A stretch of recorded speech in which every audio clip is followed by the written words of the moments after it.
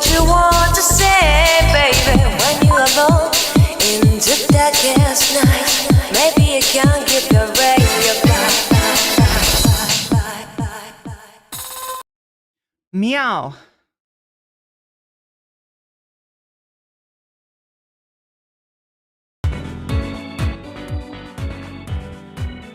How are you doing, chat? I stayed up super late last night. It's amazing that I'm alive right now, let alone awake. Sorry for making you wait so long. I was just making sure that we had stuff on the bonus goals for today that would be interesting. I feel like a lot of the stuff that I put up there last time was just kind of happenstance. This time I did it with more balls. It's got 50% more balls, right? We increased the balls level with semen retention. Yeah, I found some interesting right-wing cringe. That's the whole thing. Like the bonus goal is weird because like I want to do stuff that's interesting, but not stuff that I cover on the main show. So it's a little bit niche. It's a little bit weird. It's a little bit of a deep dive. It's a little bit of, you know, WTF. And I think I found something.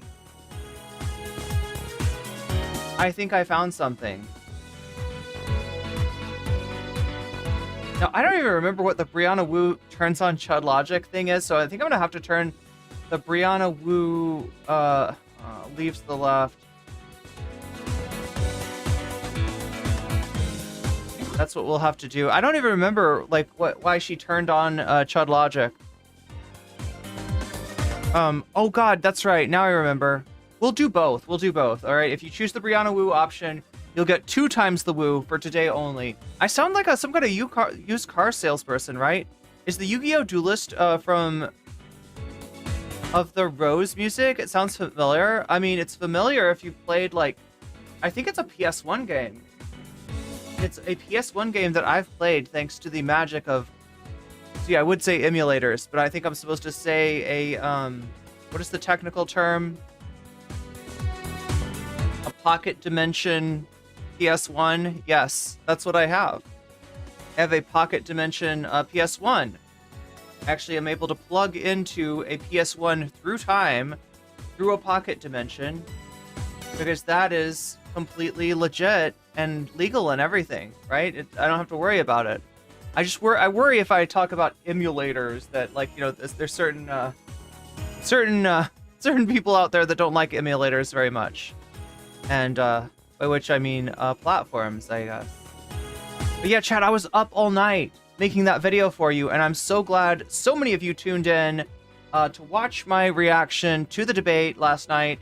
If you didn't see it already, it's up now on the main YouTube channel. Don't click on it right now because you're watching me. But after you're done watching me, there's something else that you can watch too, especially if you missed the debate or if you want to see a based reaction to it. I reacted to it last night, kind of last minute. It was like a super secret stream that I feel like a lot of people missed out on, and it's your chance to catch up on it through the main YouTube channel. I'm going to be trying to do more YouTube videos in general. I know I say that, but like I have like no time for it, but that is what grows the channel. That is what grows the stream, and we need to be doing it. I didn't know emulators were controversial. I mean, is it more so for like Nintendo stuff? Nintendo will just get you. That's my whole take on Nintendo. What is the deal with Nintendo? They will get you. They will get you for something if you listen to their, you know, music on stream, or you sometimes even just do a let's play to a Nintendo game. Yeah, Nintendo will get you.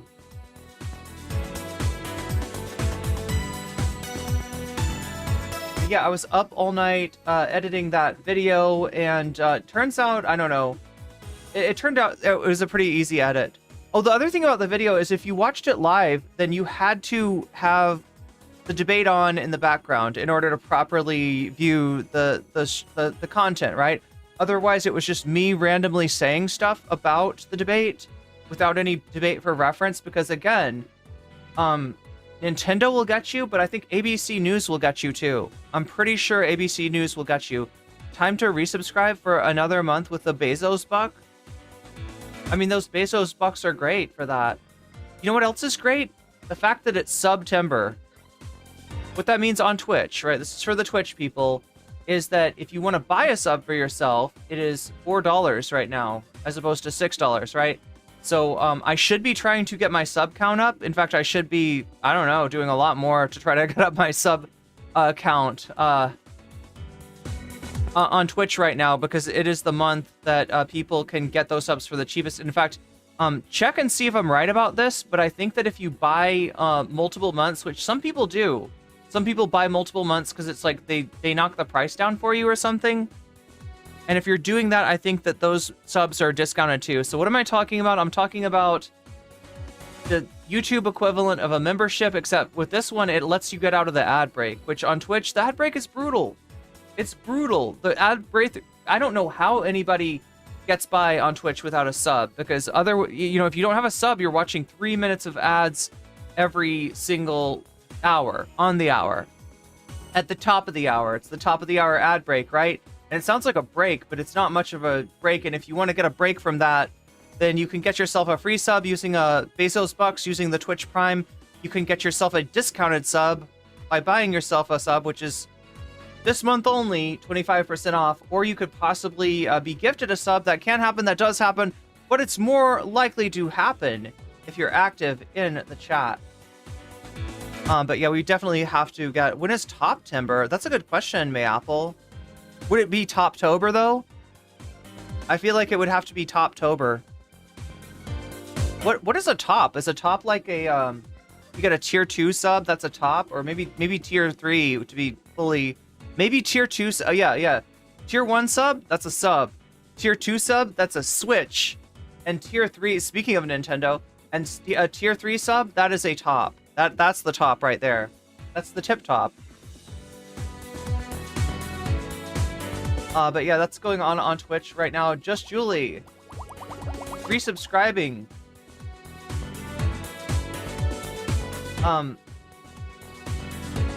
With a Twitch Prime sub and getting us started. Wow, before I could even get to it. Chat, you got to it before I got to it. Dom Simber?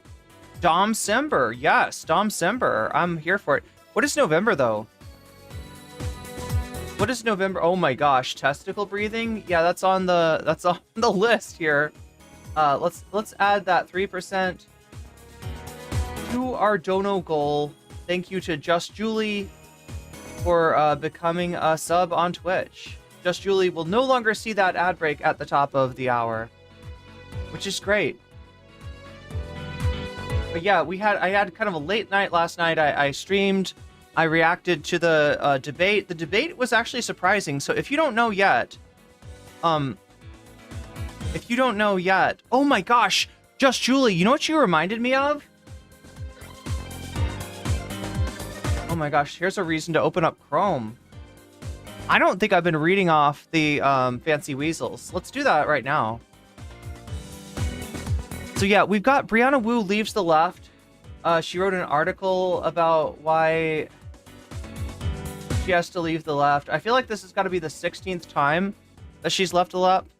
Can we just say goodbye to No Nut November? It's needlessly frustrating. Yeah, I feel like it's... I have never been a fan of No Nut November. Oh god, for many of the same reasons as like this stuff is popular, right? Breathing through the balls. I feel like there's some no-fappers on this too, right? This guy is going to tell you about the 5 stages of semen retention. Ovary and testicle breathing. Okay. So this isn't exactly old or new. Oh my god, am I allowed to show that on stream? Huh? How to breathe with your balls. Is that Elliot Hulse? Yeah, it's Elliot Hulse. So this stuff has been around for quite the time. What? Why is fun breathing and meditation exercises for kids coming up when sexual kung fu breathing technique? Dance of the testes? No. Breathe like a king. Breathe into your balls. Breathe from your balls. New millennium, man. Yeah, like I said, this stuff is kind of old, but like it's the kind of oh my god, what the hell? Orgasm coming? Okay. I feel like this is the video that most people are talking about, though. with the breathe through your balls. But yeah, semen retention. That's what they're talking about, right? That's like a nofap thing, isn't it? It's also like if you've ever seen Dr. Strangelove, there's a character named it's this like General Jack D. Ripper or something. And he's got this complex where he thinks that women are trying to steal his vital energy. And when you really get down to what he means by vital energy, it kind of seems like he means the juices. The man juices. The sacred man juices. These awful women, they're trying to steal those man juices. God, this guy, like Dr. Cody Crockett, he's like, oh no, seriously, let me tell you about the benefits of ball breathing. But yeah, this is like some vaguely right-wing stuff. Kind of connected to nofap, I think.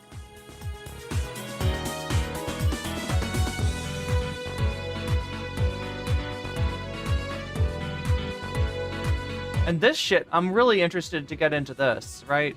So I'm pointing all these things out because I put it on the,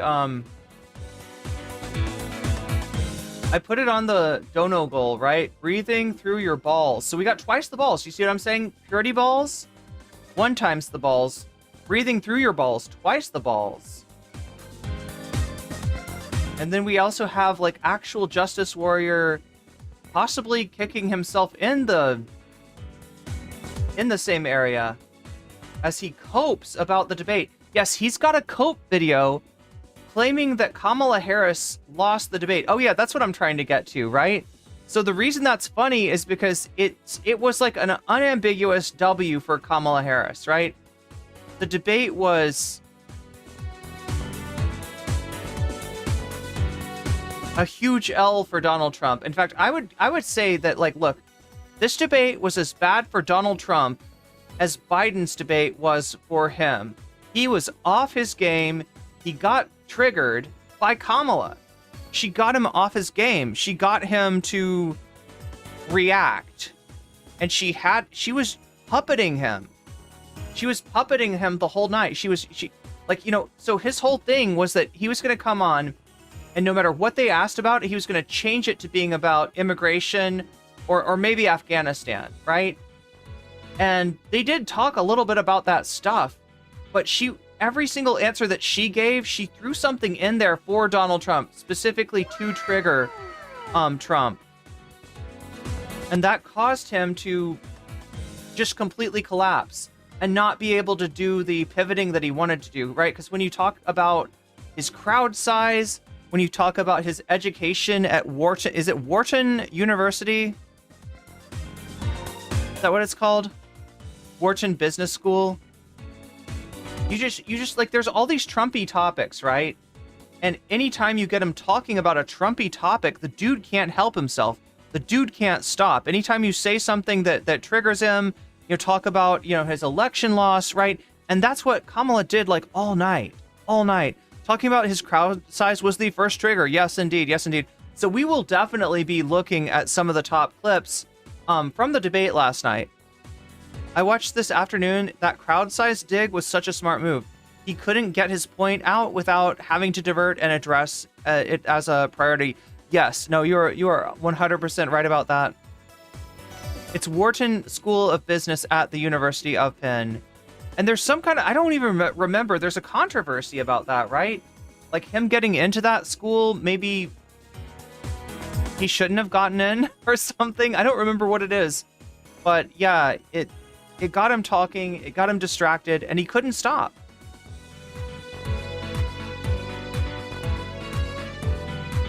Hopped over to the stream to celebrate the anniversary.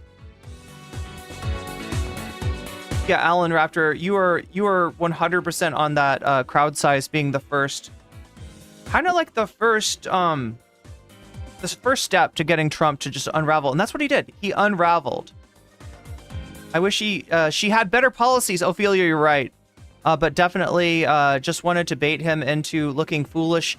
Yeah, and there was just a lot on there that, like, I mean, you know, if you're disappointed in the turn that she's taken. Oh, also Dragon Princess, thank you for becoming a member. Thank you for becoming a weasel, Dragon Princess. you've just been weaseled. And that's a good thing. That's a good thing, because that gets us up to 6%. So how does this dono girl work again? Well, we got the percent. In fact, I should do it like I should do some kind of like a bar. I don't like the bars across the screen because it feels cheap. It feels cheap. Not that having a text, what is this called? A notepad instance open on stream is not cheap, but it somehow having that little, you know, like it would be nice to have like a 0 to 100, you know, dono goal to like sort of tell us where we're at, and then it automatically goes up. But the other thing is I can't get anything where like everything like Twitch, YouTube, Patreon, Throne all feeds into the dono goal, which is what I'm after, right? Because I want to make sure that like whatever way is convenient for you to donate, that gets the same respect. Like that gets pushes the dono goal forward and also lets you add percentages, right? So Dragon Princess, if you want to let me know which of these topics you want to see next here, I gotta get those on the. I gotta get them on the. Let's get this in the. Let's start the poll. Bonus content. Question mark, and it's a question mark because we don't know if we'll get there or not. We get there by pushing that dono goal forward to 100%. Usually we get there. And when it gets to 100%, then something drops out. What drops out? A segment, an extra segment about one of these topics. Brianna Wu leaves the left. / beefs with Chud Logic. I guess we'll throw out in the Chud Logic stuff for free. Purity balls, right? These are like the daddy-daughter date, weird, creepy things. You got actual justice warrior living in denial. Oh my god, I'm gonna have to change his name. Will you recognize it if I say AJW? Will that cue everybody into who I'm talking about here? Had to finish eating your neighbor's dog? I hope it was delicious. Did you get the recipe from RFK Jr. by chance? I've heard he's got some good ones. So there we go. There's the poll. So yeah, I was So yeah, the dono goal is at 6% now. If it gets to 100% by the end of the stream, we get extra content. That means an extra segment. Which segment? Well, I've got 4 options for you, okay? I've got 4 options for you, and then Fallout New Vegas as a possibility, but that one works a little bit differently. I need to play some more Fallout New Vegas with y'all. So yeah, when you donate, you can let me know which of these topics you want to see as bonus content. And in addition to the, oh my gosh, people want to see actual Justice Warrior cope about the debates. People want more debate content. Amazing. That's winning right now. So yeah, keep on voting on that because the voting does affect it. But just know that you can affect the, you can affect it a little bit by voting, but you can affect the results even more by donating, right? In other words, like money in politics is actually a thing here. When you donate, you can let me know which of these topics you want to see next, and I will be happy to put your money where your mouth is and add your donation as a percentage to the topic of your choice, thus adding extra points to it and helping it win. Now, some of you out there are like thinking that sounds an awful lot like money in politics. Isn't that what we're supposed to be getting away from? Hey, I hear you. I 100% hear you. What is going on? Why is this being... There we go. I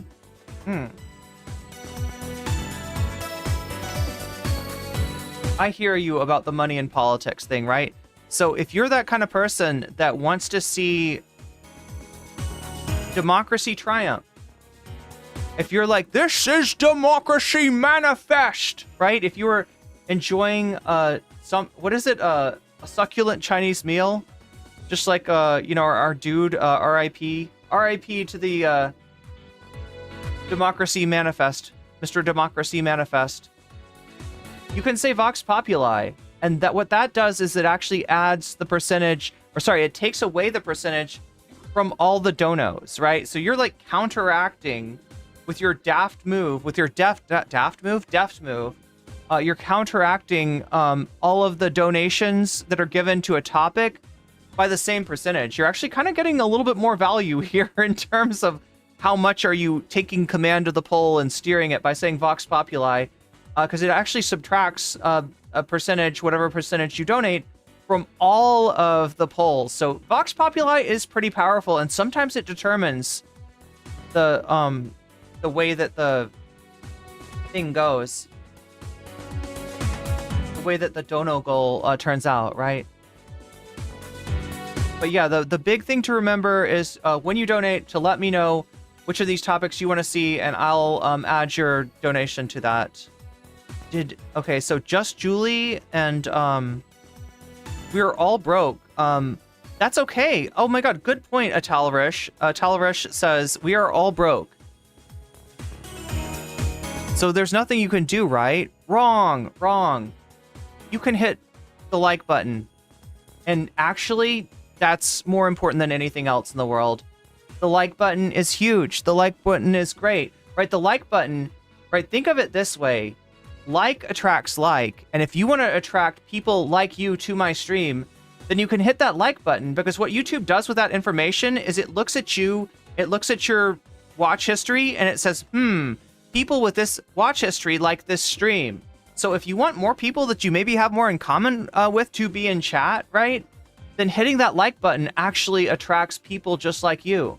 Just like you, for real, for real. So thanks for bringing that up, Atalarish, whose name I think I'm mispronouncing. Davy Cliff says, I need the cope. Okay, so we got the first person, so that brings us up to 11%, and we have the first person, you know, directing their donation to the topic of their choice. And the topic here is the cope, the delicious cope of Actual Justice Warrior, which has now got 5 extra percentage, and it's also winning. Yeah, so sometimes the oh, wait, no, Brianna Wu Leaves the Left is actually doing pretty well too. Wow. Because it's 2 for 1 on Brianna Day. It's 2 for 1. But yeah, thank you, Davy, for the super chat. Let me just do, like, so the way the super chats work is I think if it's over $5, it goes like, God, I gotta...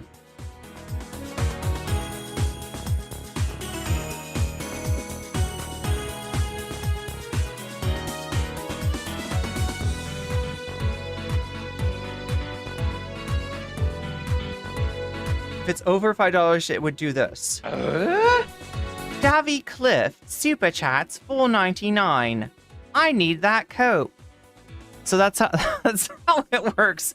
And what that means, though, is that if I'm in the middle of a segment, you can actually interrupt me for a $5 super chat or more. So keep that in mind. If you got a question burning, you know, on your mind, if you got $5 burning a hole in your pocket. Just Julie says AJW. Look at that. AJW is up to we just need to hear from Dragon Princess. All right, so 8 extra points for Actual Justice Warrior. We got the AJW fan club versus the Brianna Wu fan club today. That's what we're doing. Look, Bovine says Trump won last night. In what timeline? Like, okay, I just gotta ask you, Look, Bovine, is there a book, a children's series of children's books in your timeline that is about a family of bears, perhaps? A mama bear, a papa bear, a brother bear, and a sister bear? And if so, what is it called? Are you in the Stone Bears universe, possibly, where the Berenstein Bears is actually a mashup between the Berenstein Bears and the Flintstones? It's like the Berenstein Bears, but they're like cave bears, and they're like all their technology runs on dinosaurs. Or like, I'm wondering how many variations there are. What kind of universe? What kind of universe is this where Trump won last night? I mean, it's not to say that Kamala is not lacking on a million different levels, and I went over that in the debate. If you haven't watched it already, it's up as a video on my channel now, so make sure to catch up with it. They said they want cope. Oh, I see what. Wait. Oh, you're giving them cope. I gotcha. You're providing the cope. They were sarcastically coping. Unlike Trump, who was not sarcastically saying that he lost by a hair. Or no, he was. Wait, no, he wasn't. He says he was, but he wasn't. May Apple says at the end of the debates, they pull makes off each other. Oh, masks off each other like Scooby-Doo. And it's the other person. That's how it works. That's how it works. That makes sense now. So Trump did win by disguising himself as Kamala Harris. People are already saying it was 3 against 1. That is the major cope. That is the major cope, right? That the fact-checking amounted to an extra opponent or two for Trump. Right? That's the main Republican cope right now that they're going to.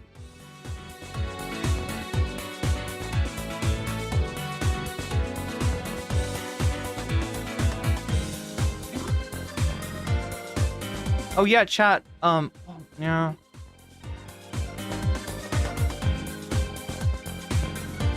I just realized we should probably do a blast-off tweet for today.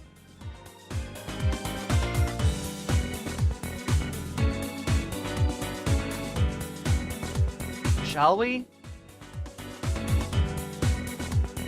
So we got all this stuff in Springfield. I want to cover this for you today, okay? So what are we going to cover? What are we going to talk about today? Let me introduce the topics, right? Obviously, we've got a TYT video where they're basically defending Trump on his connection to Project 2025. Like, speaking of cope, speaking of denial, we've got Anna Kasparian and Cenk Uygur in denial that Trump, that Project 2025 is written almost exclusively by people from Trump's administration, from his transition team, etc., etc. But yeah, this Springfield thing this is the town. So let me just give you the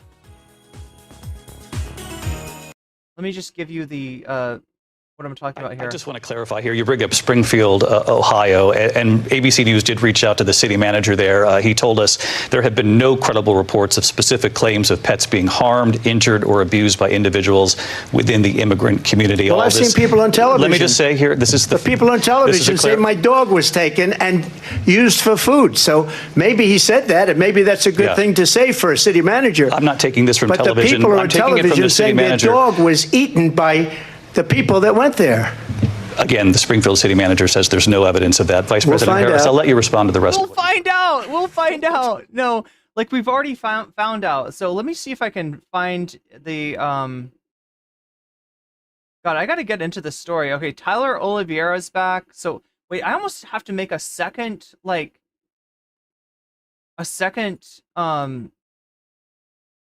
is it called? Like a notepad? Just to make sure I get, okay, Tyler Oliveira.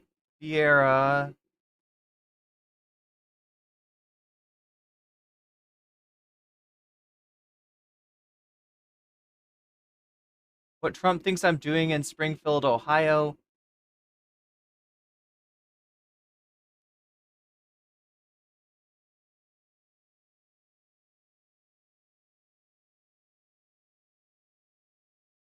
We do have a lot of right-wingers coping, but yeah, so unfortunately for the people trying to spread the meme, and that's what this is. I think we talked about this either last night or the day before.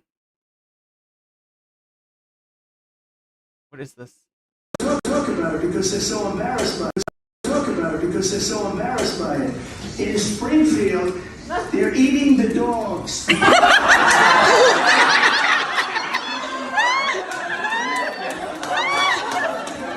Wait, are they like watching this in Springfield? So we're talking about Springfield, Ohio. Obviously, people are making jokes because Springfield is, I guess, the town where the Simpsons live. Yeah, we got, different recipes for a hot dog in Springfield. If you go to the 7-Eleven, apparently, that's what you'll find. We got more Simpsons memes. We got more Simpsons memes. But then we also have some, like, real shit of, like, people in Springfield.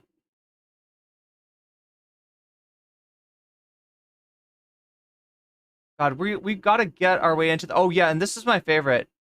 So I was looking for a place to eat in Springfield. This is RFK, right? On a different falconing adventure. This was when he was falconing in Ohio, right? Looking for a place to eat in Springfield.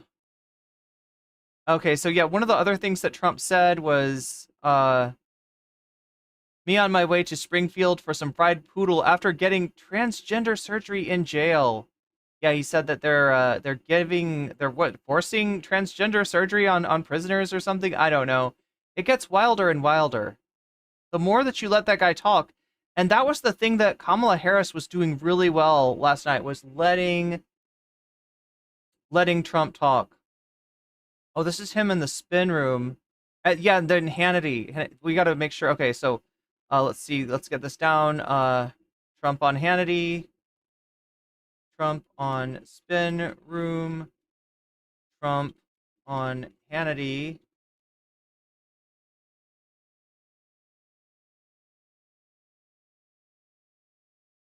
Elon. I guess we got to cover this. This seems more like a bonus topic. Oh no! Oh my god, this guy, like, the fucking... Sorry, I, like, left it on Tyler Oliveira, and he's going off on all this racist shit. Elon offers to impregnate Taylor Swift. That's an interesting story in and of itself.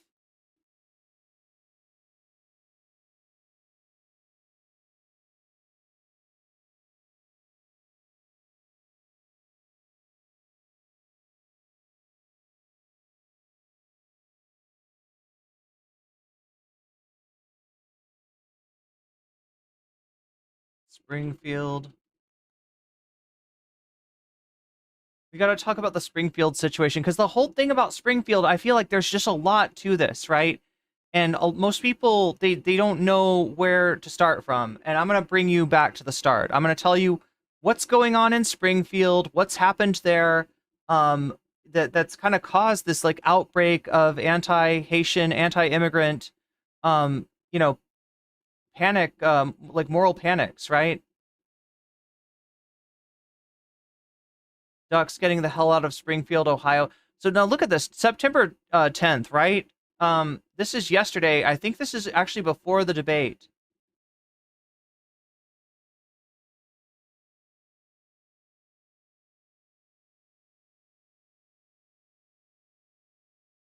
And there was all these memes, right? And these were right-wingers doing memes, and the memes were that the Haitian immigrants are going to eat the cats, eat the dogs, eat the ducks, and only Trump can save them. So you might have seen AI pictures of Trump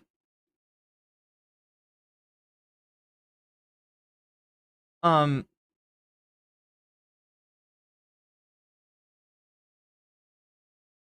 like holding cats, holding ducks.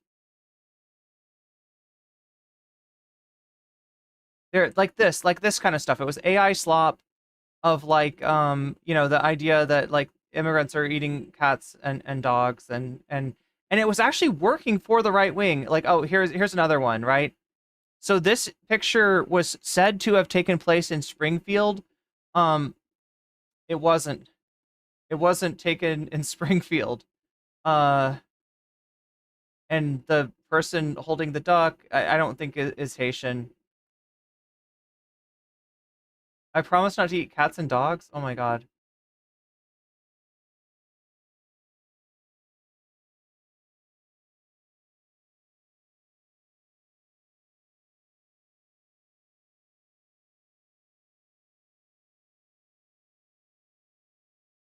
There's more Tyler Oliveira. God damn. There's Eric Swalwell. Yeah, there's one of the... This is an example of the kind of memes that were floating around yesterday.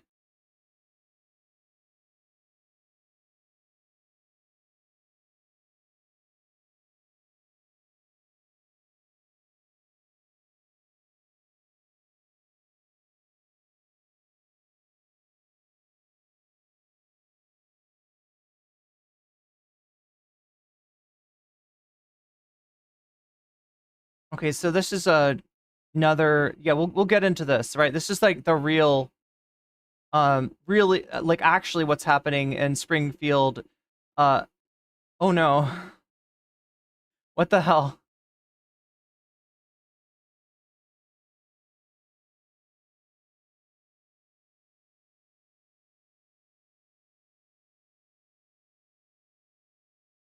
There we go. There's an example. This is the kind of AI slop that was proliferating. So in other words, like, so yesterday and prior to yesterday, there were all these memes circulating around and all these stories about like supposedly like Haitians eating um cats and dogs or ducks in the park or something like that. And Trump kind of brought this to the masses. So like this was all over Twitter. If you were Twitter brained, you heard about this stuff. There we go. There's more. Yep. This kind of stuff, right?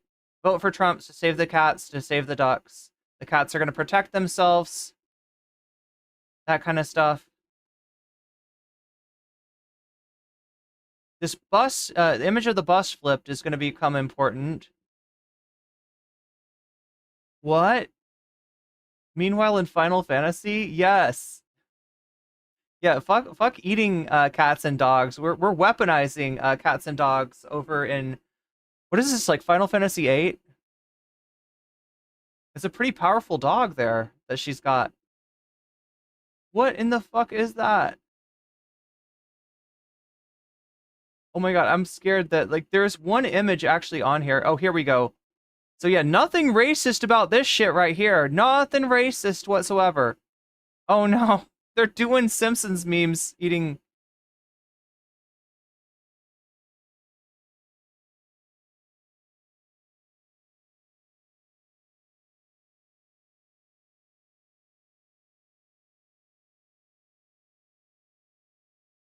I am looking for one more.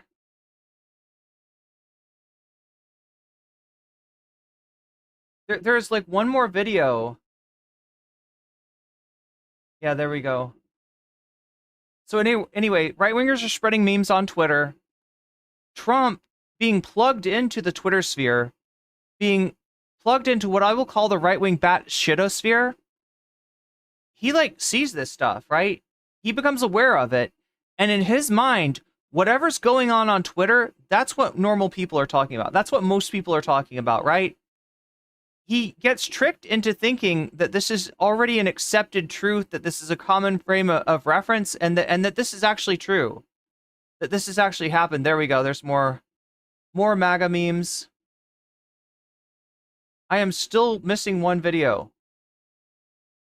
I am still missing one video before we get started. This is driving me nuts, right? Because it was all maybe Elon finally took this off because it's essentially this is a video that it was being spread out of context.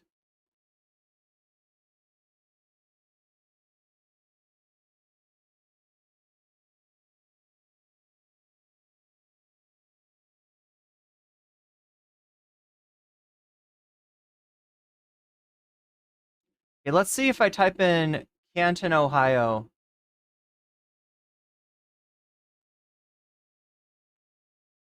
Canton, Ohio eating.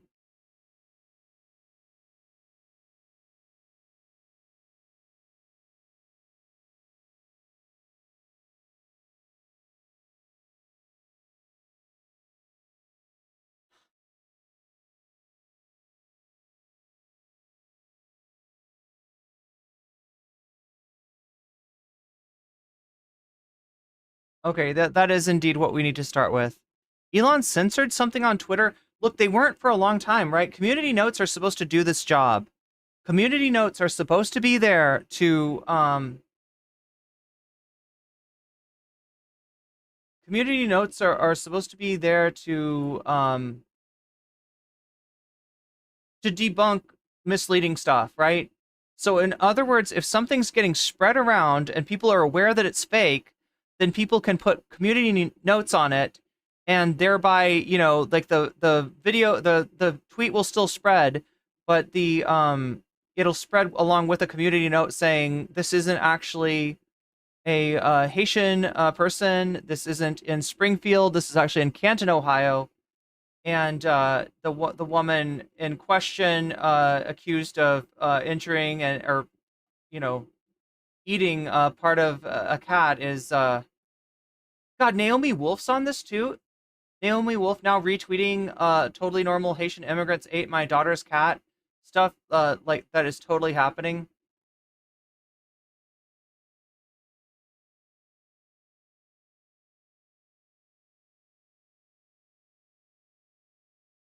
Yeah, so that's the actual video. It's so peaceful up here, but now there are freaking communist invading radicals.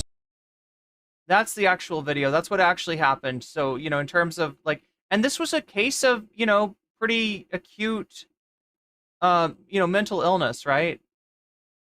God, I gotta make sure that the version that I watch of this is like censored, because I don't know if there's like a wardrobe malfunction going on here too, but um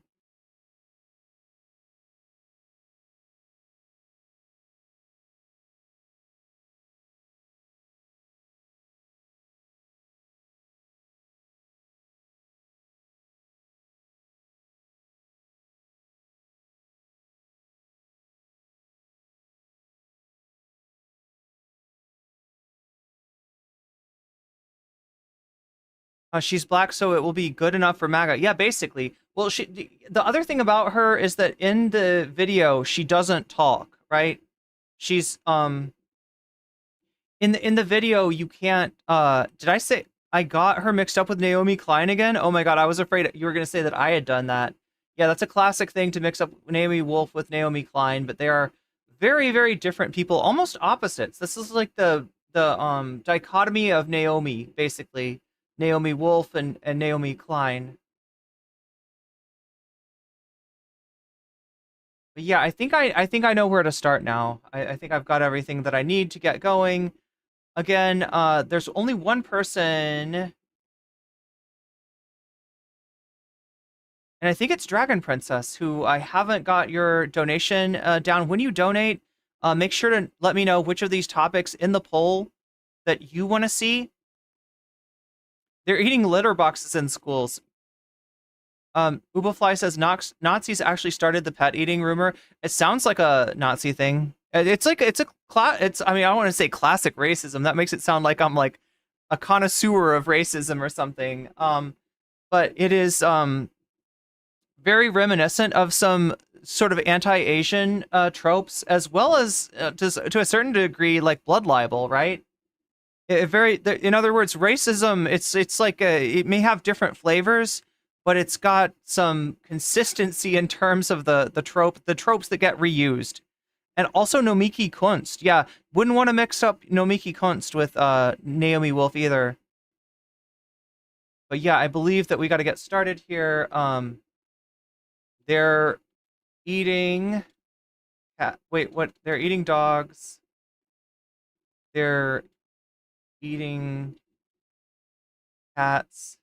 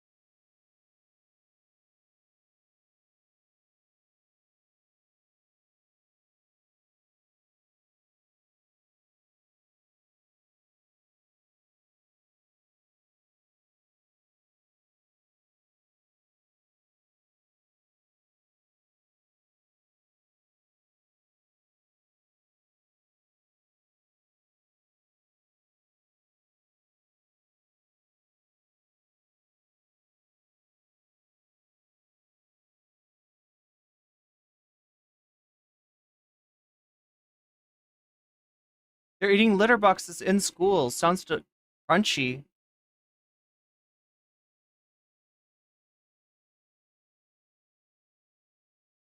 You can't fact check the Trumpster, says Miskatonic. Probably true. Probably true. So I feel like we're almost ready here. Sorry it's taken so long to get started, but we're gonna talk about the cats and dogs thing. We're gonna be talking about Springfield. Then we're gonna go over the fallout from the debate, what the debate has, what effect it's gonna have on the election for Harris and for Trump. And then we're gonna finish up with Anna Kasparian, leaning to the right, defending Trump, saying that the Project 2025 connection with Trump is overblown. So we'll take a look at that.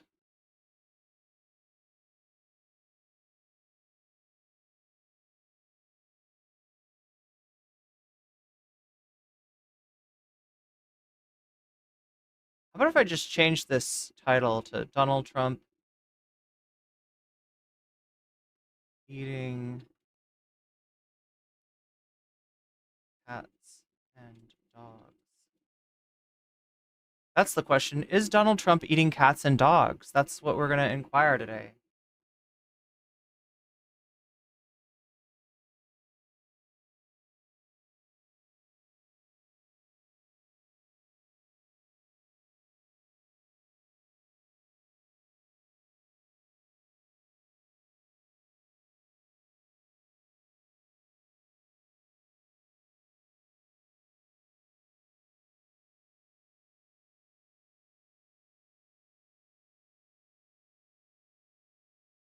Sorry, chat. My computer is being really slow. I am eventually going to have to replace this thing because it's getting worse and worse, and it's interfering with stream more and more. So I might actually add, when I figure out what I need to upgrade to, I'll probably put that on Throne. Again, oh yeah, I should remind you, Throne donations also count towards the dono goal. So that's something to keep in mind. That works as well when you donate on Throne, which you can do to help me out. It also counts towards the dono goal. Oh my god, chat, this is driving me batty. Batty. This is driving me absolutely... There we go. Oliveira. Thank you. Tyler Oliveira. There we go.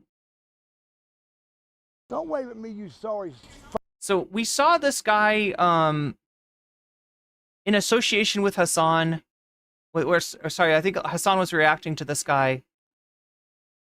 He's all over Twitter too. He's making the most out of this because he went to Springfield before Donald Trump mentioned this. Remember, Donald Trump mentioning this is what's brought it into the mass consciousness. Before that, it was kind of like a Twitter and a Facebook story.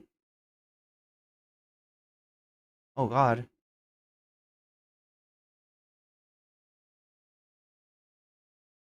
Oh, it looks like we've also got like a Piers Morgan video.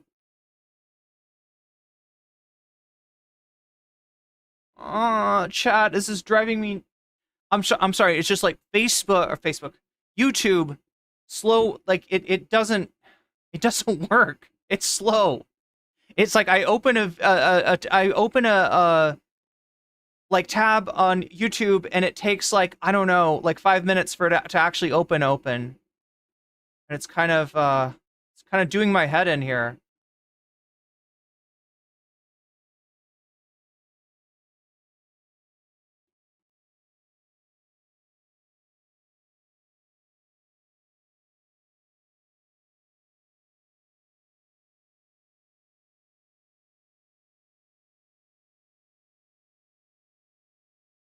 I'm surprised Piers Morgan didn't have a debate on eating cats and dogs. I mean, they'll probably talk about it, but... Trump announces VP Vance will act as couch czar. Breaking news. Thank you, Miskatonic. The Throne link is the one right there, right? It's just another way to donate, specifically if you want to help me crowdsource stuff for stream, stuff to make the stream better and the channel better. Right now, I think I've got a speed editor on there that would help me edit more videos, get more videos out to you, as well as a what is it called? Teleprompter to help me with prepared content videos, which I would love to do. I would love to do, but kind of if you have a pending browser update, install it. It speeds up mine. Is it Firefox? Right, this is a Firefox issue, and I'm pretty sure that everything just installs automatically. There's not like a pending browser thing that I know of. If there's a pending browser thing, then that's really annoying because that means that it doesn't automatically update, which it should, right? That's how it should work, right? It's when there's an update, it should update, right? But maybe mine doesn't do that for some reason. I just don't know where to look.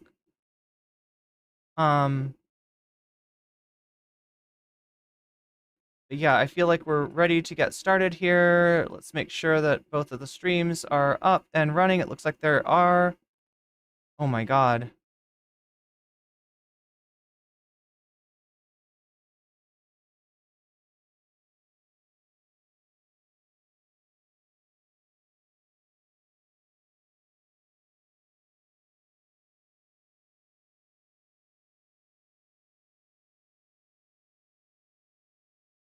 Do you still use CashApp? Yes, it's nocommentchick on CashApp. Oh, thanks for reminding me. Like, I think I've been forgetting to put the, like, long list of...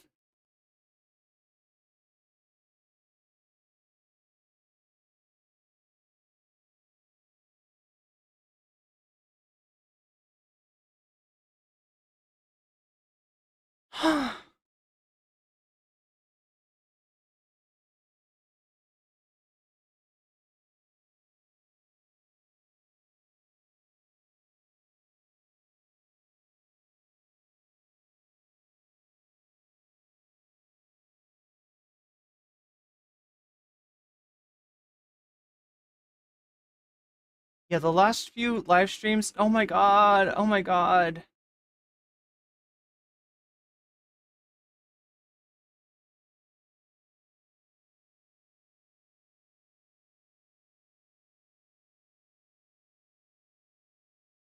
What the fuck?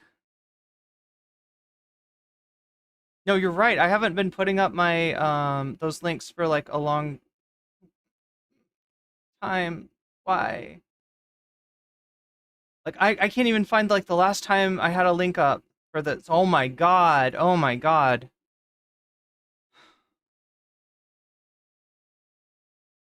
Really, really? None of these streams. None of these streams. How far back do I have to go? Uh?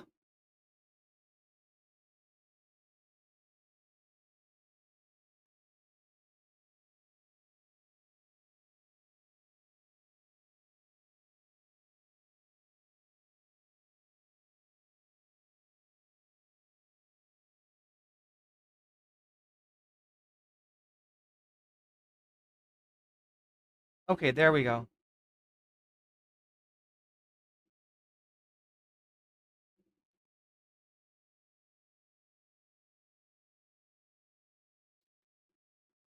It's so weird. It's so weird how broken everything is.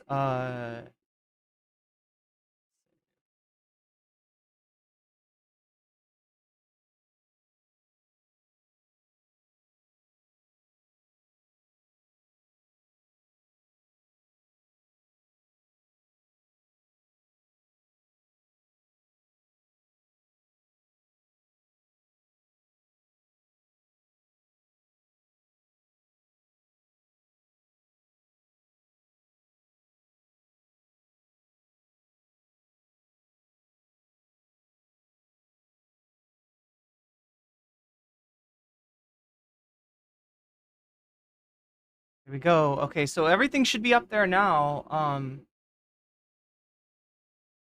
sorry that took like forever. Like I just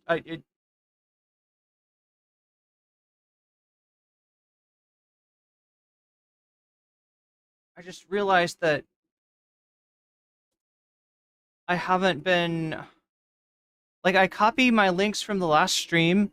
So what that means is that like if like the last stream doesn't get the links copied, then the next stream doesn't get them copied. Okay, so I pressed the button at the wrong time. Let's press the button again. Let's go here.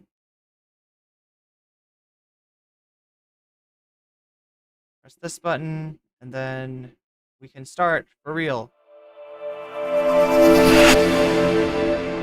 Okay, I didn't like how that went. Let's try that again. Again, sorry chat, very old computer. Still.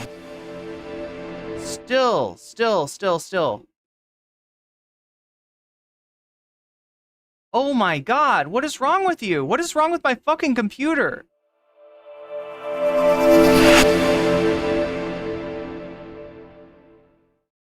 No, every link should be in the YouTube description, is it not? Did it not work? Did it not happen? Did it not carry over? Because I just spent like... Oh no, it's there. It's there. Everything's there. Everything's there. Check again. Refresh the browser, I think, is what you might need to do. Anyway, chat, regardless, we got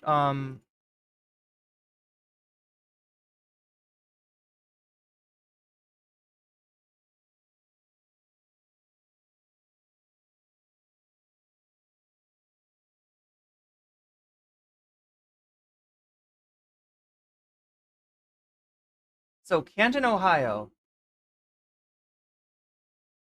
We don't want to look at this one. We'll look at this one. 911, where's your emergency?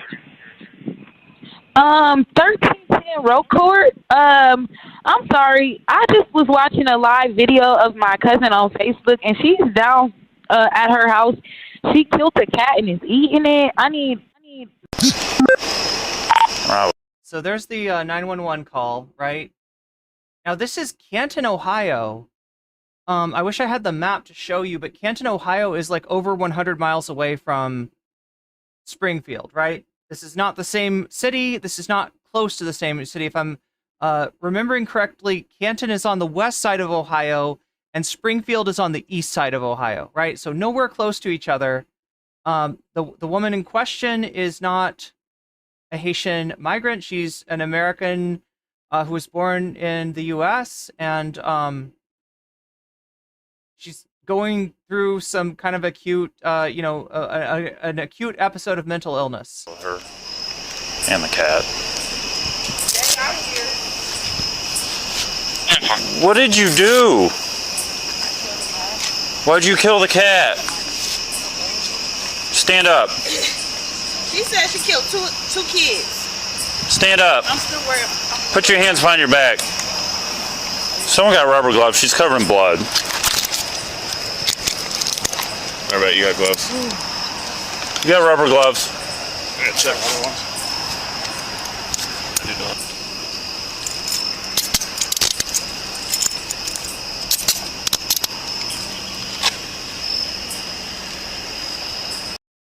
So anyway, this is the video. I don't think we really need to see everything, but the important thing to look is that this woman doesn't speak during the entirety of the video. Smile for me. Smile. I don't know why they're asking. Like did you eat that cat? Did you eat it? I don't know why they're asking her to smile. Maybe there's something on her mouth to indicate that she's... No, why'd you kill it? Okay, she does say I don't know, so... Get in there. It's ridiculous.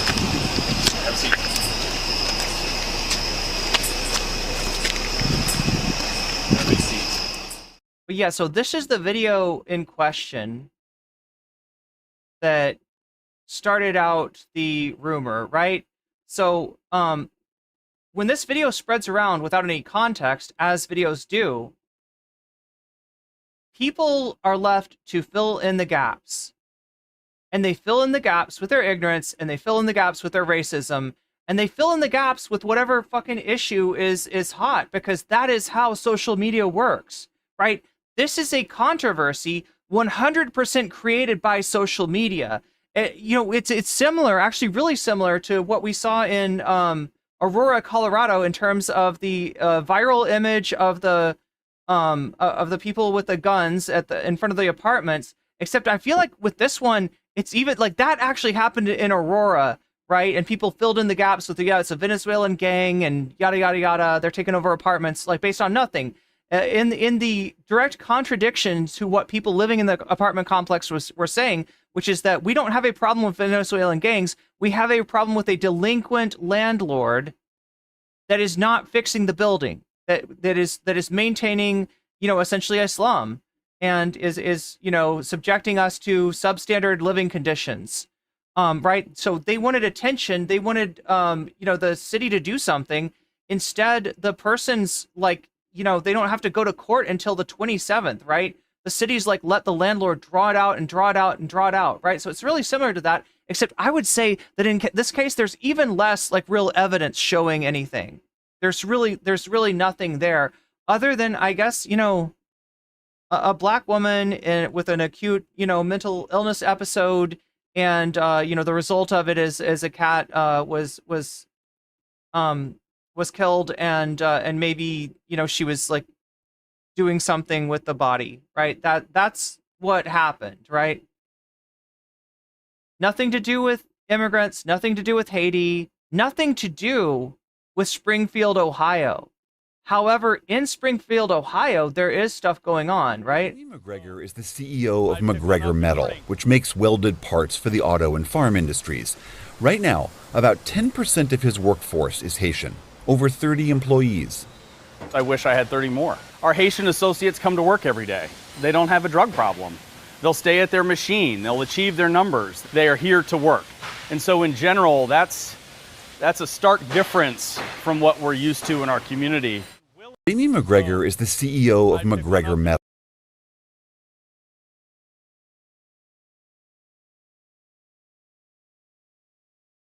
So, essentially, in Springfield, Ohio, you've got a situation where you've got a Midwestern town that was basically hollowed out as a result of the auto industry drying up, right?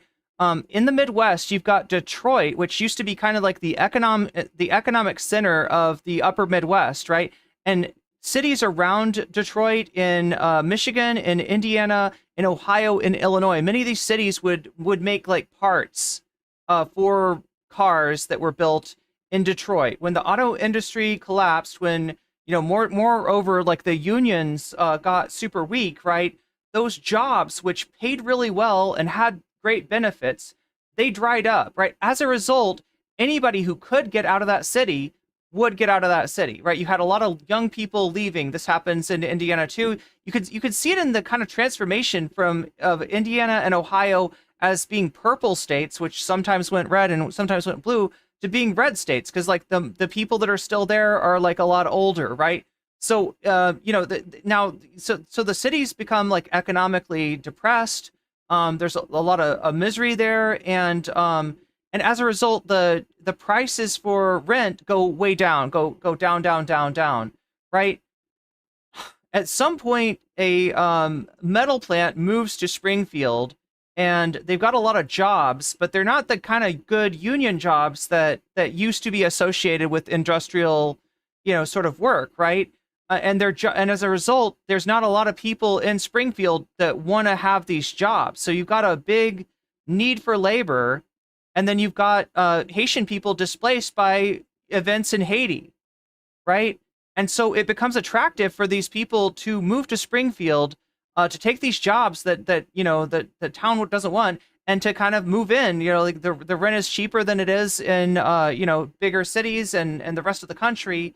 Right, so you've got a big influx of Haitian immigrants, and it was all somewhat well and good up until an event, right?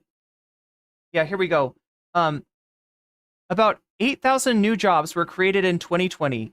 They have only increased since then, but there were not enough workers to fill them. Then Haitian immigrants elsewhere in the U.S. who were in the country legally heard Springfield needed workers, willing to do the blue-collar jobs locals were unenthusiastic about, and keen to pay lower rent than in big cities. They arrived in droves. About 20,000 came in just a few years, swelling the town's population, which had been 58,000, probably down a substantial amount, right, in the 2020 census, so by like 20,000, right? So now you used to have like 60,000 people there. Now you got 80,000 people. Immigrants had social security numbers and job permits, paid taxes, and lived in houses that were empty and boarded up.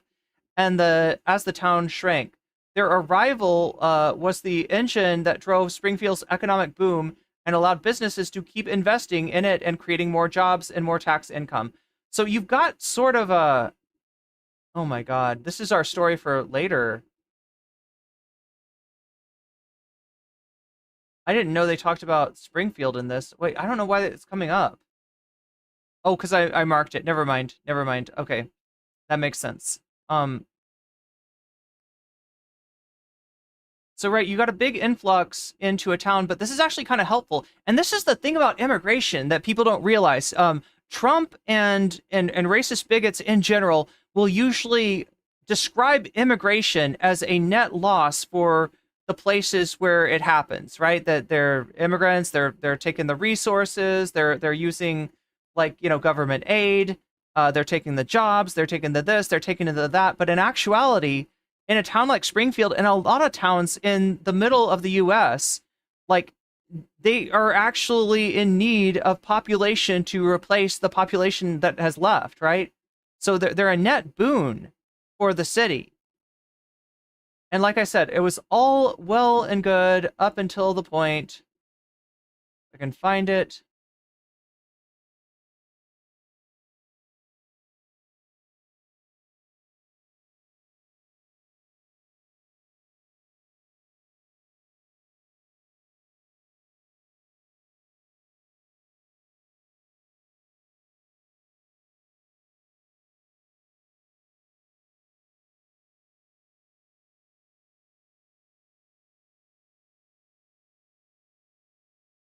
Aiden Clark, not to be confused with this, I guess there's another person named Clark spelled differently, was killed more than a year ago, not in Springfield, wait, what?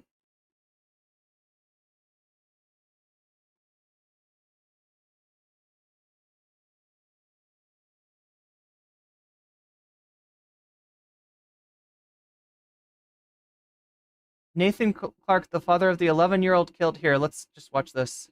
I wish that my son, Aiden Clark, was killed by a 60-year-old white man. I bet you never thought anyone would ever say something so blunt. But if that guy killed my 11-year-old son, the incessant group of hate-spewing people would leave us alone. They make seem as though... There was a bus crash, right? There was a bus crash in Springfield, Ohio, and it killed this guy's son, right? A lot of people are injured. One person died. That's this guy's son. And the driver in the other car was a Haitian immigrant, apparently without a license, right? Who said that he was blinded by the sun when he was turning a corner and couldn't see the bus, right? So, an unfortunate, tragic accident happens. And the result of it is that the town of Springfield goes from, being a town with a large influx of much needed migrants filling jobs that locals are not filling and probably improving the city's economy to a, hateful, racist atmosphere, right? This inciting incident, like, just basically ignites the sort of latent racist feelings there. Our wonderful Aiden appreciates your hate. Using Aiden as a political tool is, to say the least, reprehensible for any political purpose. And speaking of morally bankrupt, politicians, Bernie Moreno, Chip Roy, J.D. Vance, and Donald Trump, they have spoken my son's name and used his death for political gain. Raymond 100 is pointing out that the Daily Mail is not a good source. Good catch, Raymond. But we're trying to track down a story. So, and they did actually have it's really shitty, right? When a fucking rag like the Daily Mail has the story that is difficult to find in American news sources, right? Just because of stuff like this, right? Well, I mean, in this case, this is the New York Times retweeting this. This needs to stop now. They can vomit all the hate they want about illegal immigrants, the border crisis, and even untrue claims about fluffy pets being ravaged and eaten by community members. However, they are not allowed, nor have they ever been allowed to mention Aiden Clark from Springfield, Ohio. All right, so that's his kid. That's his kid that died. And he's not happy with the fact that the death of his child has been used to stoke racism.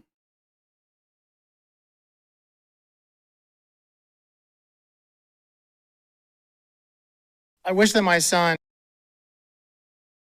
Your Springfield Sun News. Aiden Clark's dad begs Springfield politicians stop using my son to hate Haitians.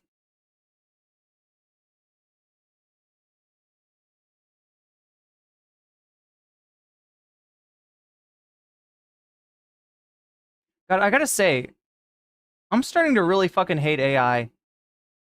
I'm starting to really hate AI. But look, there's because of Donald Trump's like fumbling at the debate and mentioning this stuff, you've kind of got a turnaround on a story that was going from... We're going to talk now about, we've been talking about this story in Springfield, Ohio. Like this story had been virally stoking hatred against immigrants, right? Donald Trump, the clown that he is, bringing this up in a way that just sounds like an old man yelling at clouds, actually has gotten more eyes on the story, and those eyes are seeing it for what it is, which is a ridiculous fucking racist trope against Haitians. And so now things have kind of turned around. Like, as bad as it is that this racism went viral, and that, you know, there's, you know, so much hate being stoked against immigrants from Haiti, it's kind of fortunate, I guess, that Donald Trump is this Twitter-brained. So do you see what I'm saying? Twitter's got this story. It's being allowed to run rampant. It's being boosted by Elon Musk, right? The reason that this story kind of broke containment was because of Elon Musk, right? Trump has got his head up Elon Musk's ass. Trump has got his head in Truth Social and in Twitter. And because of that, he thinks that talking about this, like, they're eating your cat, they're eating your dog, they're eating your ducks, right? He thinks this shit is normal. And so he comes out with this on the debate stage. People see it and they're like, that's not fucking normal. This guy's weird. The Hannibal Lecter guy's talking about they're eating cats, they're eating dogs now, right? And so now the angle of this story has flipped from being about the evil Haitian, like, menace, right? To being about the, like, meme and Twitter-addled brain of Facebook boomers like Donald Trump, right? So I mean, there's a little bit of a silver lining here, is what I'm trying to say. From there, and there's this controversy over the Haitian migrant situation, you know, made worse by the. Do you want the link to Google without the AI? Sorry. Oh no, I'm not talking about AI on Google. I'm just talking about like the AI, the cringy AI memes. Comments, the false comments from the former president in the debate last night. But this is interesting as well. Apparently this thing really was sparked, the whole issue about Haitian migrants, when an 11-year-old boy was killed last year, school bus, hit by a car that was driven by a Haitian immigrant. But now the boy's father is speaking out, and he's pleading with the community to stop using his son's name to demonize immigrants. Watch this. I wish that my son, Aiden Clark, was killed by a 60-year-old white man. I bet. Yeah, we already saw this. So why is Geraldo? That father and okay, so Chad, I gotta be honest. I don't really know that much about News Nation. I'm noticing that a lot of like kind of like washed up television journalists, I hate to say it, but like, you know, end up there. Like, what's his name? Dan Abrams was on there. This is like, they had an interview. The first time I ever saw them, there was an interview with Cenk Uygur, like complaining about the left. I don't know. Mother. But yeah, here's Geraldo. Husband and wife. So was maybe Geraldo like not right wing enough for Fox News or something? Is that what happened? Sincere, so loving, so anti-racist, so generous in spirit, so forgiving. I want to hug them. I love them.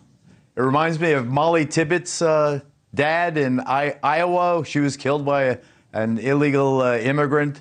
And again, the father there said she would hate the way they were using my story, her story, to So just a reminder, automobile accidents are usually in the top 5, if not like the top 3 of most deadly kinds of events, right? The ways that most people die, right? Auto accidents are up there, right?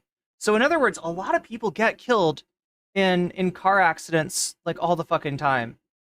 But it's like one Haitian immigrant driving a car that ends up in a deadly accident that causes the death of a child, and that's all it takes to get racists to associate that identity with the event, right? Like this happens all the time, and it's not with there's no immigrants involved, but one time that an immigrant is involved, and that's all it takes to turn a town on what sounds like a good portion of its population. Now what would they be, like 25% of the population there? To point blame or to really demonize the immigrant community.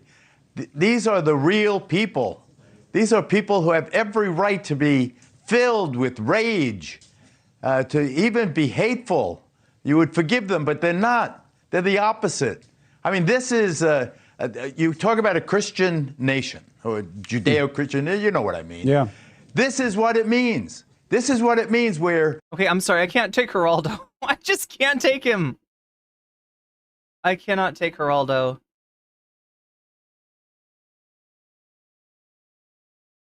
Let's take a look at this. I think that, is this the town manager? So we're going to find out more about the Elon connection here. I want to tell you about a guy from Arizona, a guy who's in charge of a lot of documents, and you probably won't know his name, and you probably won't know what his job title even means. He's a Republican, and he's become one of MAGA's top targets in their war on truth. Stephen Richer is the Maricopa County recorder in charge of maintaining voter files for more than 2.6 million active registered voters. And in this position... Oh my God. I am so sorry, chat. This is a different story entirely.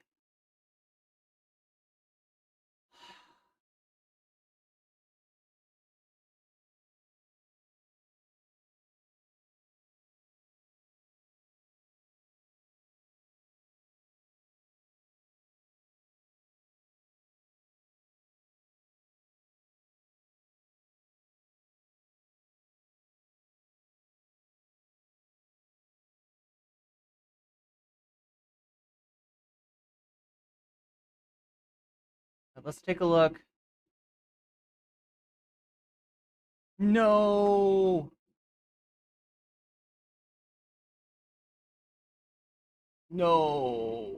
New York Times, you suck. You suck. You suck. You suck.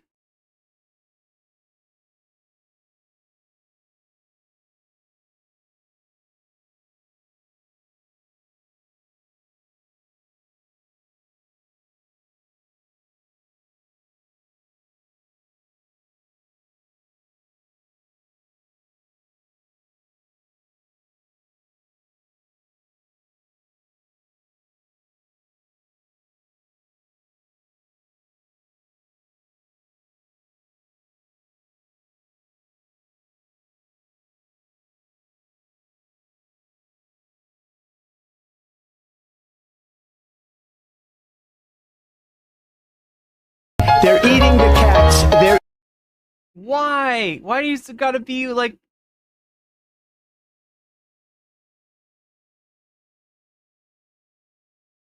Oh, jeez.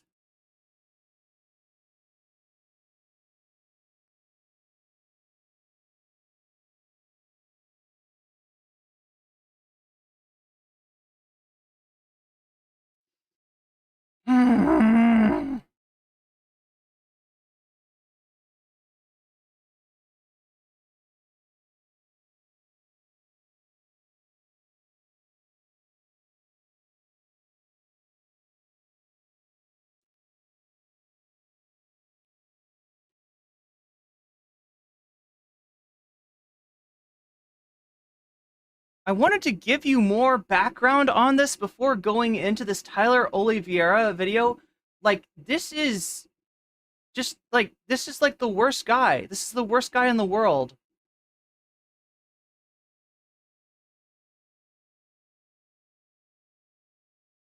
Like he's a vulture that descends on any place where there's racism or there's homelessness or there's misery or there's some kind of story that he can get to demonize either drug users or immigrants or whoever the fuck. But yeah, this is Tyler Oliveira.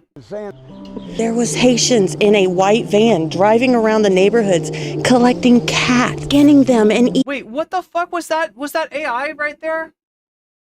Don't wave at me, you sorry f***ing sand. There was Haitian. Oh my god, and he's entertained by it. He's entertained. Oh, look at Grandpa's being a little racist here, but but you're platforming his racism, Tyler. Driving around the neighborhoods collecting cats, skinning them and eating them. In my opinion, they're worthless. Bunch of worthless f***ing sands. They're getting thousands of dollars in government assistance, even the cash assistance cards. They're calling them the magic money. So I'm also seeing like another side on which the exploitation is going on. Obviously, he's exploiting, you know, the hatred against Haitian immigrants in the town, right? But I feel like the way that he's showing the locals too. Notice the sort of framing of the locals. Cards because they never run out. Managers are nothing but a headache. All they're doing is raising our rent and our taxes and wrecking vehicles. Everybody wants to make this into a race issue. It's not a race issue. It's culture, it's accountability, and it's respect. Since June, they took me off of, I'm a vet. They took me off of the disability. You're a veteran and you're competing with some of the resources they're getting. You just came in here? Yeah. I need some solutions. I'm losing my mind. This is Springfield, Ohio. What was once a small town in Ohio, home to roughly 60,000 working-class Americans, until 20,000 plus Haitian immigrants flooded into town with rumors of them eating the neighbors' cats and local geese. What did you do? Why'd you kill the cat? Did you eat that cat? Did you eat it? Now why'd you kill it? I'm worried about the music. Homes by paying above market rental prices with... Wait a minute. They're eating the... Okay, I'm so confused here. 18 hours ago, the debate hadn't happened. Chat, make this make sense to me. Make this make sense, right? 18 hours ago, this video was posted. This didn't happen 18 hours ago. How is this possible? You can't add a clip to a YouTube video after you've posted it, right? What? Pets. And causing car accidents left and right, and driving... I don't understand. Let's check this again. Yeah, there's no way. 18 hours ago, there's something, time distortion. What is going on? Locals out of their homes by paying above market rental prices with welfare subsidized by the American taxpayer. Are these Haitians eating cats? How did they travel 2,000 plus miles from Haiti all the way to Ohio? And do the locals and their new Haitian neighbors get along? I pulled up to Springfield myself to see if this was real or overblown fake news. A lot of this is alleged. So look, the problem is that rents are too high in the US in general, right? You can't live in a big city because the rent is too high. You look for a smaller city to move to that's actually got a job at it, you know, because you're being driven out of your fucking country because there's fucking violence going on there, right?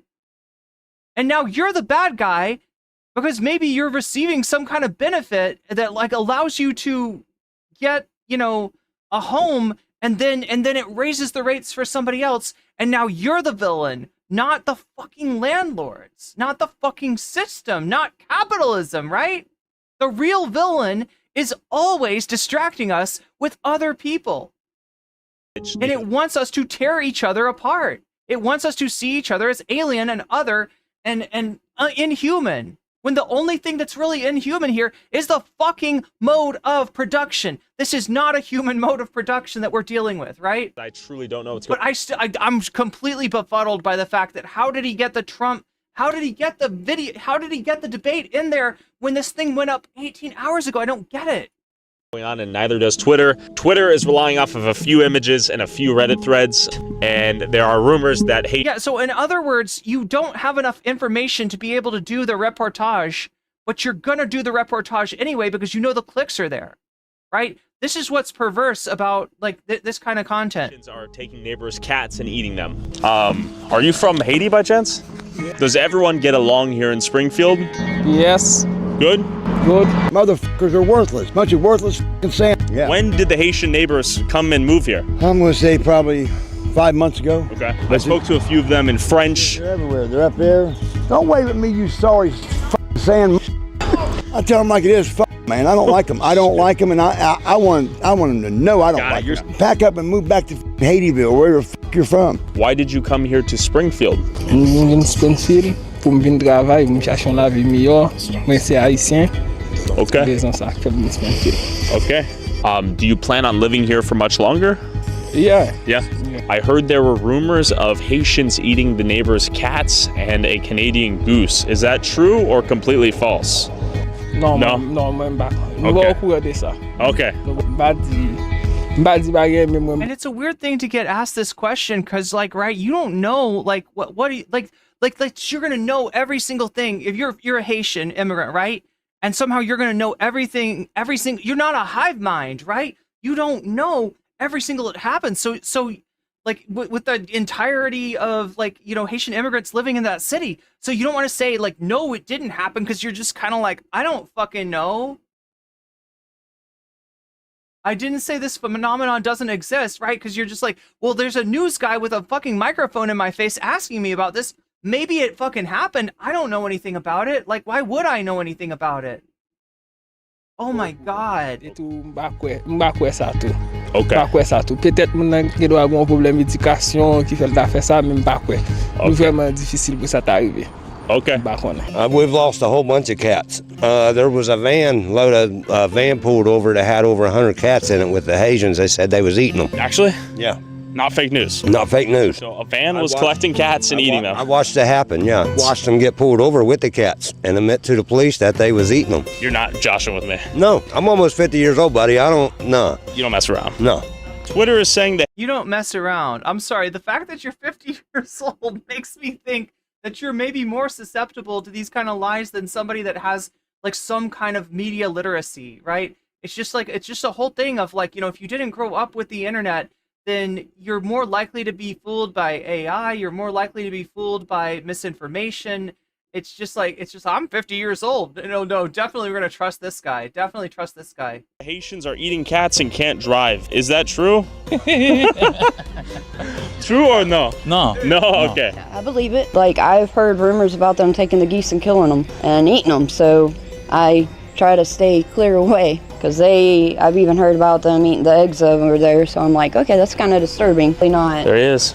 This is your guy right here? Yes. Okay. So far, so good. So far, so good. Listen, if there was really a problem, right? If there was any, even like, it just shows you that maybe even she doesn't take these rumors that seriously, right? Otherwise, her cat wouldn't be going around outside. I haven't had no issues, but they kind of know us. And are they chill? They're alright, I guess. I don't pay no mind to them. You know, and they're everywhere. They take our fucking apartments. The landlords make the people move out so they can rent to the Haitians to get more money. You know, it's bullshit. You know, you go to the grocery store, there's no fucking groceries because, you know, they give them $3,000 a fucking month plus food stamps. I'm an American. Yeah. Just like $3,000 a month. You think that's right? Yeah. And these motherfuckers come from Haitianville, wherever the fuck they're from, and they get everything. They get medical care paid and everything. You know, it's bull. Where are they getting the money? The government. They said it's a fucking program for them to for like migrants, like asylum seekers. Yeah. Okay. I mean, they're like roaches, man. Yeah, I can get along with them as long as they don't go pulling their crazy machete. You realize what you're fucking platforming when there's somebody out here calling people roaches, right? When they're out mowing their grass with it. Have they brought out machetes? Oh yeah, that's how they trim their yard. Actually? Yeah. It surprised me they let them all in, but I think that if they're going to come in, they should be legal and not illegal. And I don't see why they're giving them all this money and everything like that when our people are the ones suffering for all this, for them coming in. I'm getting ready to be homeless. They're getting ready to sell my house because of the Haitians. Do you think a Haitian will move in? Okay, so if you think that the Democratic policies of being like Republican light, of being worried about being considered too generous in terms of in terms of like welfare and food stamps and stuff like that, if you think that this is at all tenable, let me show you where it breaks down. Right? The fact that the Democrats do this fucking shit, the fact that they're so concerned about seeming moderate, right, is what enables this kind of shit, right? Yeah, everybody should be getting taken care of. Like, this is the wealthiest country in the fucking world, right? And yeah, it's like a human rights thing that when somebody comes in with that's seeking asylum, that you're supposed to like take them in. You're supposed to allow them to escape from the dangerous conditions in your country, especially if, like Haiti, your country and the situation there is massively affected by United States foreign policy, right? There's another example of this, right? But now instead you got like people again focused on the wrong problem, focused on each other as the problem, rather than focused on the actual problem that's there, which is the fact that money controls way too much in politics, and so as a result, economically, the United States like policy is way to the right and does not take care of people. And then when people don't get taken care of, they look and they see somebody that's maybe kind of getting something in some way, and they say, aha, that's where my money went. Not like, look at the fucking people owning the means of production and saying, that's where my money goes. That's not just your money, that's your fucking ancestors' money. That's capitalist accumulation, right? That is a giant pyramid built of exploited fucking labor for generations and generations and generations. That's where your money went. And you don't realize because you see a rich person, and you're like, oh, they must have worked hard for that. No, they must have worked other people hard for that. Right? And that's where your money went. That's where your money went. Because guess what? You are a worker. You are the economic engine. Nothing fucking happens without you. You are the driving force of the world's economy. And you're getting fucking peanuts. You're working harder than the upper classes, and you're getting paid way less. That's where your money goes. It goes up. Stop punching down. Stop looking for somebody that was like less fortunate than you to fucking like bucket of crabs on. It's just, oh my God, chat. This is driving me nuts. Yeah, they're coming Wednesday to look at it. Actually? Yeah, and when they buy this house, we'll both be out here on the streets. We ain't got nowhere to go. We want fixed income. Are Haitians paying rent? Are they paying their bills? Are they being paid to live here? They're being paid to live here. I don't see why they'd have to pay rent if they're being paid to be here. Who's paying them? The government. Okay. And that's the government. Yeah, you don't know. You don't fucking know. You're filling in your lack of knowledge with a fucking racist trope. This is like a fucking old ass Reagan welfare queen thing, right?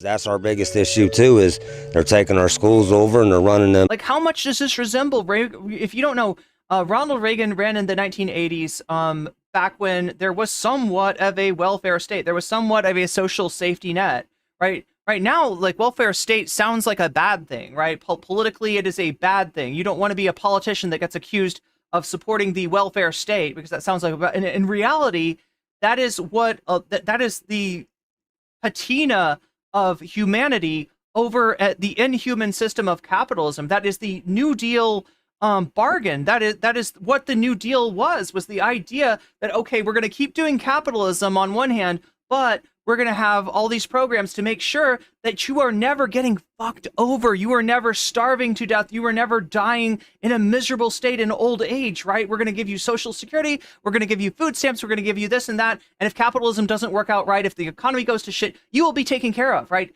That's the deal that the American workers were given in order to stop them from revolting against capitalism. And how is that working out for us?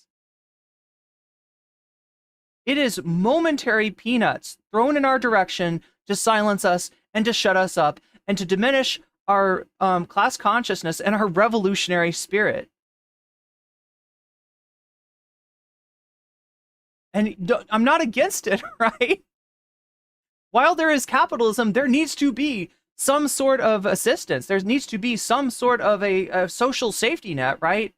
While capitalism is an operation, and it will be an operation for the foreseeable future. I'm not some kind of, I'm not some kind of utopian that thinks that we can just like snap our fingers and end all exploitation and just like, saunter off into, some kind of a paradise, a worker's paradise, right? I don't think that's realistic. But I also don't think that the policies that are being offered by the Democrats, even at their best, right? The Democrats of the 1940s, 1950s, 1960s were a lot more generous to workers because they felt that fire. they had that in recent memory of having to actually compete with socialist candidates, having capitalism continuing, not being a fait accompli.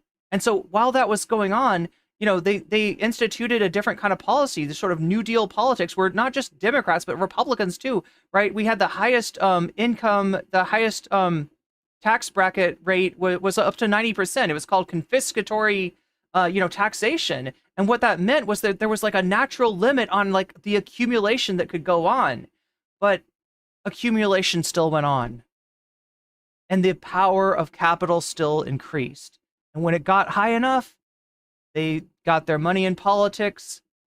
They got their ultra right-wing Republicans, and the Democrats just fell right in line and decided the only way that we can win is to be Reagan light. Americans out of our own countries, it feels like. This country has gone to hell. 12 motherfuckers that live there, and there's another 7 or 8 lives right here in this corner house. I'm knocking on that door, yeah. And 4 of them just moved in here. They ain't in there. Do you think you'll sell the house to a Haitian family one day? Hell no. I wouldn't give them motherfuckers the sweat off my balls if they was dying of thirst. I'm for real, man. I get it. I am fucking sick of them. This is I don't give a fuck if they put a Haitian in every fucking house. I'll be the only white person here. Twitter is saying that Haitians are kidnapping the neighbors' cats and eating them. Is that true or false? I gotta ask the hard questions here. I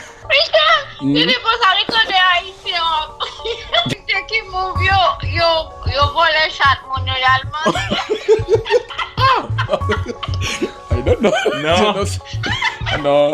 No. Okay. Why is everyone coming here? Haïtien vient ici pour travail, mais manger chat, non. Parce que non, pas manger chat, non, chat, non. Si nous besoin viande, manger viande, aller dans Walmart, non acheter, mais manger chat, haïtien, pas manger chat. Okay. Why did you leave Haiti? Moi, j'ai quitté Haïti parce que dans le moment pays, t'es un petit gens qui a un problème politique, t'es gain des autres qui ont passé, so j'ai juste essayé quitter jusqu'à ce que ça arrangé pour me retourner. Again, chat, a lot of the roots to these problems in Haiti stem to United States foreign policy, not just United States foreign policy, European foreign policy as well.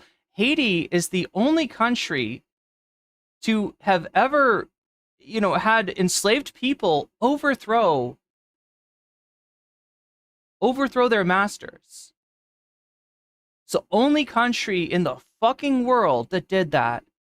And the European powers have never let them forget that. They have never forgiven them. There's this weird fucking cultural memory that sticks around, and just like Haiti is just constantly getting fucked over. Barbecue, Civil War, like. Moi pas connais aucun de monde seulement juste un problème. Wait, what the fuck? Barbecue Civil War? What is this? Quitter jusqu'à ce que ça arrangé. Why did he say barbecue? Pour me retourner dans pays. Barbecue, Civil War. Well, I don't understand the barbecue part. Like, I mean, yeah, you could describe the situation in Haiti at times as a civil war, but like I don't understand the barbecue. Moi pas connais aucun. They had to pay back France. Yeah, they had the only country to ever have to like fucking like pay back their price of themselves as slaves, right? That is literally what they were charged for. Le monde seulement juste un problème, mais c'est déplacé, même pas qu'on aucun nom de percevoir qu'a fait ça. Okay, so just family and friends told him to come here to Springfield? Could you ask him that? Yeah, his friend. I see. Okay, merci. Okay. I don't eat cat.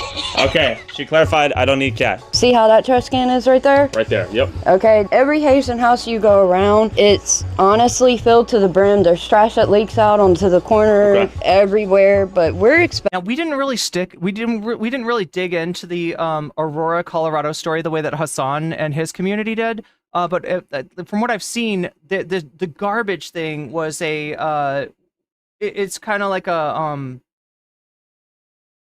common thread, right? With this idea that these people, these people, right? These people are somehow producing more garbage or not disposing of it properly or maybe even like to or are used to living in filth, right? As a way to dehumanize people that you seek to do horrible things to. And with Trump, we're talking about mass deportations. Expected to live clean environment. And then on top of that, with the rise of immigrants and they get assisted living freely, it makes it harder for people like me or somebody else who doesn't get assisted living to find affordable housing. Are they driving the housing costs up around here? Yeah. Like nobody. Big time? Yeah, like. What are we talking? Okay. Honestly, in my opinion, it'll be a surprise if I don't get kicked out so they can boost up the rate on this place. They'll probably fix it. I see. Get it where it's looking better and boost the rate up on it. They pay $1,200 a month. How much money does the government give you per month? Pero el first time me doy como primera vez te pusieron como 500, segunda 300. Okay. ¿Cuánto? Okay, now I'm gonna like debunk this a little bit because I've got a little bit of knowledge about how the SNAP program works, right? For one person, you are not getting $500. Even the $300, chat, is...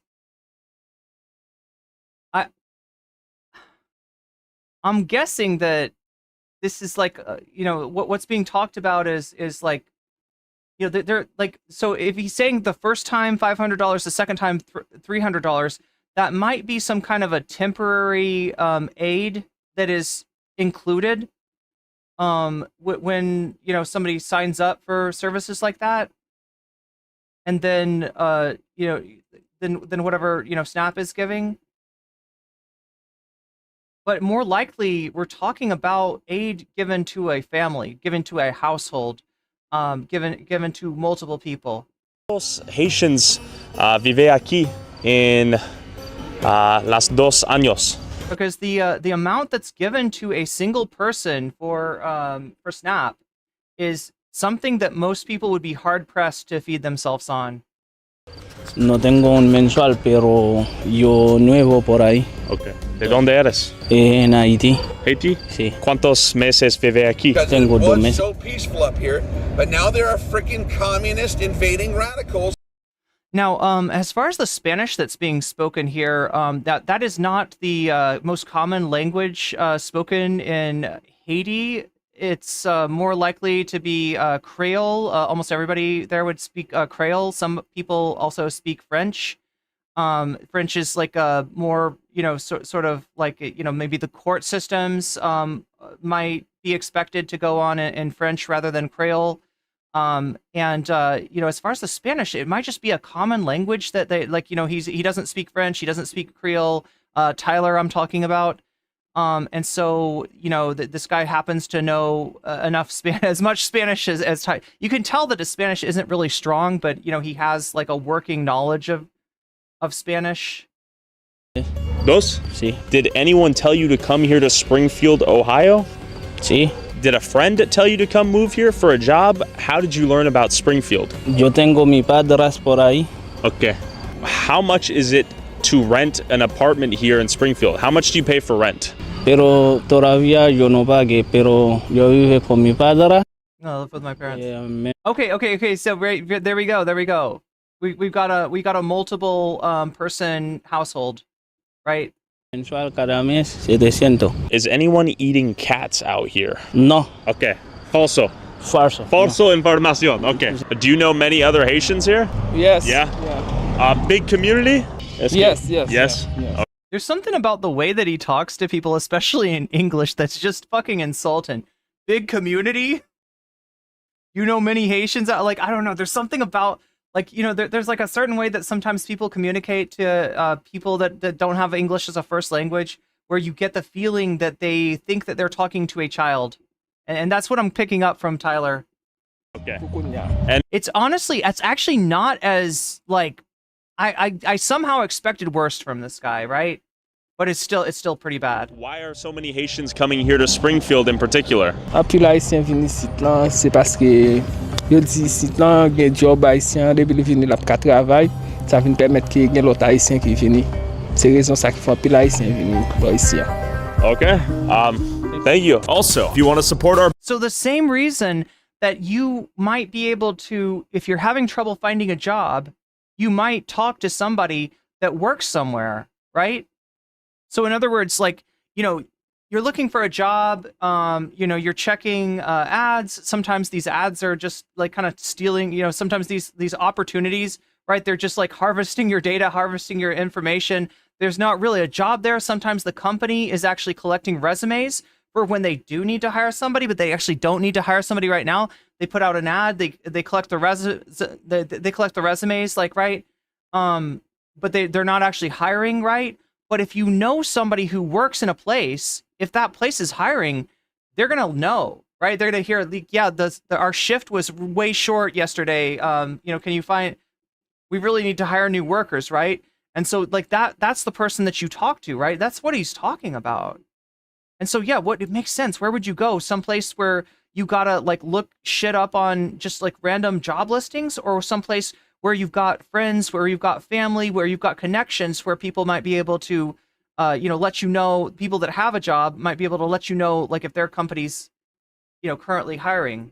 Boots on the ground, independent journalism that is not bought and paid for by corporate interests. God, I'm so sick of this guy. Non. Avant, oui, maintenant non. Non, avant, j'étais con bon, pour le moment, non, ma travail. Ah, is it true that the Haitians are eating the neighbor's cats? Oh. No. Information falso? Ouais, on va connaître ça. Okay. Do they not collect the trash? Chaque lundi, ils ramassent le patin.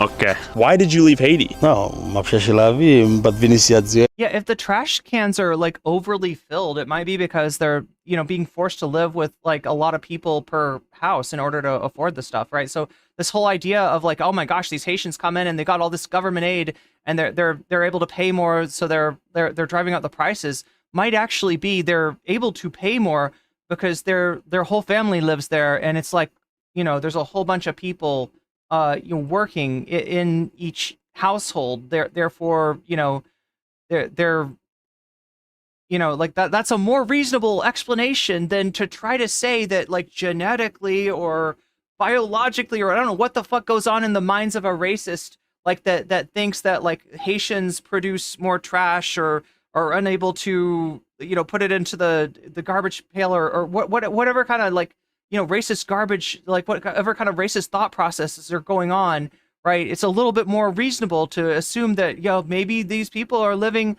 with more people per household, right? And the garbage that's paid for collection is only this much, and you got like this many people living there, right? That's a more you just kind of use your brain a little bit. And okay. Merci beaucoup. Okay. All right, bye-bye. We got a cat right there, unaffected. He's chilling, not eating. Again, what I'm saying about this is that like I'm a little bit surprised at this. You know, I've seen a few of these Tyler Oliveira videos. There's a lot of exploitation that goes on here, even when it's done in the spirit of like, you know, I want to document the stories of these unhoused people that are, you know, yada yada yada. It's still kind of played up for sensationalism. It's still played up to like kind of dehumanize the people that he's covering, right? So I'm actually a little bit surprised that he's not just like leaning into the cat stuff in order to get the video to bang harder.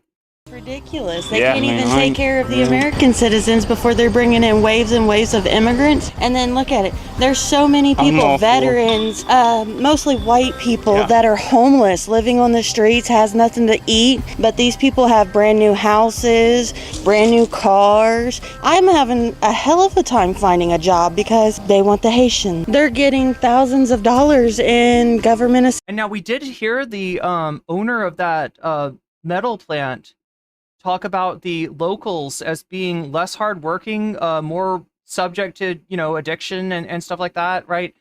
Compared to the, you know, the Haitians that he had employed and you know, said that he wished he could hire more. You know, there's definitely like some kind of, you know, he's like sort of, you know, looking down at the locals to a certain extent. But like, I mean, you see what's happening here, right? Can you imagine somebody like in a situation where their living standards are you know, whack, right? Where they're forced to live in substandard dwellings, right?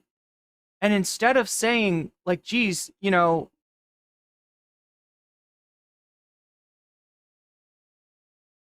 there should be somebody in politics, in government, to make this better, right? That's what our politicians are supposed to do. Let me vote for somebody that's going to, expand the social safety net. Instead, they turn around and they say, no, actually, the problem is the immigrants. Let me vote for Trump. Let me vote for somebody who's going to cut taxes for millionaires and billionaires, right? The actual problem, who's going to make that shit worse, who's going to make that the accumulation of wealth by capital greater and greater. And instead of somebody who's going to actually improve my material conditions, right? So their pain that they're concentrated on is like seeing somebody that is different than them, like with a new car, with a decent house, doing somewhat better, rather than looking at the real source of their problems. I worked retail before I lost my job back in April. When I do transactions, I can see what comes across on certain cards. I'm not trying to be nosy. I don't want to know what you get. But when a Haitian comes through and spends $500 in food stamps and still has $5,000 on their food assistance card. $5,000? $5,000. Would you like to know what the Haitians are calling the food assistance cards? Tell me. Even the cash assistance cards. They're calling them the magic money cards because they never run out. I'm homeless. I'm jobless. I'm sleeping on friends' couches because I can't get government assistance. And you could make your whole situation better with some solidarity, right? Instead of getting used by the people that are fucking exploiting you, by the people that are making your life so impossible. You are focused on the wrong enemy, lady. Because I come from the wrong country, apparently. Y'all get along out here or what? We don't socialize with them that much. Okay. I mean, they walk up and down the street, they do their little thing. That's it, Mike, how long you lived out here in Springfield? Oh, I've lived in Springfield all my life. I'll be 60 in 2 weeks. When did all the Haitians come in? About 5 years ago, maybe. Okay. And when they packed, they hit this neighborhood hard. Why? Outrageous rent. They went through, they painted them, cleaned them up a little bit, rent them to them, and they pay their rent. I heard on Twitter that cats are getting kidnapped. Is that true? Yes, my mom actually seen a post on Facebook. There was Haitians on Facebook, you don't say, in a white van driving around the neighborhoods collecting cats. For what? Skinning them and eating them. Snyder Park, our actual park. If a Haitian is caught walking the grounds down there, they can get arrested because they're going down there and they're killing the Canadian geese so they can take them home and eat them. I wouldn't be surprised though, because we used to have a lot of cats around here. Megastar says, we have a ton of Somalians where I would live. They work in the meat packing plant. No one wants that job. Yeah, that's most often the kind of, when you've got immigrants moving into a community and taking jobs, those are the kind of jobs that are most often, and especially when you're talking about undocumented immigrants, right? Those are the kinds of businesses that exploit the precarious status of, I'm actually bothered by the fact that cat, at least from this angle, kind of looks to have a human face. Like, do you see what I mean, chat? The cat, like, kind of like, I don't know. There's something. It looks like it's drawn by the artist from JoJo. If you ever see JoJo anime or manga, like, right, a lot of the cats and the dogs seem to have like human faces in a weird way, and that cat's like straight up like a human face on a cat. I don't know, chat. I don't know. Great freeze frame.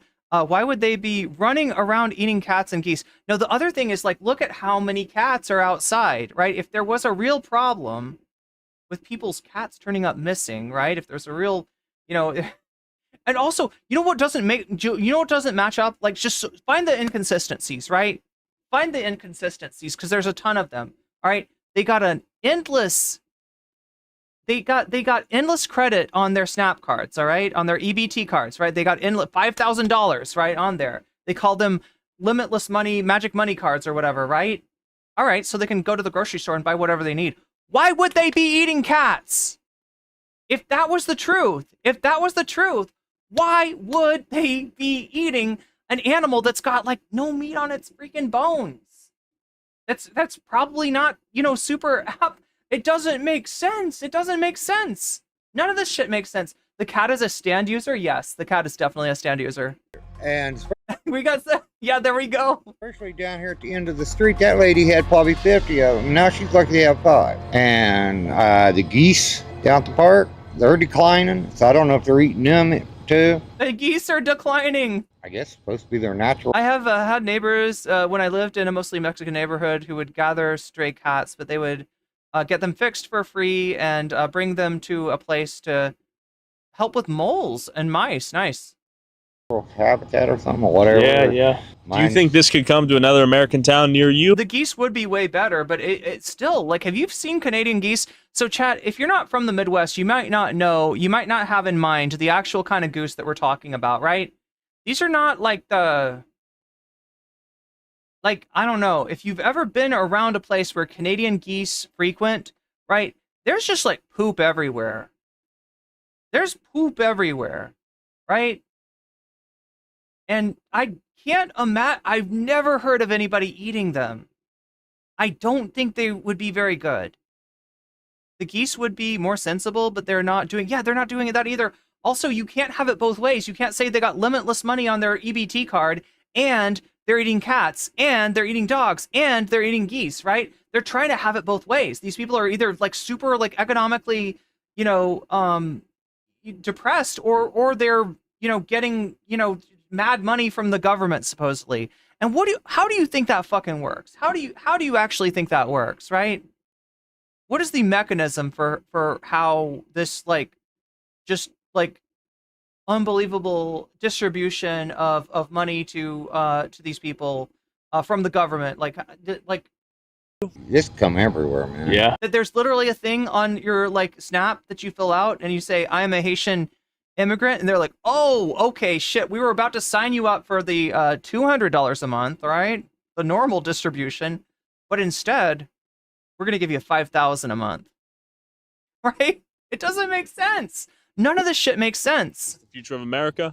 I hate to say it, but probably so. The Mexicans take it up for the blacks, and the blacks taking it up for the Mexicans is odd.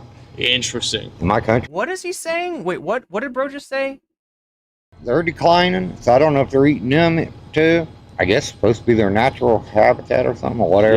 Yeah. Do you think All geese are migratory birds and it's getting close to this fall? could come to another American town near you? This come everywhere, man. Yeah. Is this the future of America?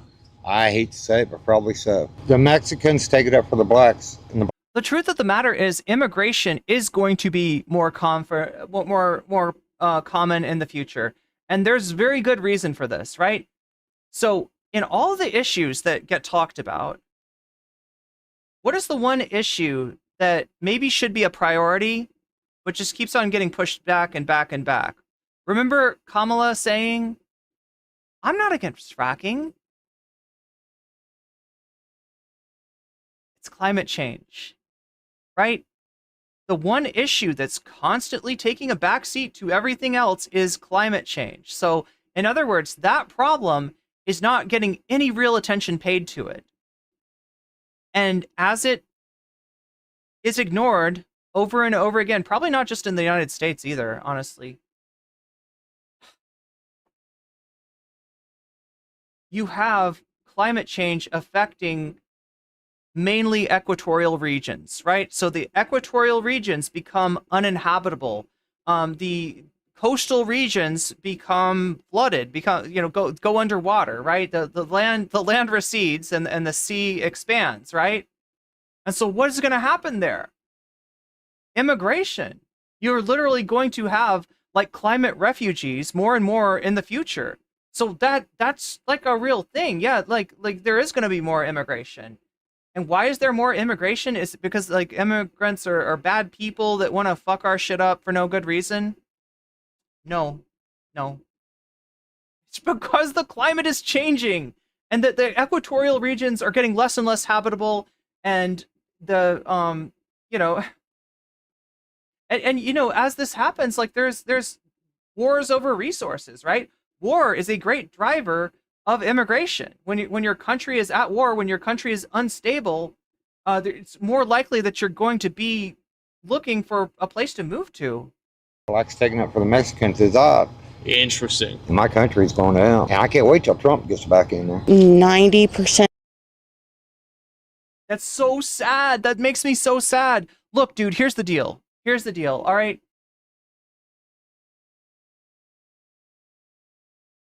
These people, this town has been fucked over by capitalism.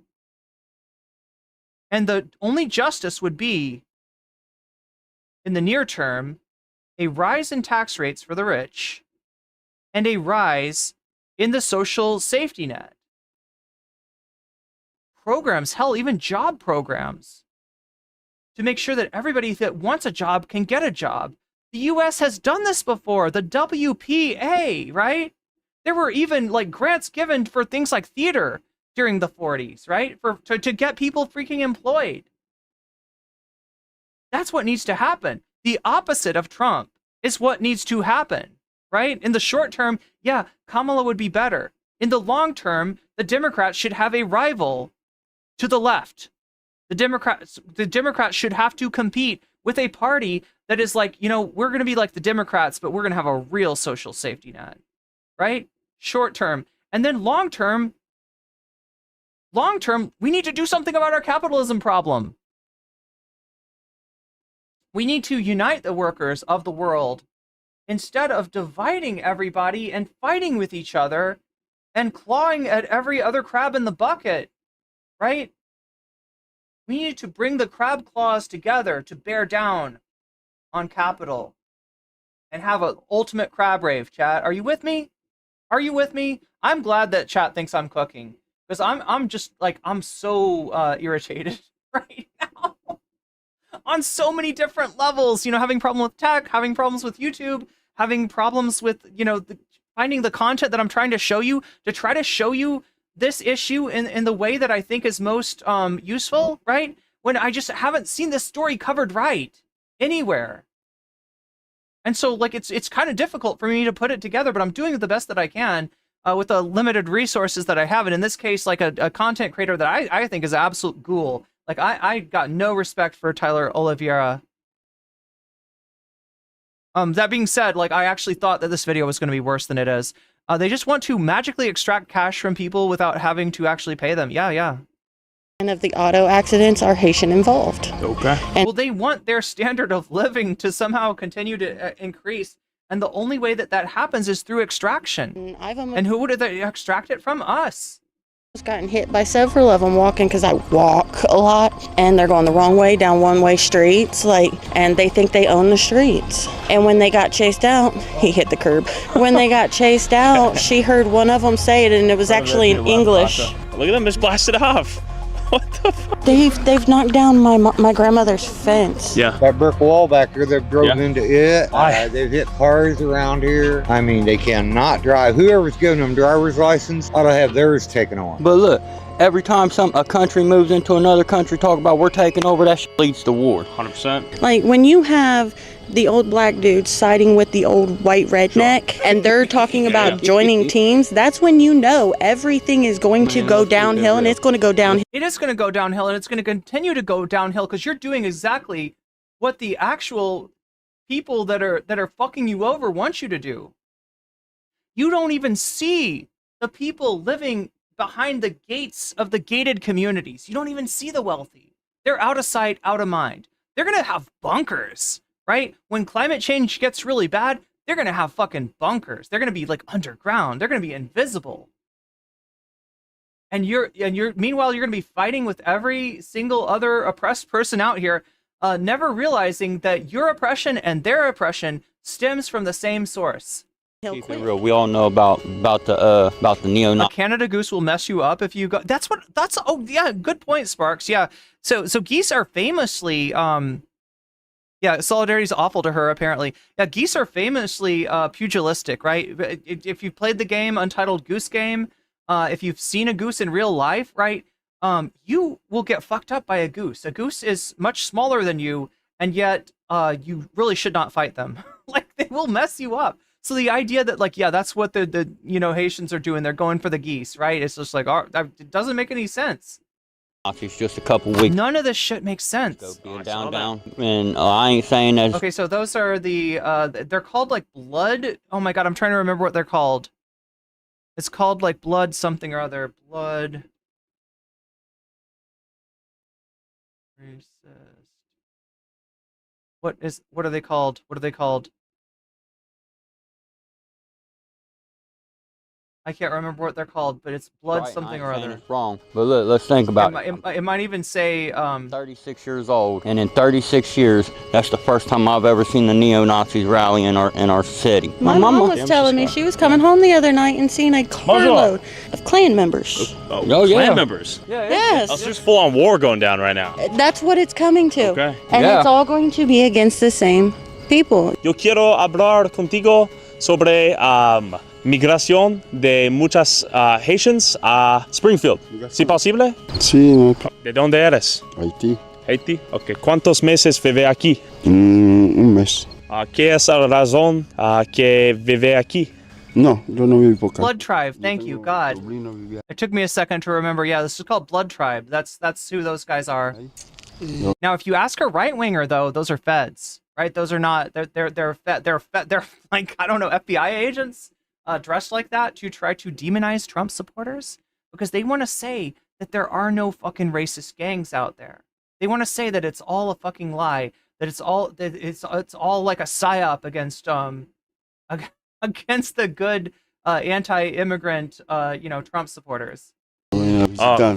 ¿Visitan? ¿Cuántos dólares tú recibes cada mes del gobierno? No, todavía, porque yo tengo el proceso, pero no me manda todavía. Estoy aquí. Oh, ¿nada? Nada. ¿Cómo es posible que vive en las casas con nada de dinero? Aquí yo Yeah, relatives. Have you not figured this out yet? Relatives. That's how. no sabe nada. Yo vengo a visitar una persona. That's how most of the world fucking survives. Yo no vivo Most of the world has way tighter knit families, extended families, compared to American culture, which is built around this idea of the nuclear family, right?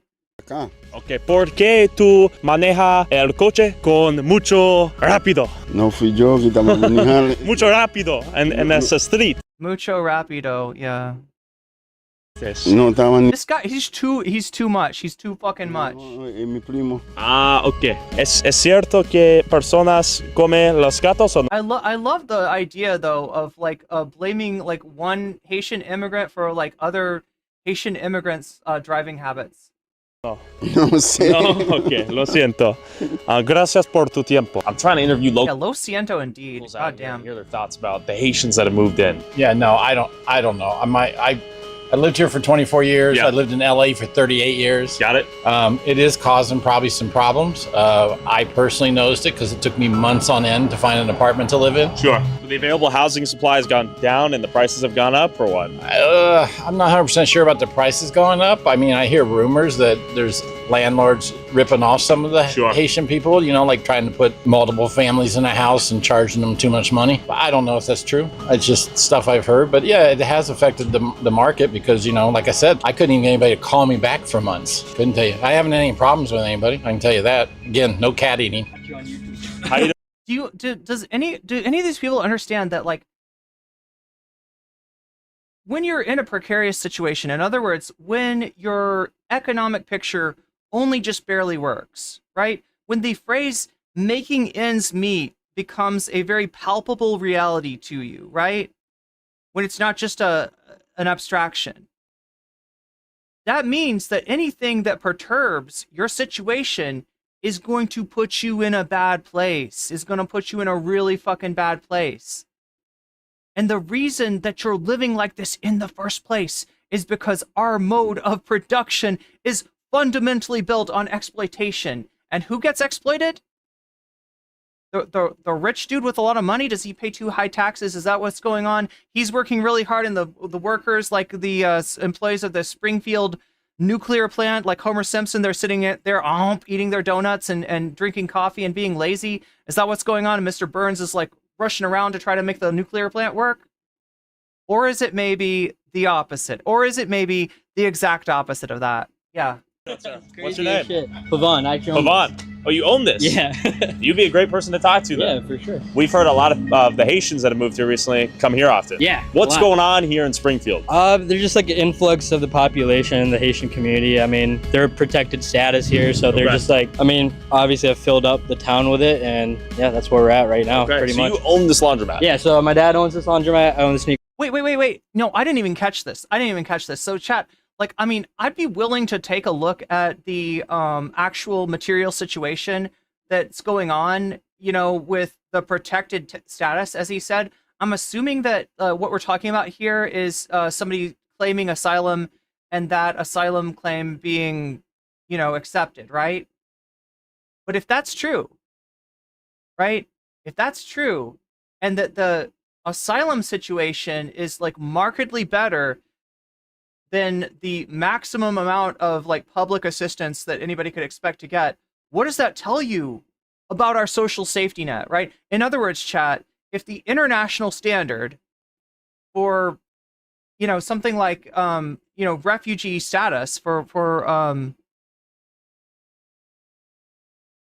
asylum status, right, is like markedly better than the status for somebody at the edge of at the bleeding edge of poverty in the United States, what does that tell you about our social safety net? It is fundamentally below the standards of human rights. Right? We think of human rights as being a problem in other countries and other places, but right here in the United States, we have a human rights problem created by the greed and cruelty of the Republican Party and the cowardice of the Democratic Party. A combination of those two things, right, has created this situation which is below what would be considered a bare minimum for human rights.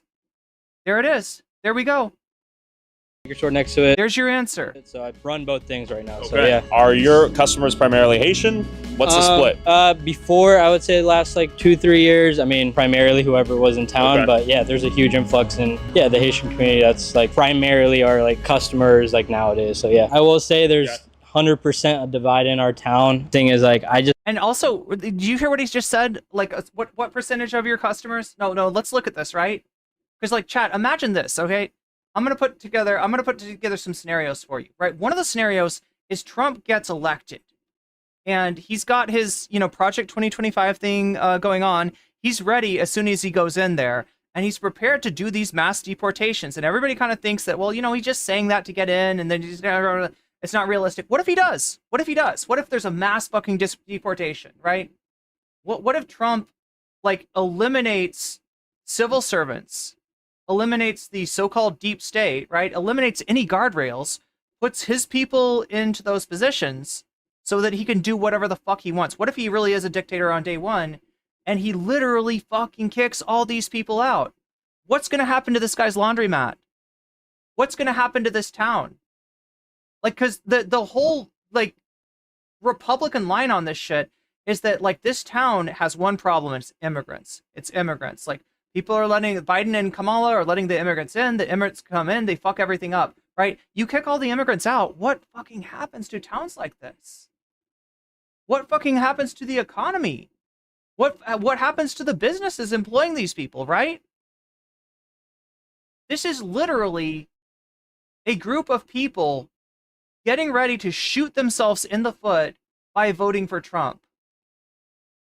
But yeah, there's a huge influx in, yeah, the Haitian community. That's like primarily our like customers like nowadays. So yeah, I will say there's 100% a divide in our town. Thing is, like, I just hope that whatever you guys do cover, something good comes out of it, right? Like in the next 5 to 6 years. Oh, you're talking to the wrong guy. So yeah, I will say there's.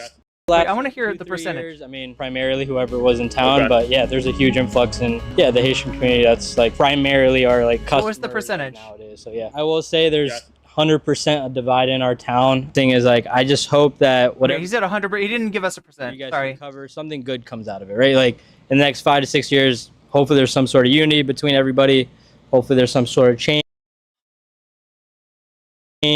That's the biggest thing. Like, I feel like you guys should cover just some sort of like way to bring people together. This is the guy you want to talk to. Yeah, again, you're talking to the wrong guy for that. How you doing, man? We're filming a YouTube video. We're trying to see what's going on here. This a guy. Big Wait, guy you running for mayor? Oh yeah, I tried to find you. I know who you are. Wait, no, this is a TikToker, right? I think we got video of this guy if he's who I think he is. So out of pure luck, I met up with Anthony Harris. So yeah, chat. Yeah, there he is, right? He does TikTok, and he gave a speech in front of the city council. It's kind of gone viral. I have been doing, like, despite how it looks, chat. Like, is there a cat in my room? I hear a plaintive meow. Did the cat sneak into my room again and then is now wanting to be let out? I think that's what's gone on. Yes, she is. She is. Look, they've been hanging out. Like, my roommate's gone on vacation or something. My roommate's traveling. And so the cats that usually, like, kind of hang out in her room, they've been coming into my room, and you know, it's cute. They want to cuddle and stuff, right? They're always like I'm asleep, and then all of a sudden I feel this like pounce on the bed, and I look down and there's a cat like snuggled up, and I can't get up because the cats are sleeping on top of me. But anyway, I'm gonna let the we demand to see the cat. I don't know if I can, because like this cat does not like to be picked up. But now they're a freaking communist. Yeah. No, they're definitely lonely without their cat parent here. The guy who went viral for giving this speech at Springfield's town hall. These Haitians are running into trash cans. They're running into buildings. They flipping cars in the middle of the street. They're in the park grabbing up ducks by their neck and cutting their head off and walking off with them. Again, so this is like, there's just like nothing behind this. And who's been going live on Facebook documenting the constant car crashes from the new Haitian drivers. We headed to the BMV to see how the Haitians are getting driver's licenses in cars so quickly after moving here despite speaking zero English. Question for y'all. What are your thoughts on the Haitians? They can't drive? This guy right here, by a Haitian dude. Yo, bonjour. You got a cat right beside him. Stop! Do that! Stop! Do you see how serious they're taking this cat shit? Bro, stop, dude. You said that shit. Yeah, there's a cat right by them, and the cat's fine. And it's a joke to him. It's a fucking joke. Not me. You take that back. I knew shit. I'll tell you that, back. Bro, come on, bro. We be playing, bro. There's nothing wrong with some jokes. Let's go see what's up. How y'all doing? Question for you. Do you know how the Haitians are getting driver's license? Can they transfer their license from Haiti, or? No, they cannot transfer. Do they have to undergo the same test? I'm not allowed to answer the personal questions outside of the office. Well, okay. You know what they have to do? I do not. Okay. I really don't know. No, but I know they're getting them quick. They're getting them quick, right? We can ask. What's she saying? Sir, you are not allowed to take pictures in here, sir. In the, go outside? Sorry. Are they able to transfer their licenses from Haiti to here? No, not without taking the test. But that's the only question I can answer. I can't answer anything else. Do you know how the Haitians are getting their driver's license so fast? I do not. Okay. All right, that's all I got for you. I wish I knew. Are they driving pretty good out here or what? No. No? Everybody, they put their car in. Why is that, do you think? You don't know how to drive in general. Okay. Like I see them driving over there, trying to learn how to drive, but I don't think they have to drive at all. Okay. I don't even think they should have a license. No lights when they be driving around, and nothing. Do you think it poses a threat to public safety? Yeah, it does. Yeah. Man, is there nothing but a headache? See, I can't even tell if it's really an issue with like people that don't know how to drive, being, given driver's licenses or cars somehow. Like, I can't even imagine how that would work. Or if the real situation is that, like, once that one incident happened, the kid that died, right, in the school bus, once that was a big story. That's a huge story for this town, right? A school bus gets flipped over into the ditch. A kid dies, right? And the other driver is a Haitian immigrant who turns out to not have a driver's license, right? So that was not a problem with, a Haitian getting a driver's license, right? That was a problem with somebody without a driver's license. You know what it might be, honestly? Is that maybe, like, look, go with me if you will. Maybe in Haiti, like, being in a car without a license is less of, in the United States, a huge deal. In the United States, going into a car without insurance, right, will get you fucking all kinds of clapped. But maybe it's not like that in Haiti, right? And so it's hard to tell, right?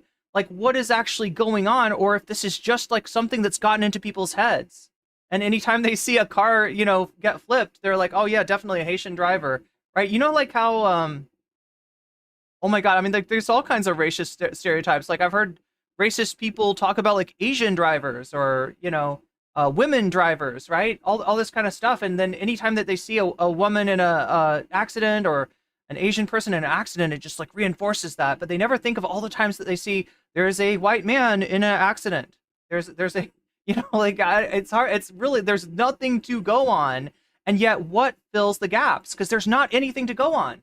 There's no real story here. There's no real evidence. There's no real proof. There's no real statistics. There's no real anything. There's no police reports, right? And so what fills the gap is fucking racism. Fucking racism just comes in there, fills the gap. Oh yeah, that's because of the Haitians, right? All they're doing is raising our rent and our taxes and wrecking vehicles, and there's just been nothing but a hassle. This is the same guy, double Dostoevsky. Since they've been here. This is Tyler Oliveira. It's been horrible. How would you rank their driving from 1 to 10? I think it's Oliveira. -10. They're horrible. Do you have to take a driving test here? Oui? Habla español. Español, sí. ¿Cómo es posible que recibir tu licencia muy rápido? No, es que por ahora no sé, es que lo que necesito viene acá para preguntar por la información. Okay. Okay, all right. Gracias. So, with more confusion gained than answers explaining how these Haitians are passing their driver's tests, I headed down to the Springfield welfare. Notice how they're showing pictures and we're not even seeing like who the drivers were, right? Like now you would be, you know, Bowie, I'm gonna let you out. I have to let the cat out.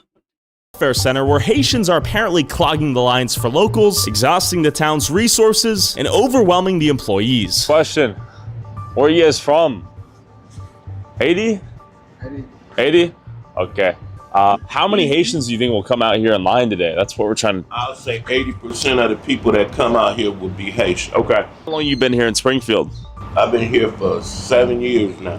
What takes so long is because they've got only 2 lines that they serve people in there, sometimes 3. And on all 3 of those, they got interpreters for each one, right?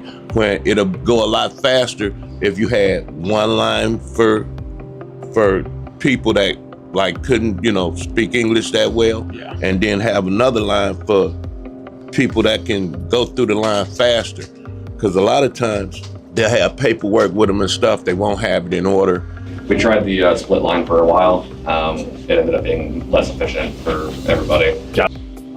Is this about as long as it gets these days? This is a normal Monday. Yeah, we've had worse, but... Francois? English? No.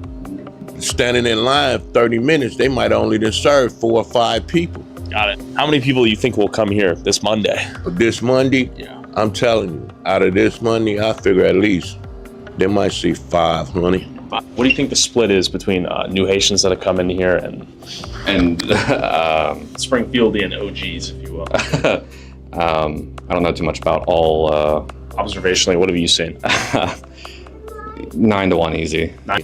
Like, I'm just here because I'm just trying to get them to clear a medical car. Are the systems stressed right now in Springfield? Can they handle the amount of people coming in? No, they really can't. I've been trying to get just a simple Medicaid card since June. They took me off of, I'm a vet. They took me off of the disability and made me start paying for my own disability. And I don't know why they took me off, but so I had to give them proof of income and disabilities and stuff. I gave them all that. They still ain't did nothing. So you're a veteran and you're competing with some of the resources they're getting? Yeah. Who just came in here? Yeah. This America. You dig what I'm saying? But I'm saying that the things the hoops they make us jump through can have you turn on each other in a sense or say negative things. I don't have anything that's negative to say or bad to say. Wait, did I miss like the most based interviewee? Is that what's going on here? Ohio DMV is usually half ass backwards, not just Springfield. Wait, what do you mean, Firebird? just a simple to clear. All observation is between how many people you think will come here this Monday? English for everybody. Yeah. Is this? They have paper like they got. Yeah. It's because they've got. Veteran lost his Medicaid due to Republican policies in Ohio. That dog eating. Tell the truth. You saw my movie? Excuse me, Richard Hammer? Is your name like a reference to a movie that I am supposed to know about? I'm literally lost. These kind of government services lags aren't new because we don't fund them enough, and the same goes with grocery store business is operating on lean stuff. Oh yeah, definitely. See, I've never seen that, Richard.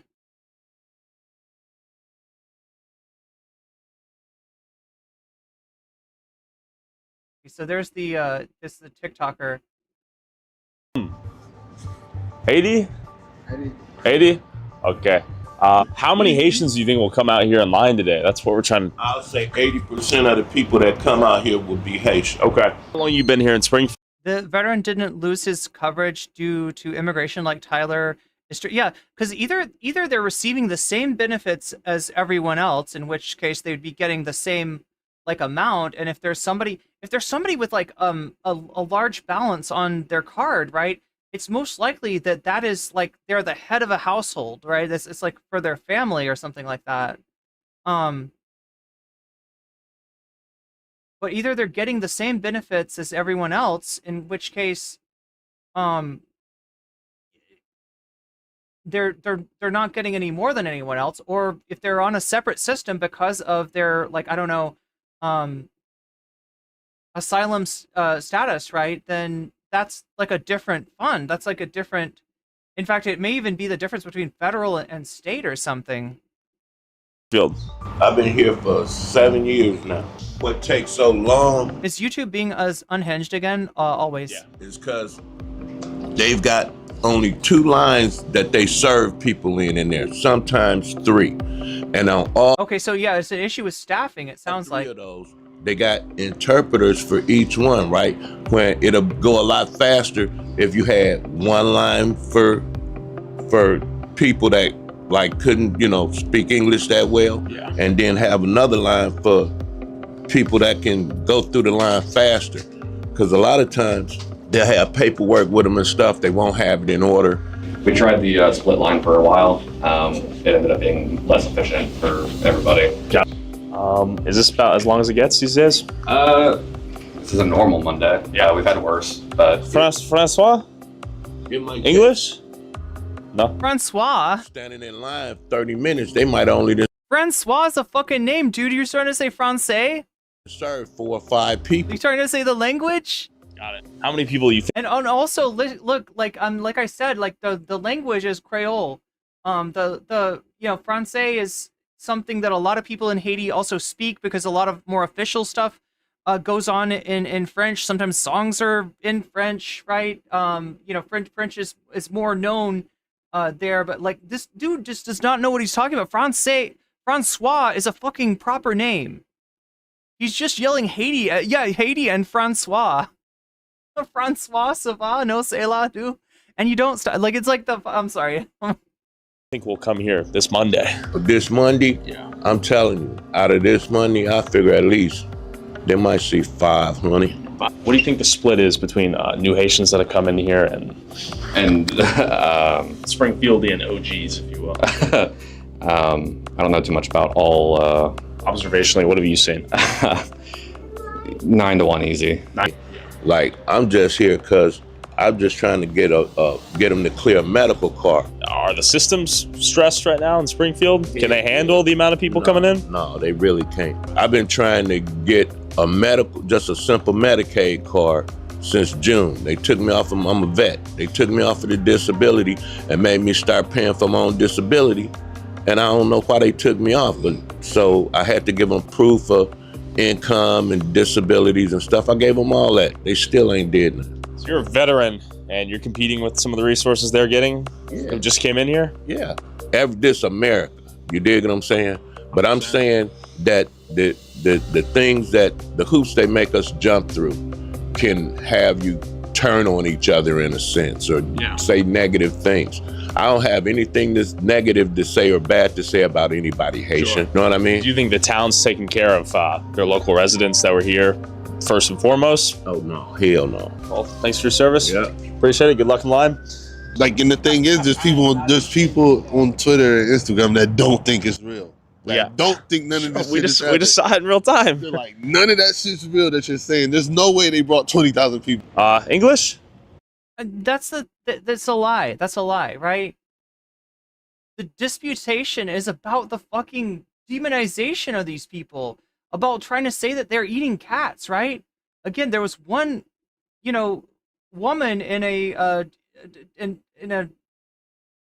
with a mental health episode that killed a cat in a different town in Ohio. Ohio's a big state, right? Especially across, right? If you go from the east side of Ohio to the west side of Ohio, I don't know, that's like 1,000, 2,000 miles, right? And yeah, Canton, Ohio is over there on the west side, and Springfield is more towards the east, right? So these places are way far apart. That's what people are claiming are lies, right? The demonization, not the fact that like a lot of Haitians have come to Springfield, and the reason why. It's the jobs are there. No English. And also, this is kind of how immigrant communities work, right? In other words, if you are from a different country where people are going to look at you like you're from outer space, then it kind of makes sense to live in an area where other people from your part of the world are already living, right? It doesn't make sense to just like, no, I'm just going to randomly go to this like town in like Oklahoma where I will be the only Haitian there, right? That doesn't make sense. Instead, you'd be asking around, be like, where are people going? Where are people finding work? And somebody says, Springfield. There's a plant in Springfield that's hiring Haitian immigrants. You can go there. Here's my brother's number. Go look him up when you get there, right? That's how this shit works. Okay. That's crazy. If you're a local... Yeah, they have family there. They have friends. They know somebody there. Your Medicaid, your welfare benefits, etc. You're waiting 2 hours now. Crazy? Crazy as fuck. We're 6 minutes away from this woman's house. This woman has stated that people are throwing mattresses on her joint. She is not expecting us. I am just going to show up and knock on her door and see what happens. Hi there. I saw your speech. He's playing Claire de Lune. That's Debussy. At the city council, and I was wondering if I could interview. I've seen a video of a guy getting a Canadian goose, a Haitian dude, and I have rumors of Haitians taking... Oh, I don't think that was a video. I think that was a photo. Cats. Tell me what's going on here. I'm cat lady, as you can tell. You have a lot of cats. Yeah, I have a lot of cats. The goose story, I believe, originated in Columbus. I have not seen it. Columbus, Ohio is way the fuck... Look, again, chat. This is Springfield, Ohio. It's on the east side of Ohio. Columbus is way the fuck on the west side. That shit is like, I don't know, 500 miles away from... It's like the people just don't fucking know Ohio. And just for context, you are surrounded, this entire community, mostly Haitians now?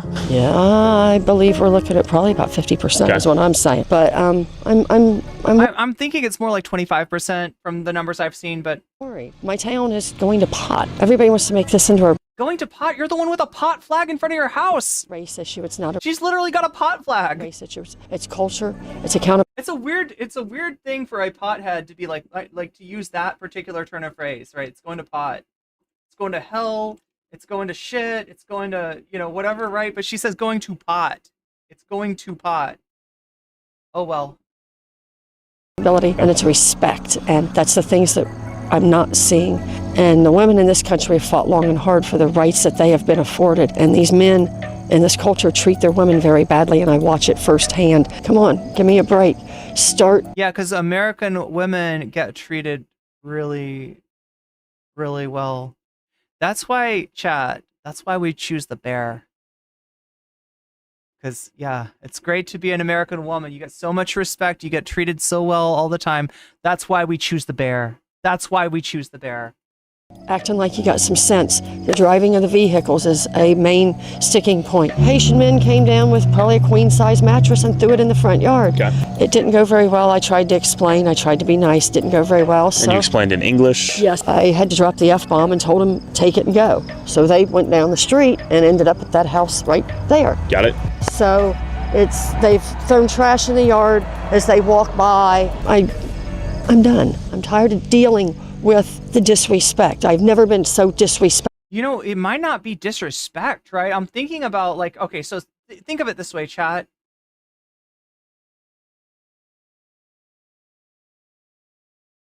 If mattresses are in short supply and you get a new mattress, like, right, I don't even know. I don't even know what that might be. Like, there just might be different conventions for things, right? Like in the US, people will try to throw a mattress away. A lot of times they just put it outside of their house and the garbage doesn't pick it up. The garbage is like, no, we pick up the shit that's in the garbage, you know, the sanitation picks up the shit that's in the garbage can, right? They don't pick up a random mattress. So the mattress just stays outside and it stays outside and it stays outside. Maybe somebody comes along and gets it if they need a mattress or something like that, right? But, you know, it may be that they are actually trying to be nice, right? It may be that they are trying to, like, give the mattress away or something. Like, you just kind of don't know. But like the assumption that it's like, oh yeah, they are disrespecting me and using my yard as a, you know, trash dump or something like that, I think may be mistaken. In my life, and my ex-husband has never disrespected me like this. They're not prosecuting for the property crimes, and it's a big mess, and we need some help. I want my city back. I want my people happy, and this is my town. I want to take it back. Do you think the Haitians here are trying to assimilate to the culture in the town you grew up in? No, I don't see it. If it is, more power to him. But there's a language barrier. I get it.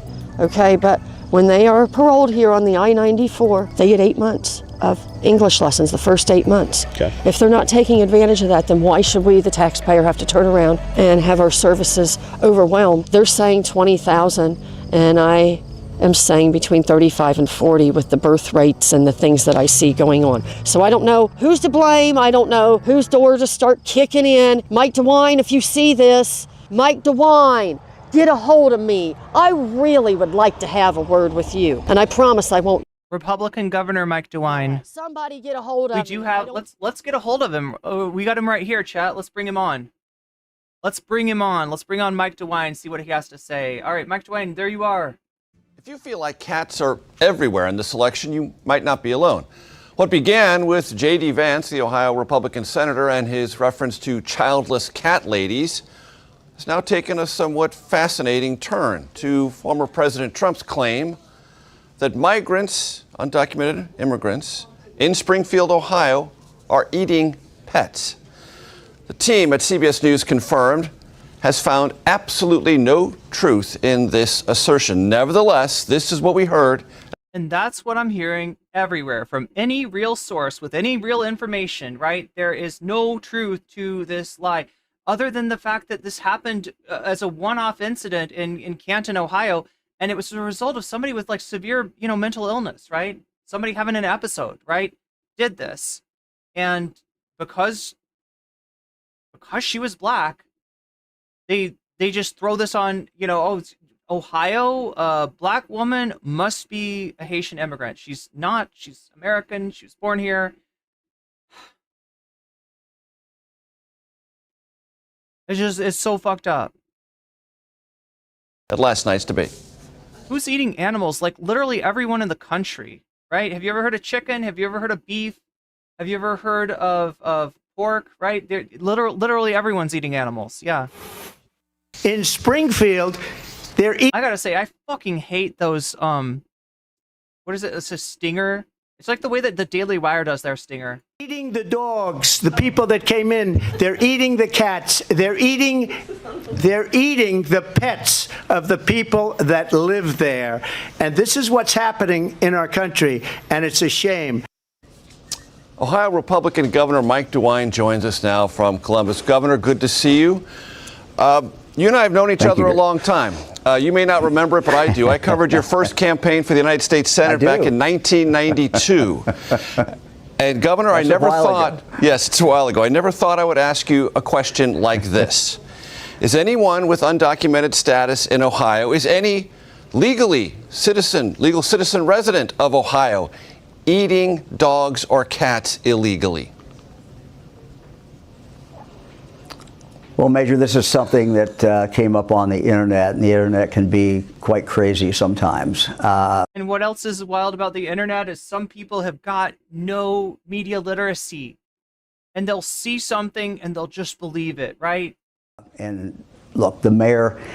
And when you've got Elon Musk retweeting this shit, when you got Elon Musk boosting all these tweets, then yeah, Mayor Rue of Springfield says no, there's no truth in that. They have no evidence of that at all. So I think we go with what the mayor says. He knows his city. And there is a case in Dayton of a woman with mental health issues being alleged to have eaten a neighbor's cat, but she lived in Ohio. Dayton? Is Dayton... Is it close to Canton or something? Not an immigrant. No, wait, Dayton... Isn't Dayton like on the... Okay, I'm trying... No, that's right. Springfield's on the east side. Yeah, Dayton would be closer to Canton. And my Dayton's kind of in the middle. I'm bringing this up not only because the former president did it, but you have an immigration situation in Springfield. It's a serious one. It's an interesting one. Population about 58,000, about 15 to 20,000 Haitians under temporary protected status in Springfield.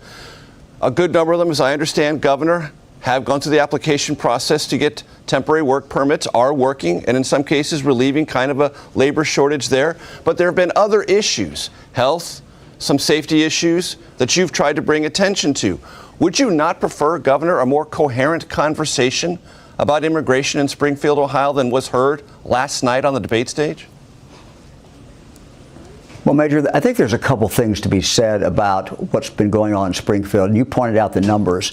You know, when you put 15,000 people on top in a period of a couple of years on top of a population of 58,000, that's not just the normal, increase that we expect to see in regard to immigration. This is a massive number of people coming in. And I think it raises a couple of questions. For us in Ohio, we're seeing a couple major challenges to go with this. And you're right, these Haitians came in here to work because there were jobs, and they have filled a lot of jobs. And if you talk to the employers, they've done a very, very good job, and they work very, very hard. But it raises a couple of questions. One is a health issue. As you know, Haiti is not a country that has very good health care. And since the assassination of the president several years ago, the doctors who were there, most of them have... Oh, no, that's really funny. Sean Guy says, you speak about news literacy, but you only seem to be showing and speaking on one source of news. Just trying to make it fair. I mean, no, look, you're on Shorts chat, and in general, people kind of come in and they leave, right? So you might have just come in here in the last 3 minutes and 36 seconds to see me only showing one news source. That being this CBS News report, because that's the only way that such an ignorant comment actually makes sense. Right? So I'll forgive you on the basis that you understand that you've come into a live stream that's been up for 3 hours now, right? And unless you're going to tell me that you think that Tyler Oliveira, a YouTuber who exploits just about anybody who's in any kind of dire situation, whether it be homeless, whether it be they're an immigrant, whether it be substance abuse or anything like that, is the same kind of news source as CBS News, right? And their interview with Governor Mike DeWine, I really don't know what you're talking about. Just trying to make things reasonable, actually. Already left. So you've got people coming in from a... Are you like mad at me for not like bringing in Newsmax or something? Is that what kind of source would you suggest? I'm wondering. What kind of fever swamp do you get your news from, in other words? Country that don't really have good health care, and so it raises issues about getting them vaccinated, getting their children vaccinated. So it's put a real pressure on primary care. And so what we announced yesterday was, we're going to try to take some federal dollars if they're eligible. If they're not, we're going to have to spend it ourselves and put about $2.5 million in, to assist the local community to expand that primary health care. The other problem is driving. Again, Haiti is not a country that many people don't drive at all. There aren't that many cars per capita. and people who do drive, you know, the laws in Haiti are very, very different than they are in the United States. My wife, friend, I've been in Haiti a number of times, and driving is just very, very different. So the challenge is to get driver's training for these individuals, so that when they do go on the road, you know, they will be safe. We have a law in Ohio that says that once you turn 18, or if you're over 18, you can get a driver's license in the state. You have to pass a test. It's just kind of weird because, like, on some days you could come in here and I might be watching like a Midas Touch video, and you could be like, that's a very liberal, that would be the right word for it, that's a very liberal news source, and you would be correct in that. If you come in here and say Midas Touch, you're watching leftist news, then we got to have a conversation, because you don't understand what the fuck the difference is between liberal and leftist is. But I could see that, but it's like, of all the days to come in here, you come in here when I'm watching a right-wing video, right? I believe when you arrived, I was watching the Tyler Oliveira video, since I just changed the title. But you don't have to have any driver's training, which is kind of a big loophole in our law, and it's a real problem. Do you worry at all, Governor? So it's a problem with the Ohio state could be under law jeopardy because of scapegoating language like the nation heard last night? I think as I talk to the people in Springfield, they're concerned about the issues that I just talked about. But they will tell me these Haitians are working very hard. You know, they're trying to provide for their families. But what the people of Springfield are saying is, it's just been so many people come in. It's not what we normally would expect. And frankly, Major, I think See, here's the thing, is your problem is actually just like the market, right? In this case, the job market. There's jobs in this town. Residents of the town aren't taking the jobs. People who need jobs are moving to the town and taking the jobs that no one else seems to want. Like, there's your problem right there. Like, I don't know what would you do differently? Like, right, make the factory smaller and put it in more towns. Like, what would you do, right? Federal government and again, I get the feeling that it's like a lot of this is coming from the mismanagement of the state of Ohio or municipalities, rather than it being like, you know, trying to be like, oh, somebody's bringing them in here and they're busting them in. They want like some kind of weird democratic plot to like take over the city of Springfield, Illinois, and make it like you know, make it a Haitian city. I don't know what they're has to start where they're going with that. They took our jobs.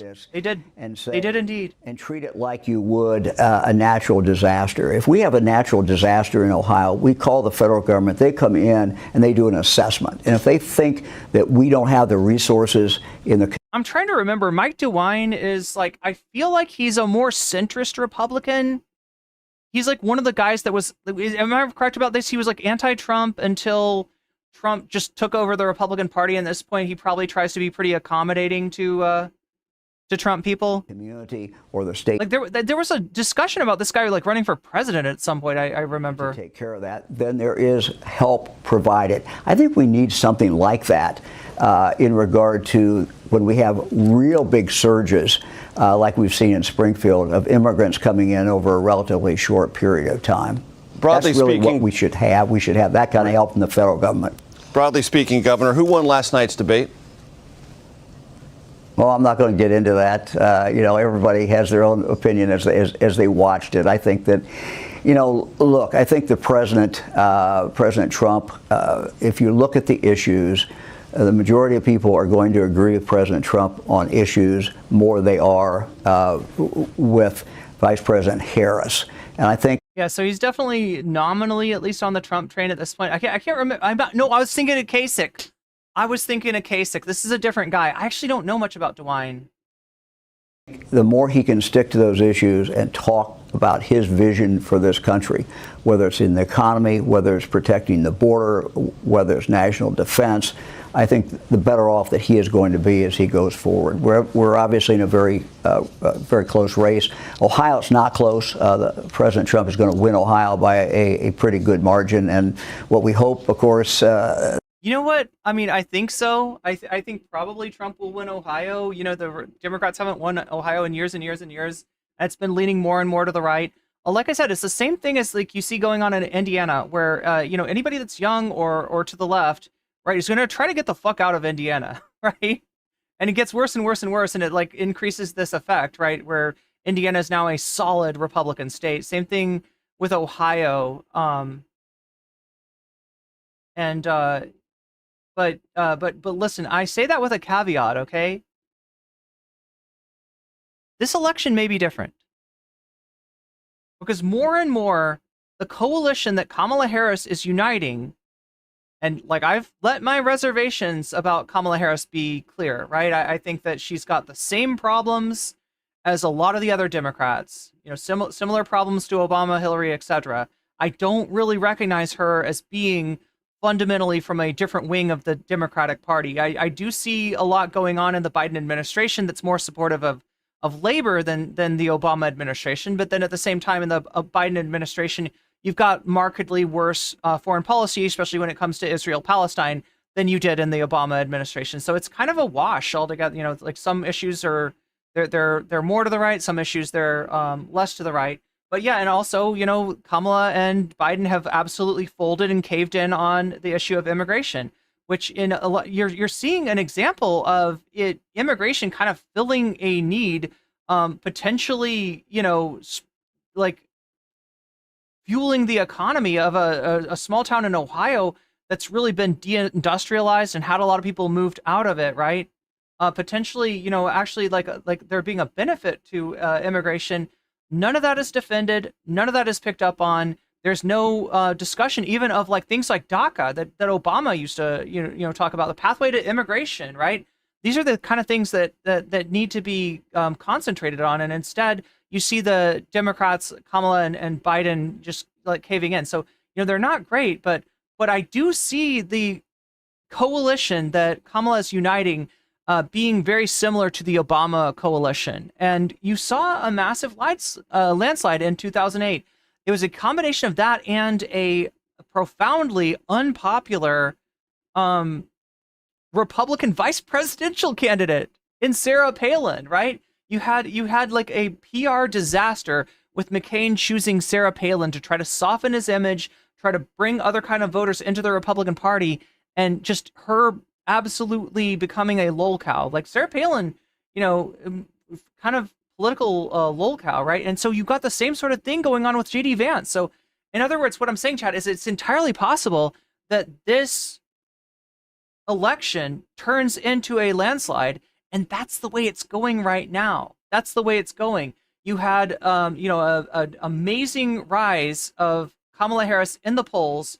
You had, you know, just kind of this vibes-based celebration of like, finally we got somebody that's not Joe Biden to run against Trump, and that honeymoon ended, right? And you had the news kind of go the other way. This story about the dogs and cats was sort of like part of that.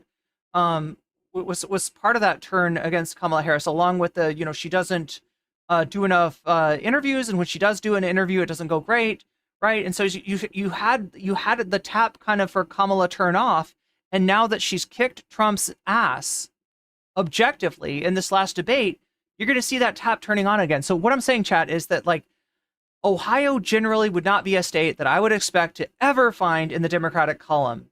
That being said, this is not a normal election, and there is some chance that you know, that a snowball effect starts to happen, and you do see maybe some states like Iowa, North Carolina definitely is looking like it might be a state that falls to the Democrats this time, and maybe even states like Ohio and Florida, although that's much less like Texas. Texas, there's been a few polls in Texas that had Kamala even with Trump, right? That's wild.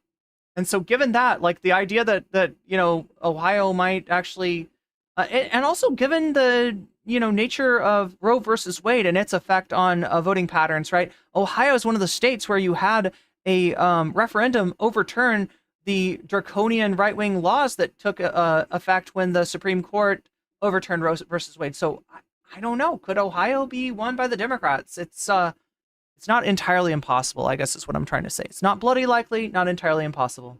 Those of us who are Republican rooting for Bernie Moreno to win that race as well for the United States Senate. And it's a little hard to find, you mentioned the internet a moment, Governor, where you are exactly on former President Trump. Are you a full-throated endorsee of former President Trump's reelection to the White House? I've always said, look. Of all the words to say, full-throated. I said months and months ago, before it was even determined who the nominee would be, I said, look, I'm a Republican. I support the Republican nominee for president, so I certainly support President Trump. All right, there he is. Okay, Mike DeWine, Governor Mike DeWine. All right, let's take a little bit of a break here and take a look at what the poll is doing. Yeah, I'm looking. So I've got every day we do a poll about what kind of bonus content chat might be interested in, and right now it looks like Brianna Wu Leaves the Left is winning, right?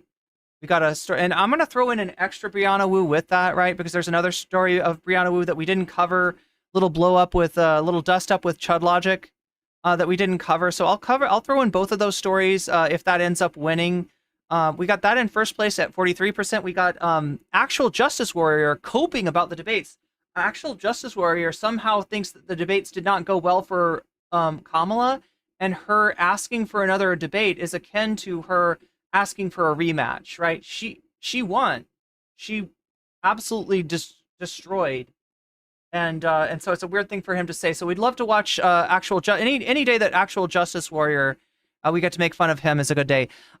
In third place, we have Purity Balls. That's like the daddy-daughter thing. And then Breathing Through the Balls. Oh my gosh, I should have been more descriptive about that, is at 12%. This is like NoFap stuff, chat. We're coming up on Nut November.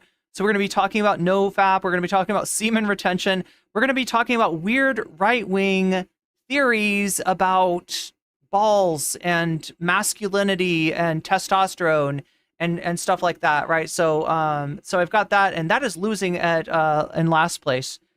So what affects what determines what bonus content we see at all, right? So the first thing is the dono goal, which is right now at, oh my god, am I on the right screen? I am. 11%. 11% out of 100%.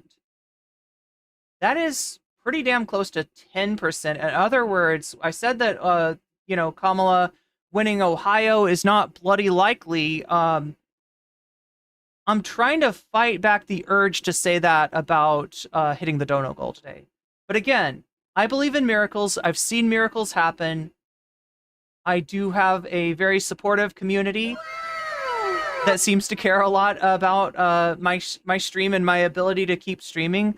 Work Appropriate, thank you for the membership. Work Appropriate, you've just been weaseled. You just got weaseled. That's a good thing. You just weaseled yourself. So that brings us up to 14%. So yeah, the way that this works is we vote on, in the main YouTube stream, we vote on the content that you want to see, right? So that's the first factor. The second factor is, do we actually hit the dono goal at all? Because, that determines if we get bonus content or not. And then the third factor is when people donate, like Work Appropriate just did, I welcome them to let me know which of these topics they voted for so that I can put their money where their mouth is. Now, they can also take the principled stand and say, I want to throw it back to the voters, right? I want to make the poll count for more and the donations count for less. And they can also say, Vox Populi. And what that does is that actually takes points away from all of the donations, right? So when you donate, you get to add points to the topic of your choice, or you can take points away from all of the donos and just kind of make the vote count for more and the donos count for less. So both of those are valid choices, as well as saying Fallout New Vegas. If you want to see more gaming content from me, you can say Fallout New Vegas. And yeah, so let me choose on Actual Justice Warrior Copes. That is a very popular choice. So look at that. We got a little bit of a separation. Ooh, that's interesting. Those two are neck and neck. So right now in the polls, it looks like Brianna Wu's at 43%, whereas AJW Copes is at 30%. But because this 11% is in here, because people, have put their money where their mouth is, and actually augmented the HAW topic by 11%, it's actually only 2% behind. It's 2% behind. Brianna Wu leaves the left. So it's anyone's game at this point. So that's where we're at right now. And remember, any kind of donation that you send my way, just make sure to let me know which of these topics that you want to see as our bonus content, and I will put your money where your mouth is. And you'll actually, see, like, this is getting 11 extra points from people donating. So this goes for if you're making a super chat, doing a super sticker, if you are getting yourself a membership like Work Appropriate just did, or if you're gifting memberships to other people. This counts if you're donating to my Throne account, which is that link right there. If you want to either donate money to me straight up, or help crowdsource better equipment. Right now we're looking at a speed editor for editing more videos, like the one that I just put out, staying up till 3 o'clock in the morning to put out a video for you, because I had to have that election video. My membership from YouTube goes to Actual Justice Warrior. Yes, okay. So that was the other person I was wondering about. Dragon Princess has just you just put your money where your mouth is, and now it's up to 4. Oh my gosh, chat. Wait a minute. 31% plus 14% is 45%. Yeah, like AJW just took the lead. Thanks to Dragon Princess. So yeah, this is how much your donations can affect the polls. Of course, you can also take away that effect by donating and saying Vox Populi. But yeah, Patreon signups count as well. We need to find a way to count Patreon renewals, right? Because that's the one thing that I'm a little bit like I don't automatically get updated. But if you're signed up at Patreon and it's renewing, then feel free to let me know. Just say it in chat. But now there are freaking communist invading radicals. Also, we're trying to like, increase the subs on Twitch right now. So right now it's September. Subs are 25% off, which means that you can actually get them for $4 instead of $6. But here's the magic of that, chat. You actually get $6 to play with in terms of putting your money where your mouth is and increasing the polls. So that's kind of a good deal right now. It would be a good month to get that. And even if you want to like sign up for multiple months on Twitch, right? I think that those are all discounted, right?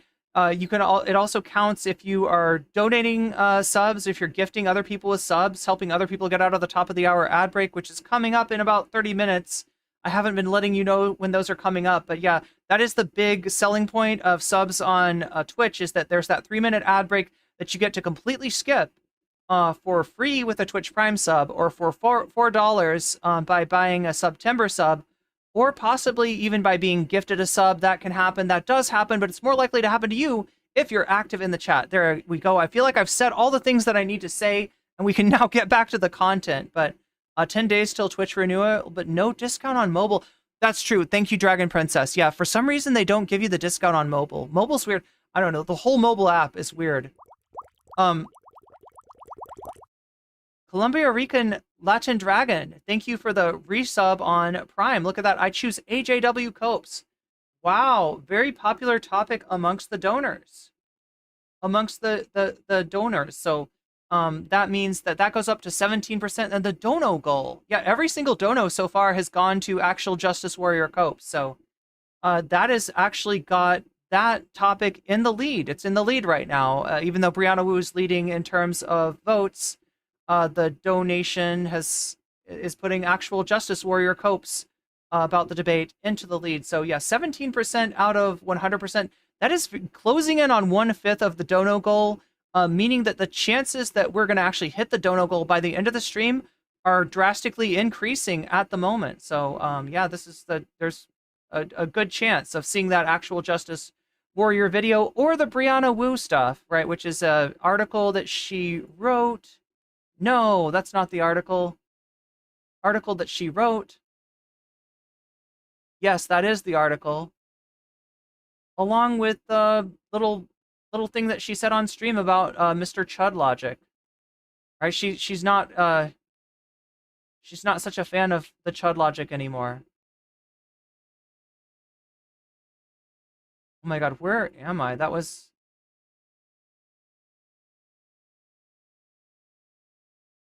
So yeah, I want to get back to the God,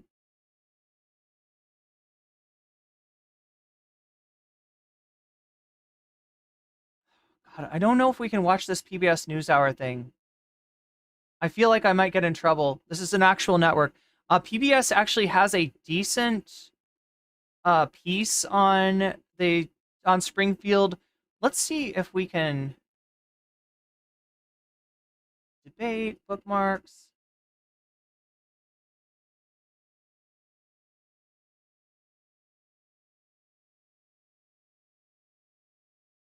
So it's this one right here.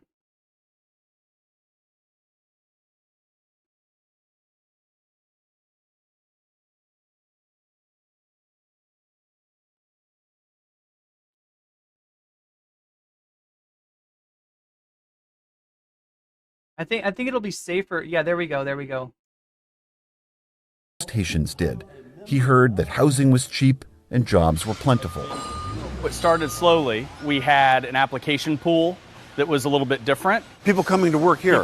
People looking for jobs. What he's welding here again are welded axle components. Jamie McGregor is the CEO of McGregor Metal, which makes welded parts for the auto and farm industries.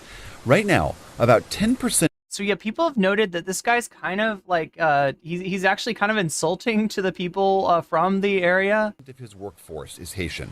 Over 30 employees. I wish I had 30 more. Our Haitian associates come to work every day. They don't have a drug problem. They'll stay at their machine. They'll achieve their numbers. They are here to work.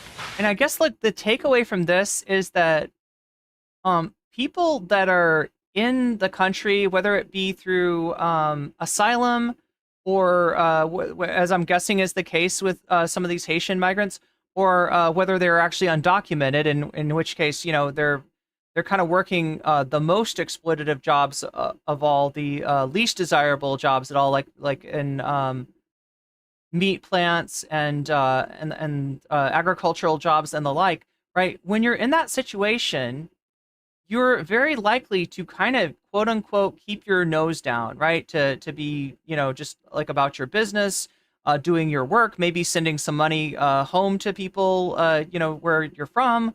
And like the whole idea of migrants as being a criminal element or, you know, some kind of like a social disturbance is pretty much a misnomer. That being said, I do think that this guy is kind of a dick towards, you know, people from this very, you know, depressed, economically depressed city in Ohio. So in general, that's... But again, CEO of McGregor Metals, right? I mean, he's, you know, it's a capitalist here. That's a stark difference from what we're used to in our community. McGregor acknowledges the sudden arrival of so many new immigrants is a challenge on multiple fronts, but he believes this is partly how the industrial Midwest can regrow. We want more jobs in our community. And in order to fill those jobs, some jobs need to be people who are not originally from here. There's things. Yeah, so like I said before, the whole story with the Midwest is that Detroit was huge. It was the automaking capital of the world. A lot of those jobs moved out. A lot of the unions lost power. The new contracts that get negotiated for people who work for those companies are not nearly as lucrative as the old ones. And there's like a sort of a people, like a lot of people, you know, that have the means to leave the Midwest, they do leave the Midwest, and that leaves behind, you know, empty towns with their industrial base kind of like pulled out from under them, and you know, sort of a bad situation. So now you've got, you know, these jobs available that apparently are not being taken by people in the town. A lot of the people that from the town that would maybe take those jobs have left. And so, you know, they're filling the employment gaps with migrants from Haiti in this case. 5 years that have really changed and has been a forward improvement for Springfield, but this is taxing the resources of the city. Well, afterwards, Springfield's mayor, Rob Rue, says he was cautiously optimistic when the first Haitians settled in town. But then their numbers quickly rose. The city estimates 12 to 15,000 Haitians are here now. The infrastructure of the city, our safety forces, our hospitals, our schools. Springfield is a close community and has a big heart, but at the same point, we've had this influx that has taxed all these services. The number of students needing English language help has quadrupled in 5 years. Yes, that's I actually don't some Creole makes sense to me because I know enough French and the languages are related, but the spelling is vastly different than it is for French. Some of the words sound similar, but the spelling is different. Translators at the local health center cost hundreds of thousands of dollars a year. And last year was the busiest year on record for the fire department. But it seemed that for the community at large, the increase in immigration and its stresses largely flew under the radar. A lot of that changed last August. It was the very first day of school, and a school bus full of kids was coming. So this is what I'm talking about. A driver coming in the other direction came around that bend, said he was blinded by the really congealed a lot of the hatred against Haitians in the city. He clipped the bus, and the bus ended up in this ditch. We begin with breaking news. Right now, multiple law enforcement agencies are on the scene of a deadly school bus crash. And look, if you're marginalized in any way, this phenomenon you recognize, right? If you're trans and there is like one trans shooter, like, you know, there was a year or so ago in Nashville, you start to see an association between your identity and that event that greatly outweighs all of the non-marginalized people that have done similar shootings, right? In the United States, there's a lot of fucking shootings. There's a lot of school shootings, right? This happens way too often. And yet the only time that people seem to pick up and take notice is when the person doing the shooting is marginalized. In this case, you know, was trans. And then you see the next time there's a shooting that before they even know who did the shooting, there are rumors, there are stories about the shooter being trans. It's like there's a certain like transphobic element that's out there just like waiting for another trans shooter to try to associate this marginalized community with this violent action. And same thing goes here, right? Like I said, automobile accidents are one of the, if not the like greatest killer of people, you know, in the country. And yet all of the automobile accidents that happen without a Haitian immigrant, you know, at the wheel in either of the vehicles, they get overlooked. They don't get noticed. They're not a big deal. But this one event becomes huge and, you know, really changes the nature of how a group of people are treated in a town. Dozens of children were injured, and 11-year-old Aiden Clark died. When the driver was revealed to be a Haitian immigrant without a U.S. license, things erupted. The majority of the Haitians here are low-skilled and they're illiterate. I want to know who's bossing them in, who's responsible for that, and who can stop them from coming. Our concerns don't have anything to do. And like I said, like who's busing them in? Who's bringing them in? The freaking market, the job market, capitalism, right? Like a combination of that with the destabilization that Haiti has undergone, right? That's the factor that, you know, has like, you know, tens of thousands of Haitians moving to Springfield, right? It's not a person. It's not an agenda. It's not fucking George Soros hiding in the shadows like let me bring in the Haitians to Springfield. No, it's literally the fucking market. It's literally the way the economy works. That's what's got Haitians coming. With racism, they have to do with lack of affordable housing. For the past few months, Springfield resident and former journalist William Monaghan has been a fixture at City Commission meetings. He helps run a Facebook group that's become a clearinghouse for locals' concerns about... Yeah, they're always just saying stuff like busing, right? Yeah. Complain about everything from reckless driving to higher rents. Do you shop in Springfield? No. Do you drive the streets of Springfield? No. Do you consider that Springfield is... Is this loud enough, chat? No. Are your kids safe in school? No. They're talking about, I got kicked out of my house because the rent went way up. My insurance has gone way up. I don't feel safe in the stores anymore. With maybe a couple exceptions, you know, it's never a race issue. But they want to make it sound like a racial issue so they can demonize us and ignore our concerns. But these are valid concerns. I have the same fears that you as mom and dads and grandma and grandpas and aunts and There's a valid concern actually buried in a bunch of racism, right? There is a valid concern. And the valid concern is about your material conditions, which are not sufficient. But that is a product of capitalism. That is not the fault of freaking asylum seekers from Haiti that have been chased out of their country due to political instability, in very large portion brought about by the United States. I won't say Brought about by the fact that the United States tries to insinuate political officials that are advantageous to into countries like Haiti. this is a Haitian crisis. This is an immigrant crisis. It's the fact that it's loud enough. So many Good. people here, and we have a culture clash. Mayor Roux says reckless driving is an issue, but there's been no uptick in crime related to the. But look at it this way too. All right, in Haiti, my understanding is it's a fairly dense. You've got fairly dense localities, right? You don't have what you have in the Midwest. We got urban sprawl. We got big cities like Cincinnati and Cleveland. You've got smaller cities like Springfield and Dayton, right? And then you've got like suburbs that stretch out from those cities and right. And so in other words, chat, the thing is like everything's further apart. So whereas in Haiti, you might be able to get to everything that you need, without a car, maybe even with like a bike or a motorbike or a Vespa or something like that.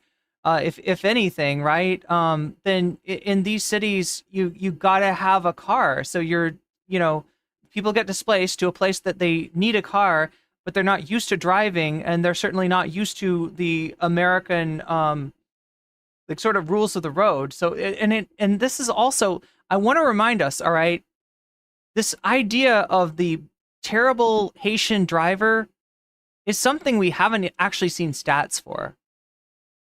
So it may not even be like, there might not even be a correlation there. There might just be a tendency of people when they see a automobile accident. Remember, like 25 to 30% of the population in Springfield, it sounds like is Haitian, right?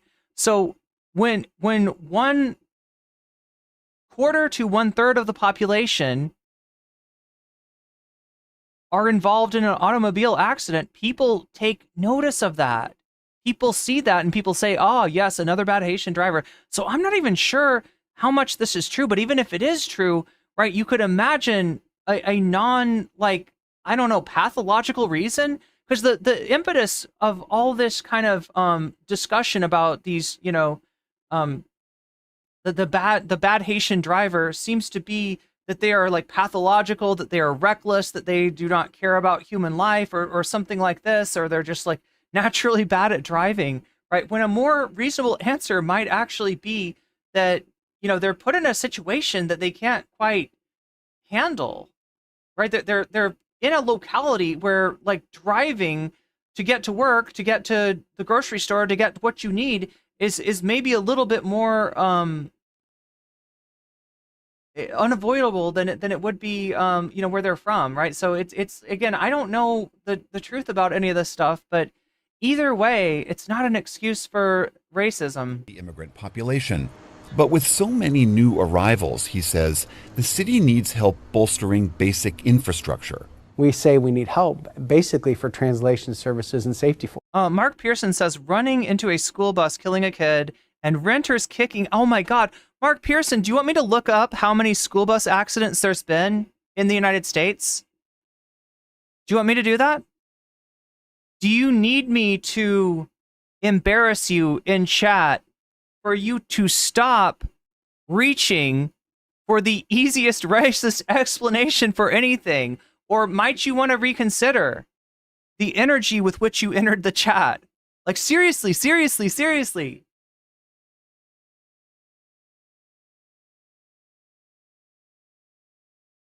Like, it's so easy to turn around and try to blame somebody that's in a fucked up situation, that's country's been destabilized by actions of the United States.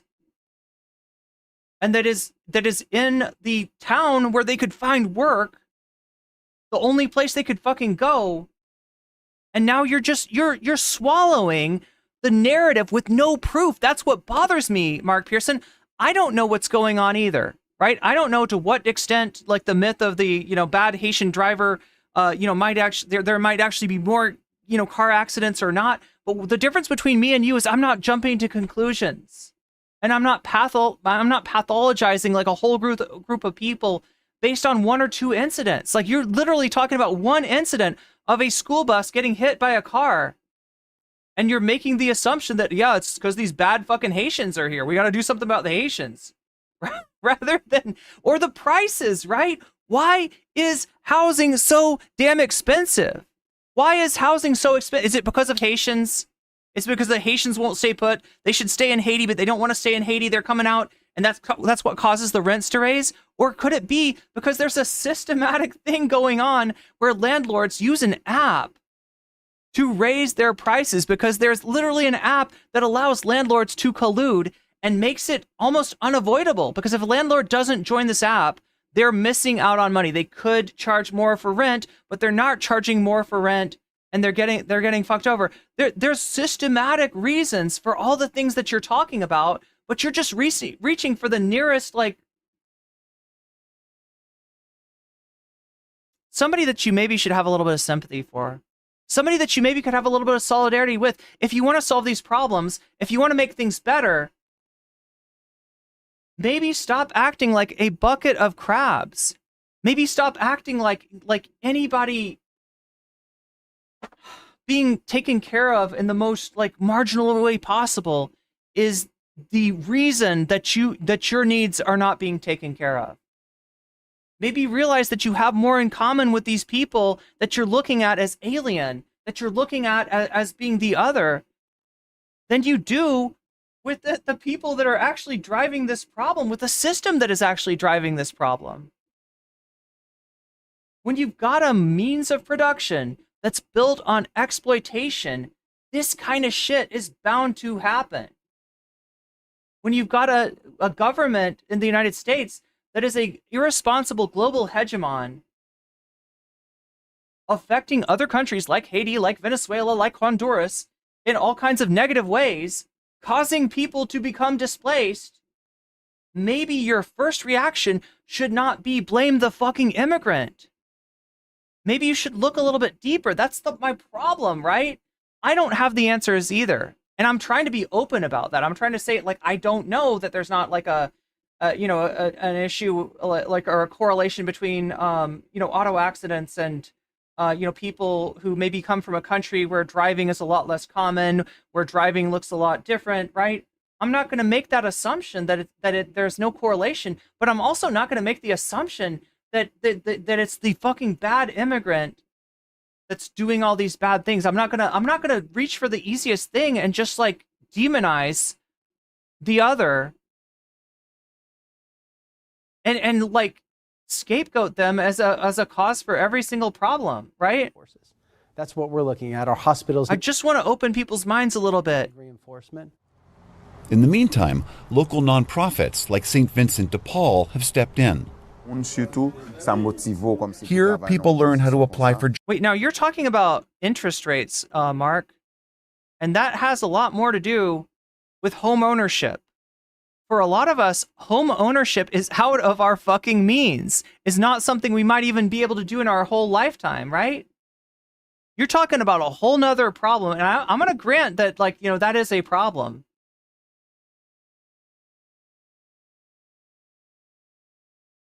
But that's a whole nother discussion, isn't it?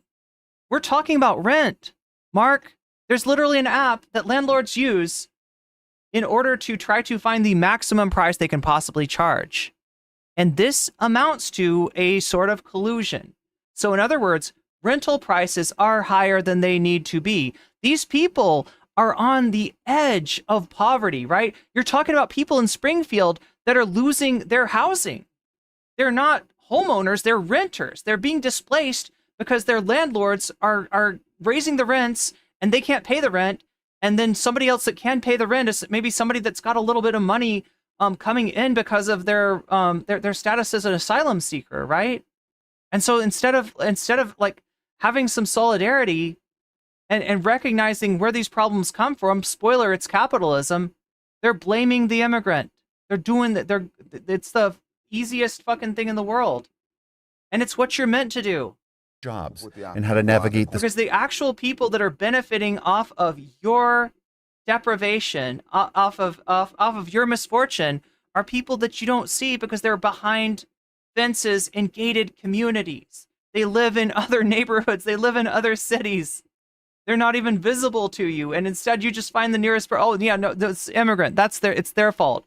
It's their problem. It's their problem. We get rid of the immigrant, then everything will be okay, right? You're talking about a town that is dying economically. You deport 20,000 people, and that you think that the economy in that town's going to get better? City's computer system. It's really important that when you file applications with immigration, that A translator and a local lawyer helped this woman with her visa application. In a building across town, Vilas Dorsonville runs a support center that helps Haitians integrate into American life.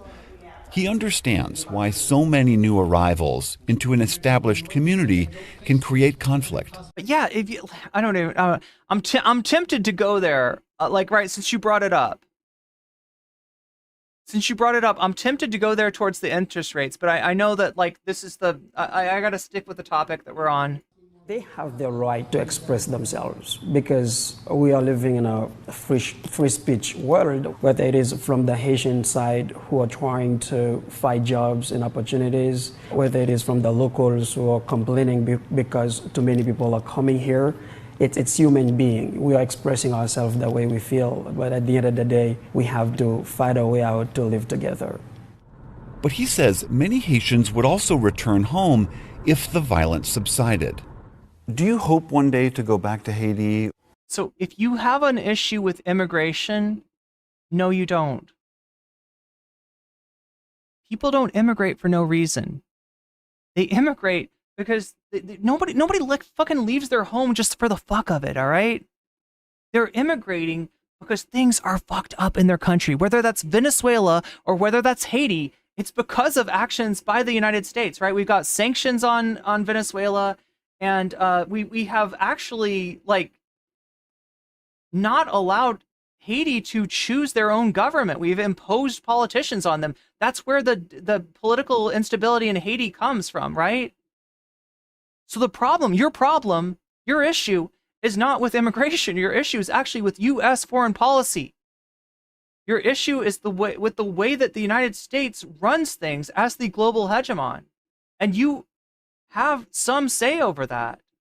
But when you get entranced by the notion of the immigrant as the ultimate villain, you're going to vote for the wrong people. You're going to vote for the people that are going to make it worse. You're going to vote for the Donald Trumps that put the sanctions on Venezuela in the first place.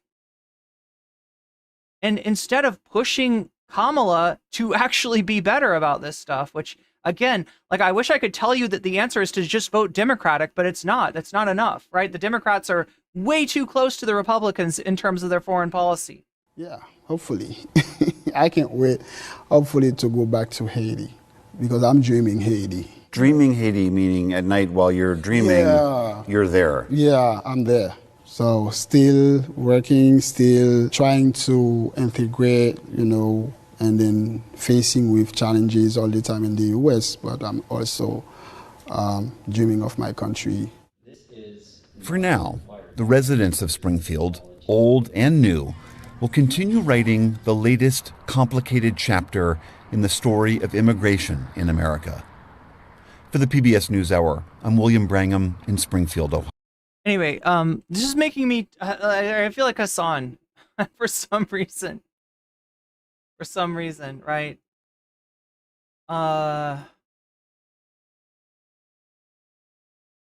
Let's stay on track here. Let's stay on track.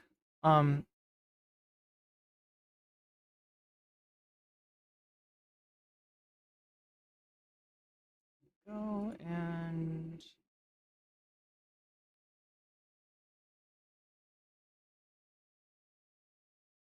see where are we at right now. It's almost, oh my gosh. You know where we are at right now? We're at the top of the hour ad break. That happens every hour on Twitch. That is your time to think about trying to get out of the 3 minutes of ads that Twitch forces on you if you don't have a sub. You can get a sub for free if you have Prime. You can get a sub for $4 now because it's September. As long as you're not doing it on mobile, I think that you got to kind of go to your desktop to do this, because mobile, it doesn't, it charges you more or something on mobile, right? And you could also potentially get out of the ad break through the generous gift of somebody in chat that's gifting subs. That can happen. That does happen, but it's more likely to happen to you if you're active in chat. So flex that lack of a sub if you got no other way to get one, and hopefully we can get you out of that ad break. Let's now dive a little deeper into one of the most talked about moments from last night's debate. Former President Trump's baseless claims that Haitian immigrants are eating pets in Springfield, Ohio. Last night in the debate spin room, NBC's Yamiche Alcindor asked Trump's running mate and Ohio Senator J.D. Vance about those claims, which Vance has been amplifying. Take a look. Senator Vance, what do you say to Haitian Americans and Haitian immigrants who say spreading false claims about them put their lives at risk? Well, I don't think that no one has spread false claims. What they've said is that a small migrant community, 20,000, so it's big for the city of Springfield, but it's small compared to all Haitians in the United States of America, that small migrant community has caused a lot of problems. It's led to higher rates of communicable diseases. That's a verifiable fact. It's led to animals disappearing. Many of my constituents have said that has been happening. It's led to higher home prices. That is a verifiable fact. So this influx has led to a lot of poverty. But you said that immigrants have eaten animals, and city officials have said that that's not true. City officials have said that's not true. That's not actually accurate. Oh my God, chat, do you know what's happening? Now, I don't know if it's because of the lighting where he's at, but I actually don't see the eyeliner. Did he give up his eyeliner? Did he finally get embarrassed by it? City manager said there's no verifiable evidence. A lot of residents on the ground have said that there is. You know what? People's pets go missing. I don't know if you know this, but if you walk around any neighborhood, you're going to see signs that say, like, you know, have a picture of a cat, have a picture of a dog. It has the name of the cat. It's missing, right? That is a common occurrence. That is a common occurrence. So for you to say cats have gone missing, dogs have gone missing, is for you to tell me that this is a normal community.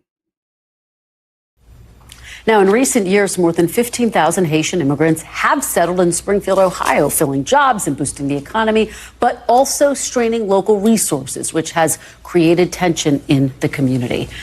NBC's Yamiche Alcindor is in Springfield, Ohio. She joins me now. So, Yamiche, give us the reality check. What is actually happening in Springfield right now? What has the reaction been? That's right, Geek Primax. Coming from a guy who likes to make love to your couch, yeah. To this controversy. Well, there's been a lot of shock and really pain in the Haitian community here. A lot of the Haitian immigrants who came here legally. Most of them came here legally through federal programs. The city also advertised new manufacturing jobs, as well as the city's affordability to try to attract people here, because this was a city that had lost something like 20,000 people. So we got the question earlier, right? Who's bringing them here? Who's sending them here? Why are they coming here? Literally the city. Literally the city of Springfield. And had dwindled down to about 60,000 people from a high of 80,000. So in other words, the elected officials that the people of the city are voting for, that is who brought them here, right? And that and the economic conditions, right? People. So this was really a place where they felt like we're going to welcoming them. But now there are some residents who say that they really don't like the change. I talked to one man who said that he doesn't like the cultural changes. He doesn't like the idea that there are people here that are changing the racial makeup of this city, saying that. Excuse me? No, but chat, don't worry. It's not about racism. It's not about racism. No, these people have real concerns, right?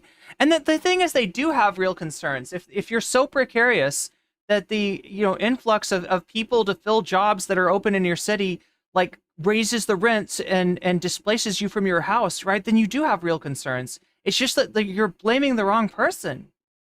The city's sort of lost. He also said that there were, in his mind, claims that there were stray cats missing, and sort of had this idea that maybe Haitians were abused. Like, it almost sounds like there's not enough housing, like, to go around. Animals, of course, city officials have said there's no evidence of that. And Haitian migrants, they're people who are fleeing violence, gang violence in their country. So they were already traumatized when they got here. And I'm hearing that they're just even more traumatized by this back and forth, and are really saddened that former President Trump, someone who they say is seeking the highest office of the land, is really giving any kind of oxygen to what really is a baseless accusation.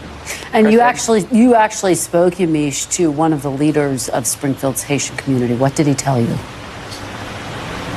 That's right. I spoke to Vilas Dorceville. He only moved to Springfield himself a few years ago, but he's already now an executive director of a community center for Haitian Americans and Haitian immigrants coming here. Take a listen to what he told me about sort of how Haitians are taking in this news. They are scared for their lives. Some of them are asking me, even yesterday I got a friend calling me asking me if he has to leave because he's scared for his life. So another friend told me that it seems that he would have had some family coming to visit him, but it seems that he gonna welcome them in Columbus or Dayton because it is not safe right now for him in Springfield. And I have to tell you, Kristen, there were a number of Haitian immigrants that I talked to who were scared to even go on camera because they're worried that they're going to get harassed. Look, if you've been dealing with like Tyler Oliveira asking you if you like to eat cats, right?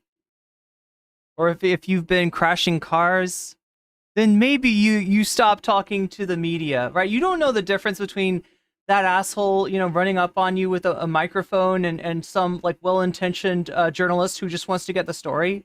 Targeted when they show their faces and tell people that they do not like these claims being spread. The other thing that Vilas told me is that there are a lot of people who want to see their futures and felt welcomed here, and now they're really thinking about moving and leaving and maybe going to Miami or New York, places that have long had Haitian communities. So it really is maybe even changing the population here, and that's something that I think is really heartbreaking for a lot of people, Kristen. Well, Yamiche, it's a fascinating conversation. Great reporting on this story that continues to get so much attention. We really appreciate your being on the ground there to sort through what's actually happening. Thanks for watching. All right, chat. Senator Vance of Ohio. One more video on this, and then we'll move to the debate. We'll take a look at the debate after this. Who has also been watching that debate. Jake was just talking about what it means when a candidate comes into the spin room after a debate. Is that a sign of a good debate or a bad debate in your view? Look, I think with President Trump, it's not a sign of. So yeah, we're going to look at that. Trump went into the spin room. This is not something that a candidate normally does. The spin room is the room where reporters kind of congregate during the debate, write their stories, do what they do. Either, frankly, I do think that he had a great debate.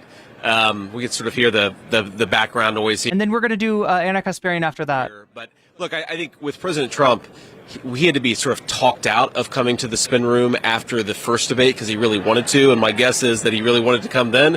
He really wanted to come now. This time it worked out. And look, he loves to talk to reporters because he loves to talk to the American people. He got cooked. I think it's been a consistent. We'll watch this in a second. If his campaign is going anywhere, going into hostile or. Yeah, supposedly JD Vance says something about the cat memes, which I'm assuming we're talking about the same thing here. Friendly media, talking to people, answering questions, and trying to make his case. He's going to keep on doing that, whatever the format. Did tonight go how you wanted it to go in terms of Harris clearly trying to get under his skin, talking about crowd sizes, talking about former officials like John Kelly and Mark Esper and others? I mean, I heard from some Trump advisors who said he took the debate too much. Do you believe that? No, look, I think that what we saw from Kamala Harris was a lot of platitudes. It was a lot of plans that had no real substance behind them and no real precision behind them. And what is most interesting, and it's really the sort of microcosm of this entire race, is Kamala Harris has a record. Donald Trump has a record. Donald Trump is proud of his record and is running to it. Kamala Harris is running away from her record and pretending that somehow her term as president is going to be radically different from her term as vice president, but she can't actually articulate why. And in fact, to the extent that she articulates it at all, it's by running away from positions that she clearly held just a few years ago or even a few weeks ago. So why didn't Trump push her more on that? Because that is what we hear from you every day on the campaign trail, is talking about her reversals. He did not really As a United States Senator, I think the media has a responsibility as an institution that cares about truth to actually take people seriously when they say their lives have been ruined. Talking about it and bring it up. Nobody cared about this until we raised this issue. You talked about Caitlin, that the media didn't care about the carnage wrought by these policies until City Pond are being abducted and slaughtered right in front of us. Oh my God. Okay, sorry. I'm trying to find so they very where he talks clearly, about. meaning the people on the ground dealing with this think that it is happening. And I think that it's important for push something that's not true. Well, first of all, you yourself acknowledged it may be false on Twitter. You still told people to yourself have talked about in recent days about hate, which I was kind of surprised by, I guess. Well, I think there may be some women voters who would have liked for him to answer that question.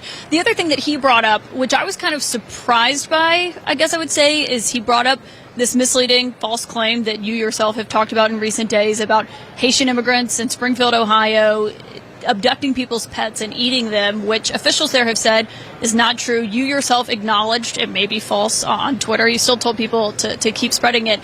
But Trump just amplified it to tens of millions of people who were watching. Why push something that's not true? Well, first of all, city officials have not said it's not true. They've said they don't have all the evidence. They said they have no evidence. We've heard from a number of constituents on the ground, Caitlin, who both firsthand and second. Look, we've seen where these things come from, and it wasn't fucking the right city, and it had nothing to do with Haitians, right? That is that is misreporting. That is a fucking lie that's being drummed around to try to hurt people. Hand reports saying this stuff is happening, so they very clearly, meaning the people on the ground dealing with this, think that it is happening. The people on the ground have been fucking manipulated ever since that bus crash at the very least, right? One incident happens involving a a Haitian person, and then they get this there's this now there's fucking Nazis coming to this city. And I think that it's important for journalists to actually get on the ground and uncover this stuff for themselves when you have a lot of people saying, my pets are being abducted, or geese at the city. Shadowfile says Trump needs to leave the Haitians alone. Yeah. Abducted and slaughtered right in front of us. This is crazy stuff. And again, whether those exact rumors turn out to be mostly true, somewhat true, whatever the case may be, Caitlin, this town has been ravaged by 20,000. It's like somebody saying that a witch who lives on the edge of the town has been eating children, right? People have children go missing, and it's like the same shit. It's a moral fucking panic. How hard is this to figure out, right?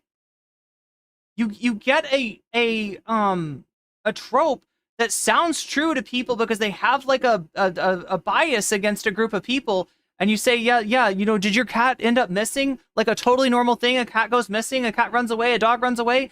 It was probably eaten by a Haitian. That's got to be it. It's the same fucking shit that people have been killing the most marginalized people in their communities over for centuries. It is the scapegoating. It's the same fucking thing. And you'd think that in this day and age, with all this technology, with all this ability to verify information, that shit would have gotten better. Instead, it's gotten worse. It's coming in. Because you have bad faith actors like Donald Trump and J.D. Vance stoking the flames of hatred. Care costs are up, housing costs are up, communicable disease. And also, if you're saying we don't fucking know, then the position should not be like, well, we should start off from a position of scapegoating these Haitians, right? He's talking about, well, it may turn out to be true, it may turn out not to be true. Okay, so you don't know, right? You don't know, so don't rush to judgment. Diseases like HIV and TB have skyrocketed. They're not 20,000 illegal immigrants. Cajun, pay attention to the story. Pay attention to the fucking story. We're not talking about undocumented people. We're talking about people that work at a steel factory that are brought to this town because they have they have jobs open there, and they do have legal status in this country. Pay attention. In this small Ohio town, this is what Kamala Harris's border policies have done. And I think it's interesting, Caitlin, that because I notice when people come in here hot like Cajun Supreme, the common denominator between all of them is that they have a gap in their knowledge. And instead of being like, oh, you know what, this part I don't know. I actually don't know. I don't know what's going on, right? They fill that gap with hatred. They fill that gap with bigotry. They fill that gap with assumptions that the person who is different, that the person that they don't understand is doing the bad thing. The media didn't. And you're also conflating different situations, right? You're conflating Trump's like fucking campaign against undocumented workers with, you know, with Haitians who actually do have legal status here. Care about the carnage wrought by these policies until we turned it into a meme about cats. And that speaks to the media's failure to care about what's going on in these communities. If we have to meme about it to get the media to care, we're going to keep on doing it because the media... Okay, J.D. Vance, I got to point out, he who lives by the meme will most certainly die by the meme. All right, let me case in point, chat. Case in point. All right, you want a meme, motherfucker? You want a meme war? How about this? It's weird to see how many Republicans are freaking out about made-up stories about Haitians eating pets when J.D. Vance, here, let's put this back on the right. There we go. When J.D. Vance has a whole chapter on barbecuing and eating his neighbor's kids in Hillbilly Elegy. Page 144 to 165. There we go. You want a meme? You want a meme, bitch? Let's go. Let's fucking go.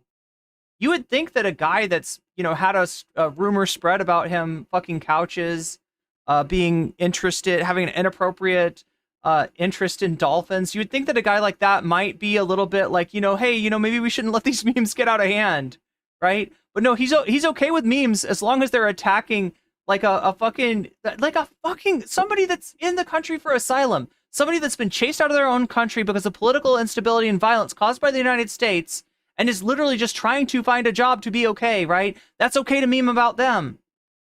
You want to see these memes? You want to see what he's talking about? The memes?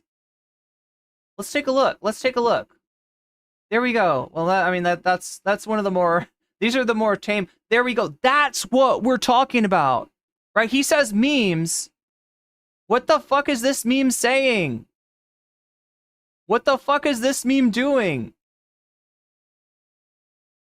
Do you see what we're doing with these memes? Are these fucking memes?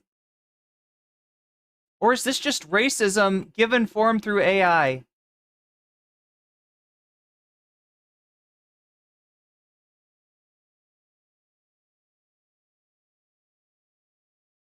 And again, memes, a picture of somebody that's not even in Springfield. We don't even know anything about this dude, right?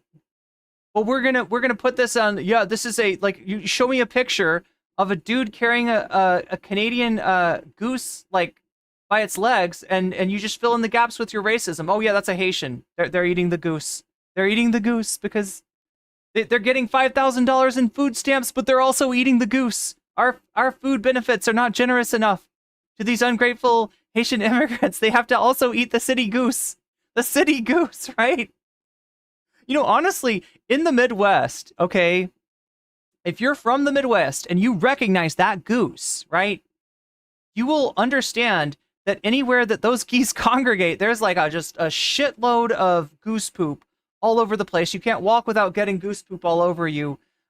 You might actually, if you're from the Midwest, be like, you know, I kind of wish people would eat the geese. You know, we do need something to control these like populations. But again, they just take a picture. Nobody knows who the fuck this guy is. Nobody has actually. Maybe they do. Wait, do we have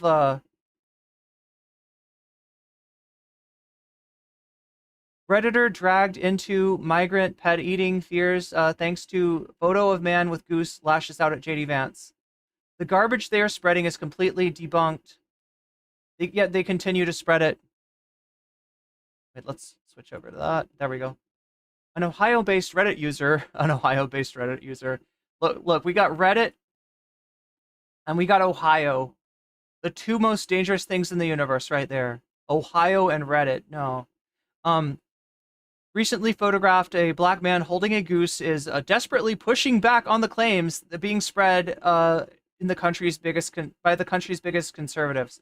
On the morning of Sunday, July 28th, the Redditor It's me you're looking at 4 times, came across an individual holding what appeared to be a dead goose at the corner of Cleveland Avenue and, oh my God, chat, and Taymouth Road in the city of Columbus, chat. Again, I know Ohio geography, and I can tell you that Columbus is on the west side of Ohio and that Springfield is on the east side. So again, like 500 miles between these two cities. In a member of the and probably more by that if you wanted to drive, right? Like the way that Ohio's like highway system works, you don't go straight from Springfield to Columbus, right? It's a whole ass thing. Member of our Columbus subreddit, is it me you're looking at, shared the photo with the group's more than 200,000 users that same day, totally unaware that the image would later become central to misinformation. So somebody just like Googled Ohio and geese or something like that, and they found this, and they're like, oh, look, it's a Haitian immigrant. Oh. Over the past few days, conservatives have rapidly spread the claims that illegal immigrants from Haiti are eating pets, cats, geese, and ducks in the town of Springfield. I want to remind us also that the geese and ducks are not pets. They're wild animals, which the last time I checked is a big part of the rationale for the Second Amendment for people wanting to have guns is like to hunt with, right? In the town of Springfield, evidence for the claims came in several forms, including Facebook, but it's just because like the idea that they're eating, that they're other, they're different, they're from another place, and they're eating, animals that Americans don't eat, I guess, right? Including a Facebook post which had a woman allegedly that her neighbor's daughter's friend had seen her lost cat being eaten by Haitians living across the street. In the post, which accused Haitians of eating wildlife at local parks, was shared alongside the Redditor's image on platforms such as X. So there's end wokeness with this post. A police body cam. Yeah, this is the one we saw earlier of black woman being arrested in Ohio for allegedly eating a cat. Also went viral and fed into the anti-immigrant narrative. Communities are begging city councils to address hundreds of thousands of indigent migrants living on the neighborhood streets, wrote one X user. The Haitian woman arrested in Ohio for allegedly eating a cat, eating a woman's pet cat. I believe that the cat might have been her own pet cat, if I'm not mistaken about the story. But all these claims have since fall apart. The woman being accused of eating a cat was not Haitian and was born in the U.S. She was also arrested in the city of Canton, roughly 172 miles away from Springfield. Police in Springfield also released a statement regarding a Facebook post noting that they have been no credible reports or specific claims of pets being harmed, injured, or abused by individuals within the immigrant community. As previously stated, the picture is taken by It's Me You're Looking At 4 times, was captured not in Springfield, but in Columbus, nearly 50 miles away. Okay, so I got the mileage wrong, right? But still pretty far away. Haitians in Springfield were also granted temporary protected status, meaning they are not in the country illegally. Not in the country illegally. But it all gets conflated. It all gets conflated. Like everything gets conflated, right? This woman, not an immigrant, gets conflated into, not living in Columbus, gets conflated into that. Haitians in Springfield in the country legally get conflated with, supposed Venezuelans illegally in the country in Colorado. Again, we don't even know what the right? You're talking about a whole bunch of people, probably a lot of Venezuelans living in Aurora, right? Of various legal statuses, right? Even with the claim lacking evidence and being outright debunked, Senator J.D. Vance, our Ohio former President Trump's running mate, continued to fan the flames, citing rumors from his constituents. In the last several weeks, my office has received many inquiries from actual residents of Springfield who've said their neighbors' pets and local wildlife were abducted by Haitian migrants. Vance said, "It is possible, of course, that all these rumors turn out to be false, but we're still going to fill in the gaps with racism," says Vance. No, that's what he said unconsciously, though. Vance, like many other prominent conservatives, further responded by shifting the goalposts. Oh my God, yes, they did. And arguing that the influx of migrants to Springfield were causing the issues, regardless of whether the pet-eating claims were true or not. The Redditor responded with shock and an updated post on the image had become a focal point of the latest cultural war talking point. Apparently, my picture has been hijacked by right-wing media. They wrote, this was not taken in Springfield. It was Cleveland Avenue in Columbus. In remarks to the Daily Dot, it's me you're looking at. Is it me you're looking at 4 times? Who declined to provide their real name over harassment concerns, expressed anger at the senator, adding fuel to the fire. I think it's awful that right-wingers, including Ohio's Republican senator, will take a random picture from the internet and use it as a weapon to further their agenda. That's what we're seeing. That's what we're seeing. A little, like a picture that's then, decontextualized and recontextualized and used to stoke hate against a vulnerable community. The garbage they are spreading around has always been completely debunked, yet they continue to spread it. The Redditor also noted that there's no evidence whatsoever tying the man in the photograph to Haiti or evidence that he planned to eat the goose. Still, the rhetoric regarding Haitians in Springfield has only amplified, at least for the moment, and has become a primary talking point amongst conservatives ahead of the 2024 presidential election.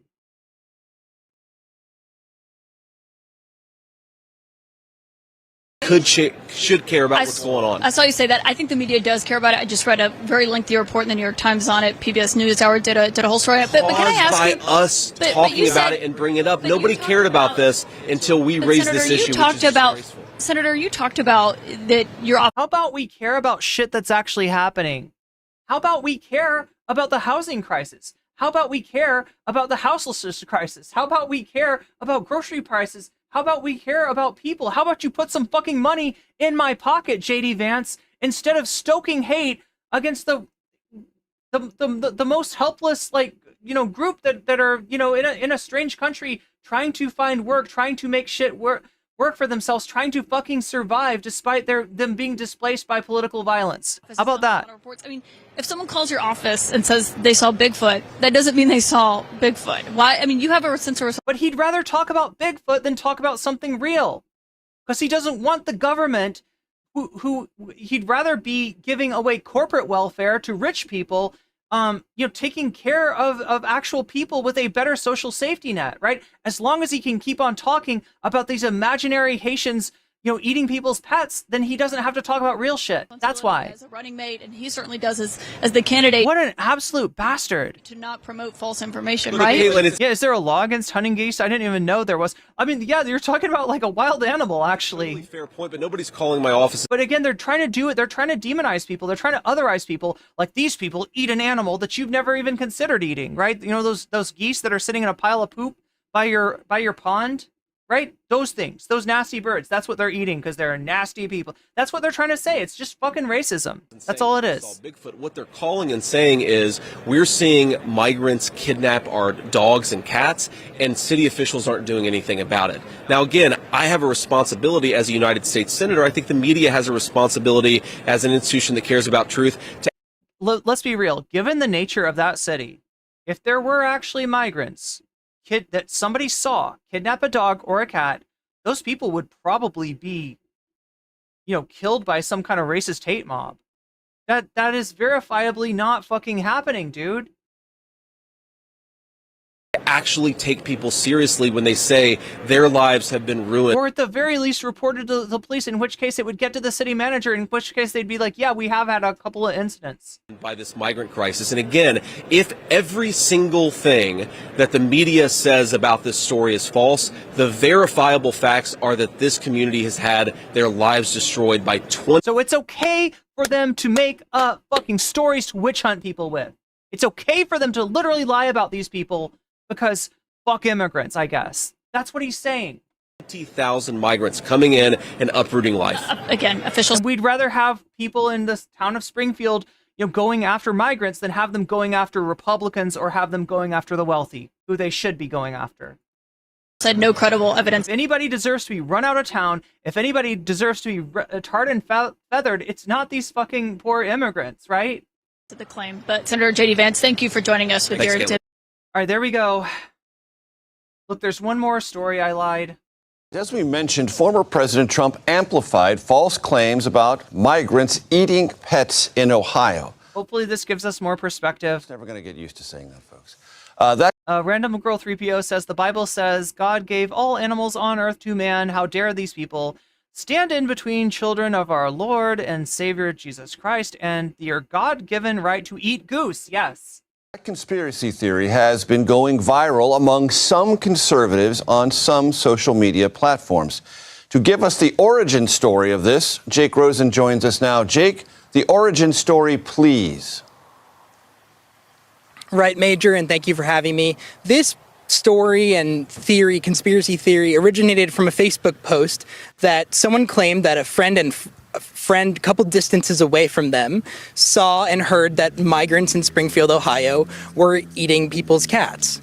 Raven Favel says these people know nothing about Ohio. You can tell by their lack of understanding of like the geography of Ohio, right? They're conflating things that happen on the west side of Ohio with things that happen on the east side of Ohio. Now, if you're talking about a state like New Jersey, that's not too far apart, right? But when you're talking about Ohio, Ohio is a big fat state. Ohio is thick. That was then shared as video was then taken out of context from other parts of the internet, like you just mentioned, that woman who was having the mental health crisis, and was paired and spread like wildfire yesterday. Look, to put it in terms of brain rot and combine two brain rot terms, Ohio is GAT. Across the internet, we saw people like Laura Loomer, the conspiracy theorist who is aligned with Trump and was with him yesterday ahead of the debate. It was shared by J.D. Vance. And Skibbity. And it was shared by other people on the right-wing ecosystem, not just on Twitter, but across the far-right internet spectrum. And from that point on, it ended up on the debate stage where former President Trump mentioned it, even admitting to the crowd and to Kamala Harris and the moderators that he heard about it. Raven Fable says, thank you for the shout out, hun. Hey, I do read chat occasionally. I try to read. You got the Ohio Riz. Yeah, I try to read it a lot. There's three chats for me to read right now. Someone who told them it was on television. So, as you and I have covered, as these lies across, whether it's the election interference cases of 2020 that are unproven and not true or something like this, when the scene is set and the kindling has kind of been scattered let's be real. Trump is somebody that you can correlate with the advent of fake news, right? He's the guy that always says fake news, right? Any story that's inconvenient for him is fake news, right? Anything that he's done, anything that he's guilty of, anything that he should probably be investigated for, but won't be investigated or would not be investigated while he was president because the Republican Senate is under his thumb, right, is fake news. But in the reality, where that term comes from was pro-Trump stories spreading on Facebook, right? In other words, fake news is what got this jackass elected. And he's still riding that fake news pony. Trump talking about migrants, bringing in crime across the country, bringing in disease, ruining the social fabric of our country, like he said last. Poisoning the blood, as he said. Right. Does Ohio have a state phantom tax? Yes. That stage is set. It's very easy for something like what we saw yesterday on the debate stage to happen, to not just Donald Trump, but to be spread again to the millions of people. Now, he says that they happened to him. That's giving him so much benefit of the doubt, right? What this reporter is doing is making the assumption that Trump is a gullible grandpa that saw this meme on Facebook or on Twitter and was just like, oh, they're eating the cats, they're eating the dogs. I don't know about that. Trump's a racist piece of dog shit. As Kamala pointed out, this is a guy that took out a page ad to argue for the death penalty for verifiably innocent individuals in the Central Park 5 case, right? There was the perpetrator of that crime confessed. We know who did it. It wasn't the Central Park 5. Motherfucker took out a half-page ad in the newspaper to try to get innocent young men killed, executed, right? Yeah, no, I'm not going to give him that credit. I'm not going to say that, oh yeah, he didn't know. He probably believed it was true. He does have that fucking Twitter brain rot, but like, fuck knows. Who were watching? Do you think he cares? Watching that debate. Jake, I want to ask you about the debate preparation because I talked to a senior Trump advisor yesterday who said, I'm a little nervous about all the people on the plane, all the people who are bending the former president's ears. I'm afraid there's going to be too much. Yeah, you think he's maybe surrounded by groypers? Possibly. In his direction, and he may latch on to some things that are not. This is a guy that had Nick fucking Fuentes and Kanye West over for dinner. Mildly strategic. Do you think that's part of what happened with this particular viral that plainly untrue and fantastical story that ended up as fodder in a presidential campaign debate? Well, it certainly could have been, like I just mentioned, Laura Loomer, a conspiracy theorist on the Trump alignment, really, of the Republican Party, was hired and then not hired by the campaign a couple months ago when Donald Trump really was still in the primary phases of the campaign. She was on the plane with Donald Trump yesterday and was with him again as he Matt Gaetz commemorated the 9/11 anniversary. She's someone who shared yesterday after the debate that Kamala Harris had an earpiece in and falsely suggesting that her earrings had an earpiece built into them. Again, another completely untrue thing. Oh God, they're coping so hard about this. But it's people like that who have been they are coping so hard about this into the former president's orbit. People like Matt Gaetz, who in fact, I believe that cope is one of the possible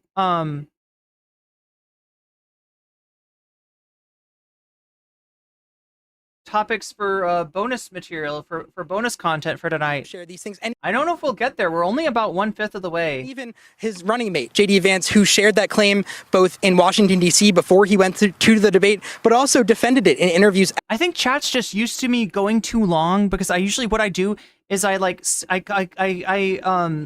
off more than I can chew. I set out to cover like X number of topics. And I think like this topic will take 30 minutes, this topic will take 1 hour, and then I'll be ready for the last topic, which will take 2 hours. And I'm like, yeah, that's a decent stream, and then we'll have time for bonus content. But what actually happens is I end up going 7 hours just covering the regular stuff. So chat's like, yeah, we got 7 hours.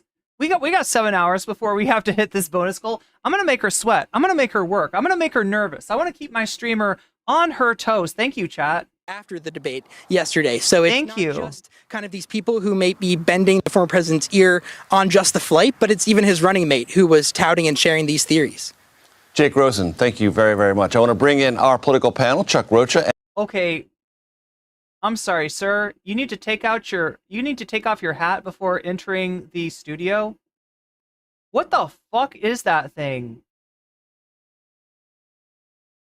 I don't know if it's just that hat doesn't belong on that man, or if it's that hat doesn't belong in the century. I'm not sure. And Kevin shared it. Maybe it's the combination of the hat and the glasses that I don't like. I'm reacting badly to this, chat. Chuck, as you might remember, Democratic strategist. I'm tempted to be judgmental about this man and his hat. Senior advisor for Bernie Sanders' 2020 presidential campaign. Kevin, former... Wait, which is the Bernie Sanders guy? Spokesperson and former senior advisor. That's got to be the RNC guy, the hat guy. Mitt Romney's 2012 presidential I guess we'll find campaign. out. Wow, the whole pets. Major Garrett. Okay, the dogs, the cats. Actually, I love how he blows that. Oh, wow, that sounds really good on my mic, right? Understand it, and the Trump campaign tried to mount some fantastical defense last night linked to a Federalist story that actually talked about someone watching someone in Springfield, Ohio. Oh, no, maybe it was Columbus, Ohio. They can't be quite sure, carrying a geese down the street. Please just tell me which one's the Bernie guy. That has somehow part of this origin story. That's all I want to know. Where are we with this nonsense? Well, there is such a much better example if you wanted to make the... Please, tell me who this guy is. Too many migrants in Ohio overwhelming that town. There's 20,000 of them. Oh, that's the RNC guy. The Bernie guy is in the hat. Oh my God. 60,000. That's what JD Vance. Like, he just seems like some dude that's from like New Jersey, and he took a vacation in Texas, and he went to a hat store, and he was like, "Oh, this one's fucking sick," and he was like, "Do I look good in that?" And the hat store people were like, "Yes, yeah, you look amazing in that hat. This hat was built for you." He's like, "Thank you so much. Oh, I finally found my perfect headpiece, my perfect accessory." It's like, has been saying. Donald Trump did not need to latch on to this last night. You can tell he's a Republican, chat, because that tie is a double Windsor. And we just had a conversation. It's the classic Republican tie. Governor of Ohio about classic Republican knot. It's a real issue. I'm not denying it's a real issue. I'm saying it's a real issue that needs substantive evaluation. A real student was killed on a school bus. A real student was killed on a school bus. Therefore, they eat ducks and cats. Yeah. Hit by a migrant who was driving illegally. That's a real issue. That's something that the town is grappling with. Yes, fucking automobile accidents are a real issue. Thank you for figuring that out. You're so damn smart. Yes, that's true. Automobile accidents kill a lot of people. Holy shit. What, it just dawned on, wow. No, but he thinks there's something special about that. Like when it was like a Haitian driving, it's like it's different. It's different than than the millions of fucking Americans that are involved in automobile accidents, even fatal ones. Yeah, it's totally different because this person's from Haiti. Questionably. And I don't know why he sounded more like he was talking to a right-wing podcast. Hank Becker's head would be swimming in that hat. Last night, one of my favorite podcasts. Oh, that's right. He has a small head. Podcast, but that's not the audience that you are looking for. You're talking to a okay, Bernie guy. You got to come through. You got to come through for us, Bernie guy. Voters, right. That's who you got to go straight at. I want to dig in on that just for a second. I promise I'll get to you, Chuck, because last night... No, get to Chuck. As the debate... I want to hear from Chuck. Chuck is the most interesting man in the room, if not the universe. I felt like I was listening to Donald Trump in a... I'm sorry I insulted your hat, Chuck. A silo, a place where he feels protected, invoking names of fellow conservative Trumpist travelers in the media. But that's not the... Yeah, he was like Sean Hannity and Laura Loomer said. They're already the converted. They're already with you. Yeah, he is Laura Ingraham. He also used Viktor Orban. Fact check something. Look, whatever We're you talking think about of world leader Viktor Orban. Okay, he's already on the bus. I think he was flustered. I think he was... He was flustered, and it was beautiful. Pummeled by Kamala did a great job. 3 people. And he did not... Yes, it's the moderator's fault. Oh my God, Chad, I forgot. It's the moderator's fault. Yeah, car accidents aren't cured. Thanks, O'Biden. Exactly. I have his best instincts last night. Did not have probably his worst debate I've ever seen him do. But if he gets a second chance, if they actually commit to another one, they're going to have to look long and hard at who moderates. Maybe you can do it. Who knows? Chuck Rocha. I'm just thinking about poor... Come on, Chuck. Jake out there in Ohio getting a... He's not from New Jersey. That man has a southern accent. Oh, last night being like, hey, Jake, can you run over to Ohio? You think it's a real one? To see if This is the best accent I've heard in a long time. Immigrants over there eating dogs and cats. Poor Jake. Anyway, he did a great job. Is that real? Chad, I can't tell. He doesn't look like he's southern, but he could be. I don't know. I'm not the Southern police. On report. I'm not the expert on all things country. Look, what you just heard here is spin, and that's normally what... This guy is so cool. That's accepted in this business. I'm sorry I insulted your hat. Who's actually got somebody ready for a presidential debate. This is the most interesting man in the universe. I've been backstage. I've been with them. I've been sequestered and said, here's the questions that are going to... We get sequestered over there. We do that. We do the debate prep when we sequester ourselves, prepare the candidate for the debate to go in there and tear Donald Trump's head off, figuratively, of course, not literally. We're not espousing any sort of violence or anything like that. We don't want a hair on that sweet man's head to be harmed. Let's make sure we got... I love this guy's accent. It's so good. It's so good. What you saw was a master... Did you feel like the debate format was fair? I feel like it was more than fair, Ethan. From an old Mexican redneck like me who was sitting at home going, oh my God, she just answered the question the way she's supposed to answer the question, which is say what you want to say, no matter what the question is. That's if you're Republican or Democrat. Yeah. But then she would go... Here's the deal. If this man starts a cult, I'm joining, okay? I'm not much for cults, but if this man ever starts a cult, sign me up. Step further and go, like I said, most interesting man in the universe. When Donald Trump would have a chance to do this, he writes a book, I'm buying that book. And say, let's talk about the immigrants, let's talk about this thing, let's talk about policy. If he's got a podcast, I'm signing up for the podcast. Hell, I'm going on the Patreon. She would bait him. I don't have the money to pay for somebody's Patreon stuff, but I'm doing it anyway, chat. I'm going to make that shit work. This guy is so interesting. Small hands, or you got a little crowd, or let me talk about where you went to school at the Wharton School, and he would take it every single time. He took the bait. Oh my God, now I'm talking like him. And as a strategist, that's exactly what... Now that does sound like a little bit of a Texas accent. My kinfolk, they're from a different part of the South, not Texas, but... No, Chad, I don't. My Southern accent is fake as fuck, but I've been around a lot of Southern people, including some family members, including some Texans, actually. What you want to happen, Kevin? Democrats are feeling pretty good. You felt very good after a 2012 debate. You felt really good. Oh, I bet you felt good after that Biden debate. The first one. Yes, Major Garrett. Yes. Gathering. Oh yeah. It can be ephemeral, right? Mm-hmm. Not the second one. Right. The second one's a little less ephemeral, isn't it? Yo, chat, we're closing in. Here's the deal. All right. Kamala did have a honeymoon. She had like a grace period. She coasted for weeks and weeks and weeks. And Donald Trump didn't do anything to stop her. He wasn't actually doing any real campaigning.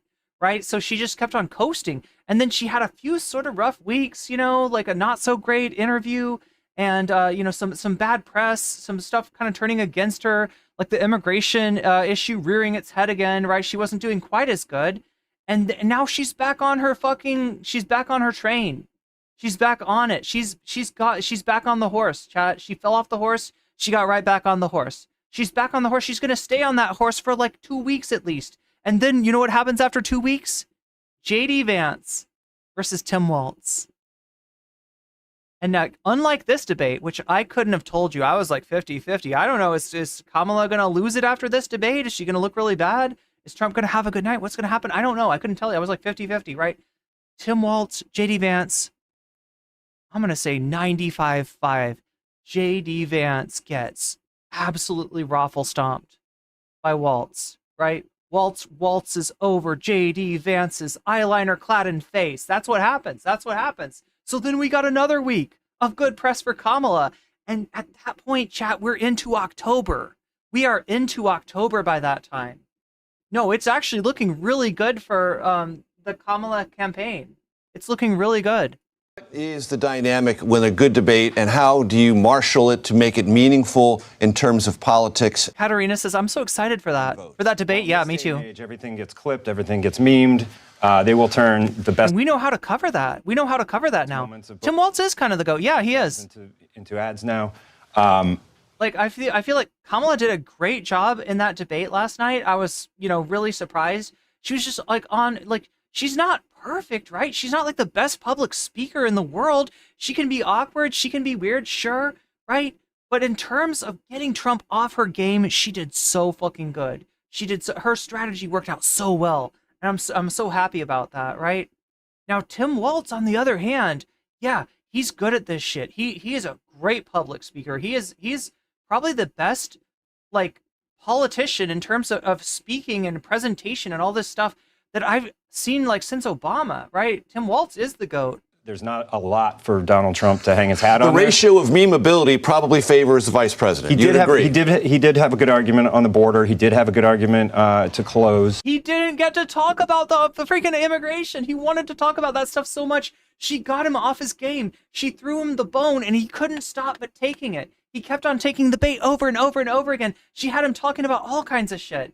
Like, she had him denying the 2020 election. She had him defending his crowd size. It was so good. So incredibly good.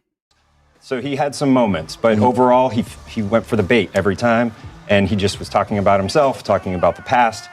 Ethan Pacheco says, see ya in November. I'm not sure if we'll see you in November. Right? I'm not sure how close it's going to be at this point. Trump needs something to break for him. And, like, he's got the worst vice presidential candidate you could imagine. Like, he's not doing well. The more irritated he gets, the more angry he gets, the worse he is at campaigning. I don't know how Trump turns this around.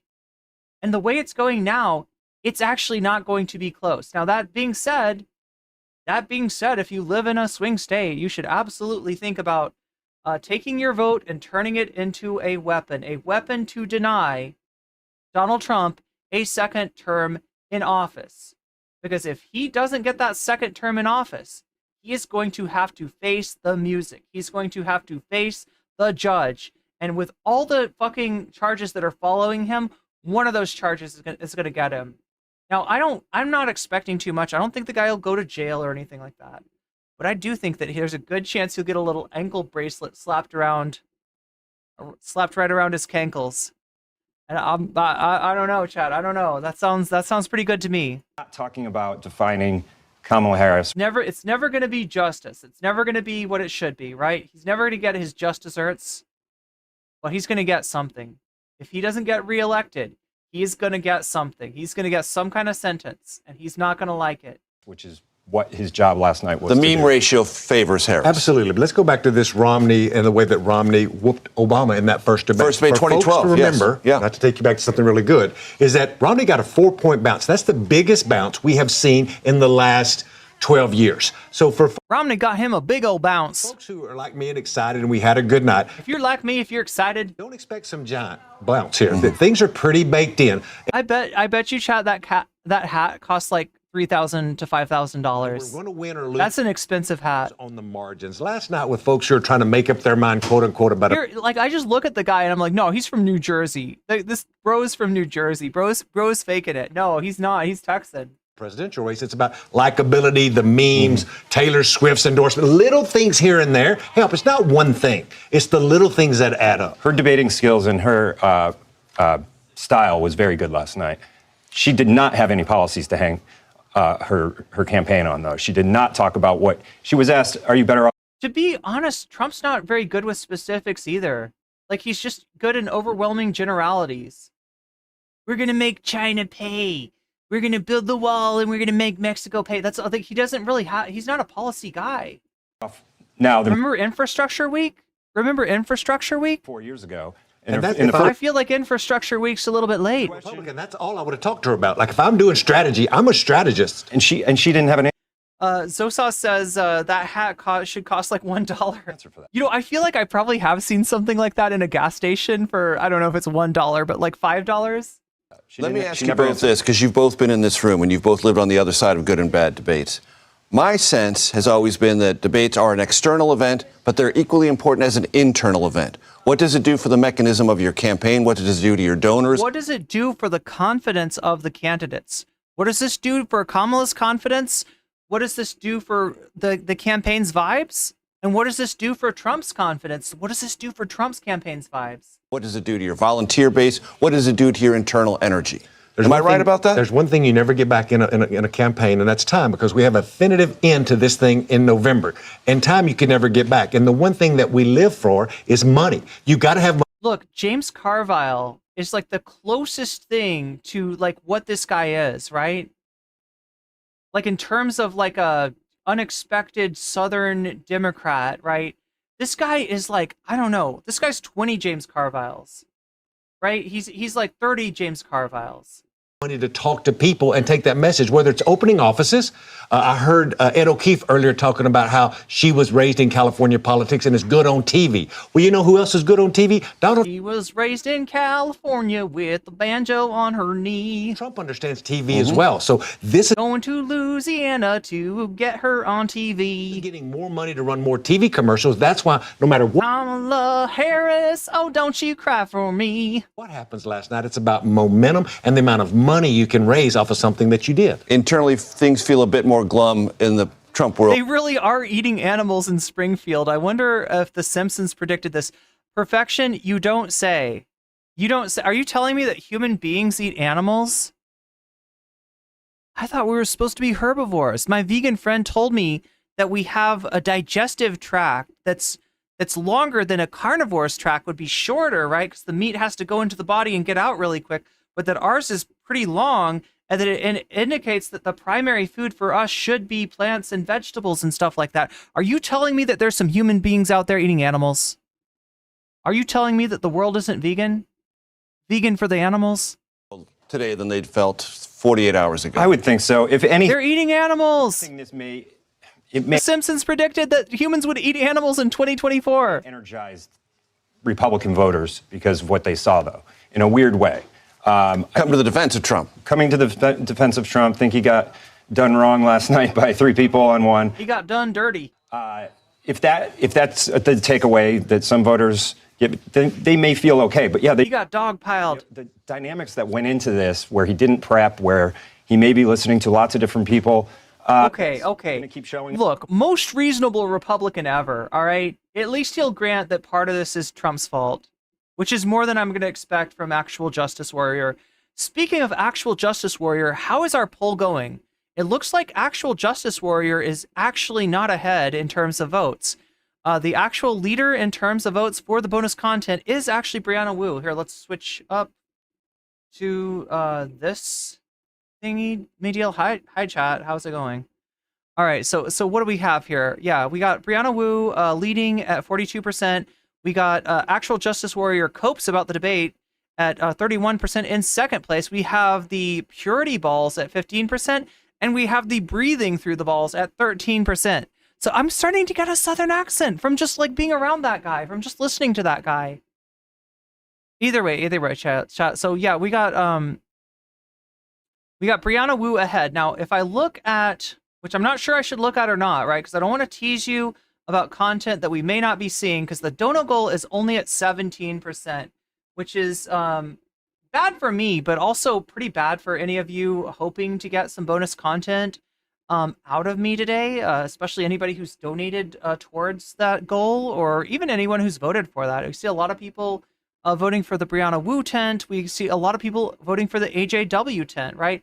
So now if I do take a leap of faith and assume that, like, as late as the stream, yeah, we're at 5 hours into the stream, chat. Don't expect like too many more hours from me. We are coming down to sort of close to the end here.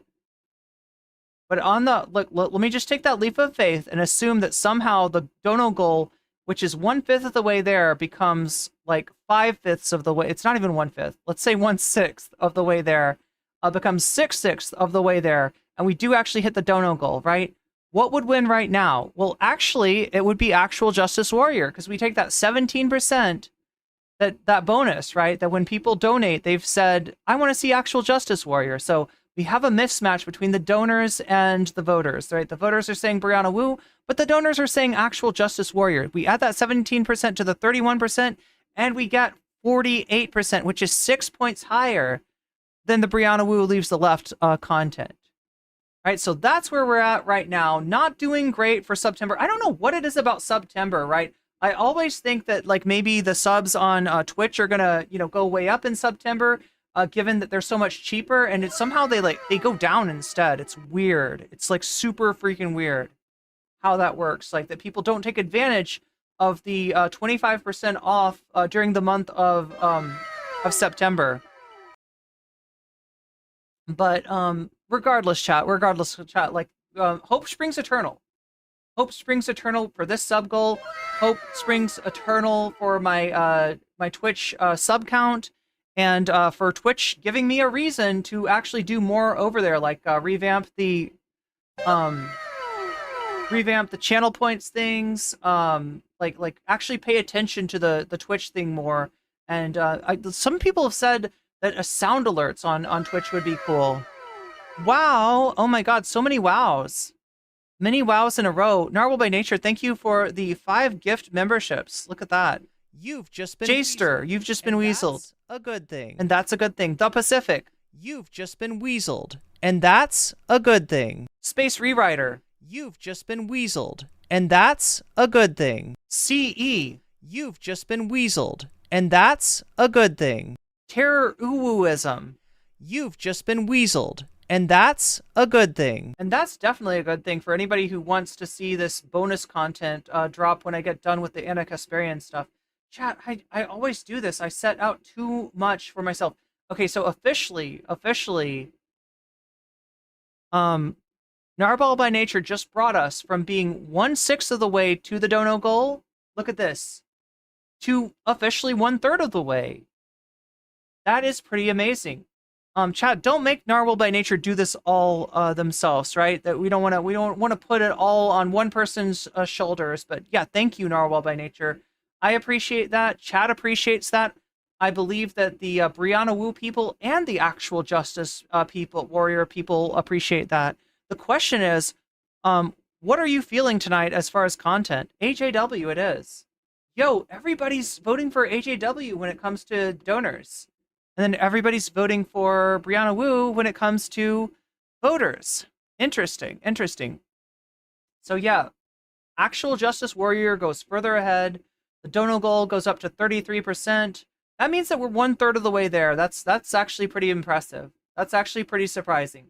So there is some chance that we hit this dono goal tonight. I don't know, chat. What do you think? It's entirely possible, as long as people don't like put it all on Narwhal by Nature, because one person cannot by themselves carry a sub goal. It takes a village, as Hillary Clinton once noted. It takes a village, and hopefully that village is comprised of people on both YouTube and on Twitch. So things are looking better. Again, remember, when you donate, let me know in the chat which of these topics you want to see next, just like Narwhal just did. And I'll be happy to put your money where your mouth is and actually increase the the score of the topic of your choice. So what happens is we add the plus thing that's on here, like that's on there or on there, depending on if you're watching shorts or you're watching the regular thing. I add the plus value from people donating to the poll over on the full scale stream on YouTube, which if you haven't voted already, you should go ahead and vote for that. Even if you're in shorts, you can go over there to the full scale stream and you can vote for these topics, right? We got Brianna Wu Leaves the Left. We got Purity Balls, kind of like daddy-daughter dating weird stuff, right? Creepy right-wing stuff, right? We got Breathing Through the Balls. That's more creepy right-wing stuff, but more related to NoFap and semen retention. And then we got Actual Justice Warrior Copes about the debate at 33%.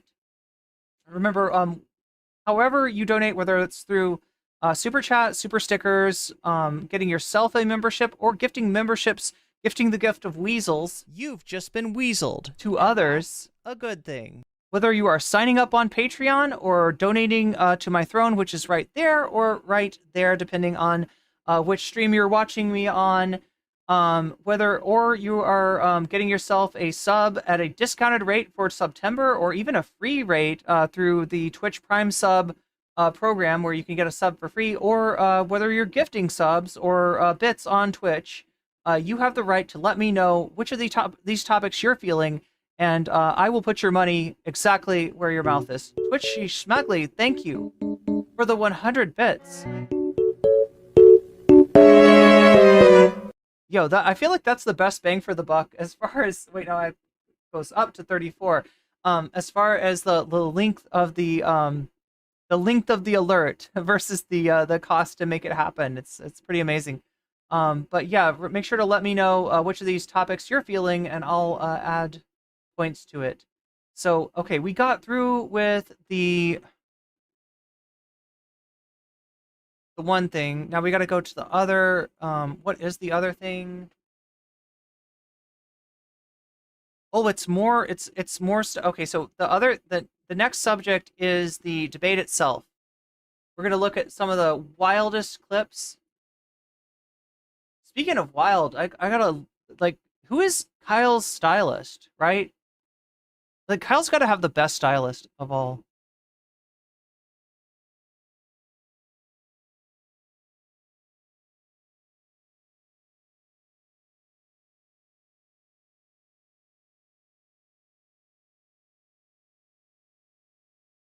Wildest clips from last night's debate. Kamala versus Trump.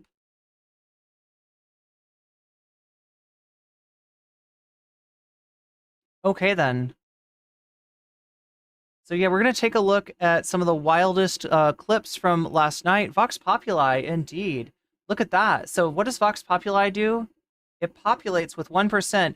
And that 1% means that this 33% for Actual Justice Warrior Copes about the debate goes down to 32%. That's how it works. It's actually like it's a minus, whereas everything else is a plus. So it makes the voice of the donors a little bit less strong, and it makes the voice of the voters a little bit more strong. Again, if you haven't voted already, head over to nocommentchick on YouTube, right? The full scale stream, that's where you can vote. And you can go over there if you're in another stream. If you're on Twitch or you're watching me on Shorts, feel free to go over there too. All I ask is that you leave a like while you're there, because that helps me out a lot. So we're gonna do a little bit of coverage about last night's debate. We're gonna watch Kyle's compilation of the wildest clips that we've got, and then we're gonna take a look at what happened when Trump tried to cope, when Trump went to the spin room, and he kind of got cooked. And then he talked to Sean Hannity, and he might have gotten cooked again. I don't know, chat. We'll find out. Let's see what Kyle's got for us first and foremost. First and foremost. So far about the debate, we've discussed my general breakdown, winners, losers, the theme. Aaron James says, yeah, Kyle does have the best stylist. If you want to look like Eminem, good point, Aaron. And vibe of Did I go over Anna yet? No, that's next. The entire thing. I'm late, Chad. I'm late to the. I'm taking way too long. And I'm giving you way too much content today, but it's because I have faith in you. I have faith in us to hit that dono goal. No, it's actually just because I have terrible time management. They're eating the dogs. They're eating the dogs. They're eating the dogs. They're eating the cats. They're eating the geese. I showed that clip. And only Trump can save your dogs and cats and geese. He'll go. I love the one thing that I appreciate about the memes, the cursed AI memes that the Republicans are making on probably Grok, if I'm guessing, is the idea that Donald Trump, noted germphobe, is going to touch your cat, is going to touch your duck, is going to go in and at personal risk to himself and save your animals from these hordes of evil immigrants that are trying to eat them up. Right? The idea that Trump is gonna, jump in and like put himself at risk for anything and put himself in danger of getting duck germs and cat germs, and like this guy famously hates dogs. I don't know how he feels about cats, but he doesn't seem like much of a pet person. And yet in all the memes, he's in there, saving the pets. We showed the Kamala cooking Trump on abortion clip, Trump denying the 2020 election. I have concepts of a plan when talking about healthcare. Wait, is there another Kyle video about? I just want the clip compilation. Kamala calling Trump a criminal to his face. So these are the clips that we covered in separate segments. You can go check those out if you haven't seen those yet. But now I want to get to the most insane moments. That's what we care about. So what I just described. We care about the Hannibal Lecter moments, Kyle. Other moments that deserve their own clip. But there's a lot more that I want to show you. So a bunch of insane moments. Let's start with this one here. This is from the insane clown president. Trump basically getting cooked by the moderators on some nonchalant shit. Watch this. Those 6 justices. So this is when people claim that Trump was unfairly treated. This is probably what this is about, right? He got fact-checked on a few issues. There is no state in this country where it is legal to kill a baby after it's born. Madam Vice President, I want to get your response to President Trump. Well, as I So look, the right-wingers were melting down, and they were really, really pissed off about this. That there were a few moments where the moderators had to jump in, make a quick correction, and then move on. But look, man, don't say insanely inaccurate things if you don't want to get fact-checked. Like, oh, but they're fact-checking him and they're not fact-checking her. Because he told 10 times, 20 times as many falsehoods. So yeah, they actually counted. It was 30 times, actually, right? The people that counted up the lies, they had her down for 1 lie, and they had him down for 33. Right? Understand, there are some things which are just true. Then there are some things that are like sort of in a gray area where, yeah, it might be half true and half false. There's a grain of truth, but it's mostly false, or it's mostly true, but there's a little bit of it that's false. There's all this gray area. And with the moderators, look, when it comes to the concept of a plan was so good. Yeah, it was so cringe. It cost Trump the presidency. You think so? Stuff that's true, they're not going to interject. When it comes to stuff where there's a massive gray, he probably hates cats because they care about consent and boundaries. They're not going to interject. They only interject when you say things like, Democrats murder babies in blue states. Democrats support infanticide. Democrats support post-birth abortion. Yeah, if you say that, of course they're going to have to come out and say, it's not legal to murder babies. Well, now, he says of course, but a lot of times they don't do this. In the previous debate, there wasn't really any fact check. So they're kind of reacting to what happened in the last debate. They're like, okay, let's check facts. In this country. Of course they're going to have to say that. And by the way, just to be clear, when Trump brings this up, what is he referring to? Now, by the way, he misspoke and he said, the governor of West Virginia, the last governor of West Virginia said it. We got him on video. It was not the governor of West Virginia. He can't even get the facts correct with his fake news stories. They're both fake news stories and the facts are wrong in the fake news story. Like, unbelievable. But anyway, it was the former governor of Virginia, Ralph Northam, and he cites this completely misleadingly edited out of context clip where they make it look like he's saying it's okay to execute babies after they're born. In reality, if you look at the full context of the clip, what he's saying is in a situation where there is a fatal defect in the fetus and they're not making it and they're dead, in that instance, yeah, then you have a late-term abortion effectively. That's what he's talking about. They lie and pretend like Democrats are pro-infanticide. The Democrats have some special thing with like, yes, can we like I don't know, they want abortions to happen, that they're pushing abortions to happen, that they're even like, yeah, well, I mean, like the baby was just born, but I mean, it's close enough. Get the doctor in here. Which is an insanely libelous, freakish lie. So they're mad at the moderators. No, be pissed at yourselves for spreading misinformation so vociferously to the point where all of you fucking idiots believe that Democrats want to murder babies after they're born. Do you realize how insane you sound when you say things like that? It's preposterous. One more time. Justices. There is no state in this country where it is legal to kill a baby after it's born. Madam Vice President, I want to get your response to President Trump. I love how deadpan that was. That literally is, that has the vibe of a teacher correcting a rowdy student and just moving on right away. You know, total deadpan, pure facts, move on. Or like a mom berating her kid and then moving on when they do something egregious. That's what that felt like. All right, so there's one. Yo, now I gotta point out, my mom did not move on. She did not move on. We got punished. Let's get to the. She'd keep yelling at us on race. So look, this. She would just like get in a mood, basically, right? You had to be really careful. Like you do something, that's breaking the rules. My mom, she just gets in a bad mood and she stays that way. This one is particularly funny because it's very clear that Trump was told by his advisors, do not take the bait on race. Don't bring up her race. No, they told her, I'm guessing they told him not to. They knew that she was going to do this, right? They knew that the Kamala campaign had been noticing. They'd been doing this in the back and forth in the campaigns too. Like the things that they would say, the things that she would say, were things that were designed to kind of pique him and get a response from him, and the response makes him look bad, right? So they knew that she was going to do this to him in the debate, and they warned him about it, and he could not help himself. And also, like, I think he kind of low-key thinks he knows better than his campaign staff. It says my mom was kind of similar. I think she had unaddressed OCD. Don't mention it. People don't like when you do this. When you went out there at a black journalist event and you said she became a black person, she wasn't a black person, then she became a black person. That backfired.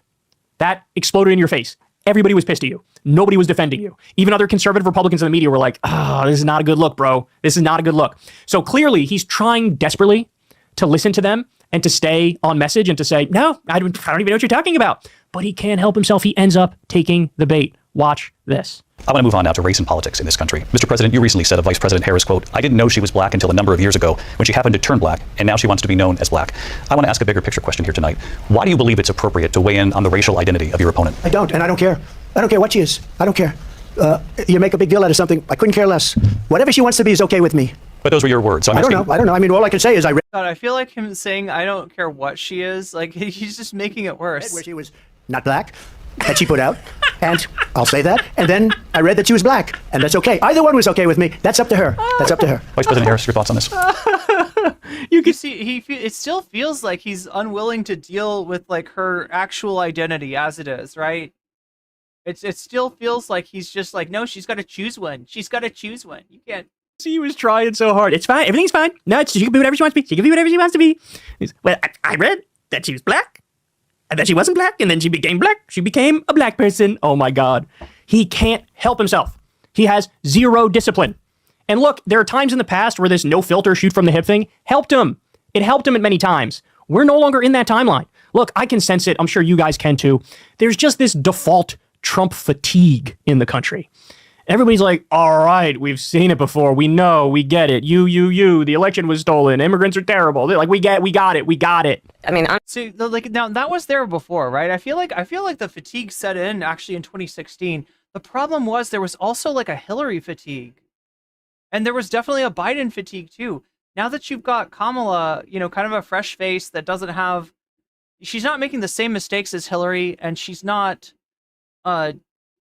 failing in the same way that Biden is. Now you just see the effect of the Trump fatigue by itself, and it's bad for him. I think it's a tragedy that we have someone who wants to be president who has consistently, over the course of his career, attempted to use race to divide the American people. Oh.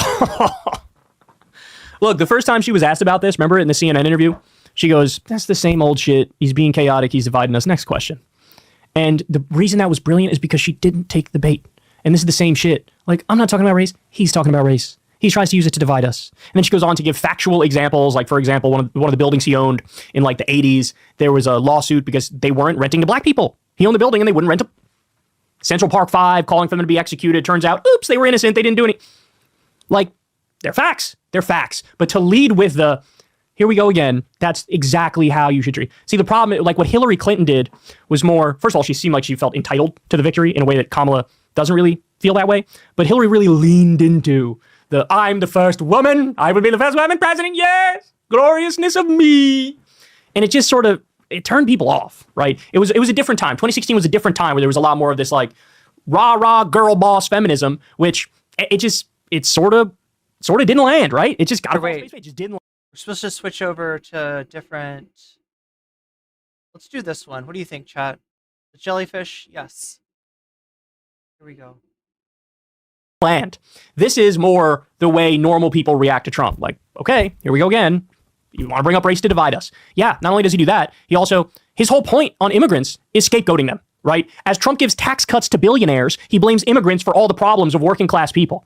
No, the problem is the fucking tax cut you just gave to the billionaire. That's the problem. The problem is you didn't do universal health care. You didn't raise wages. You outsourced jobs when you said you wouldn't. That's the problem. The problem is not somebody with less money and less power than you that's just trying to get by and do the best for their family.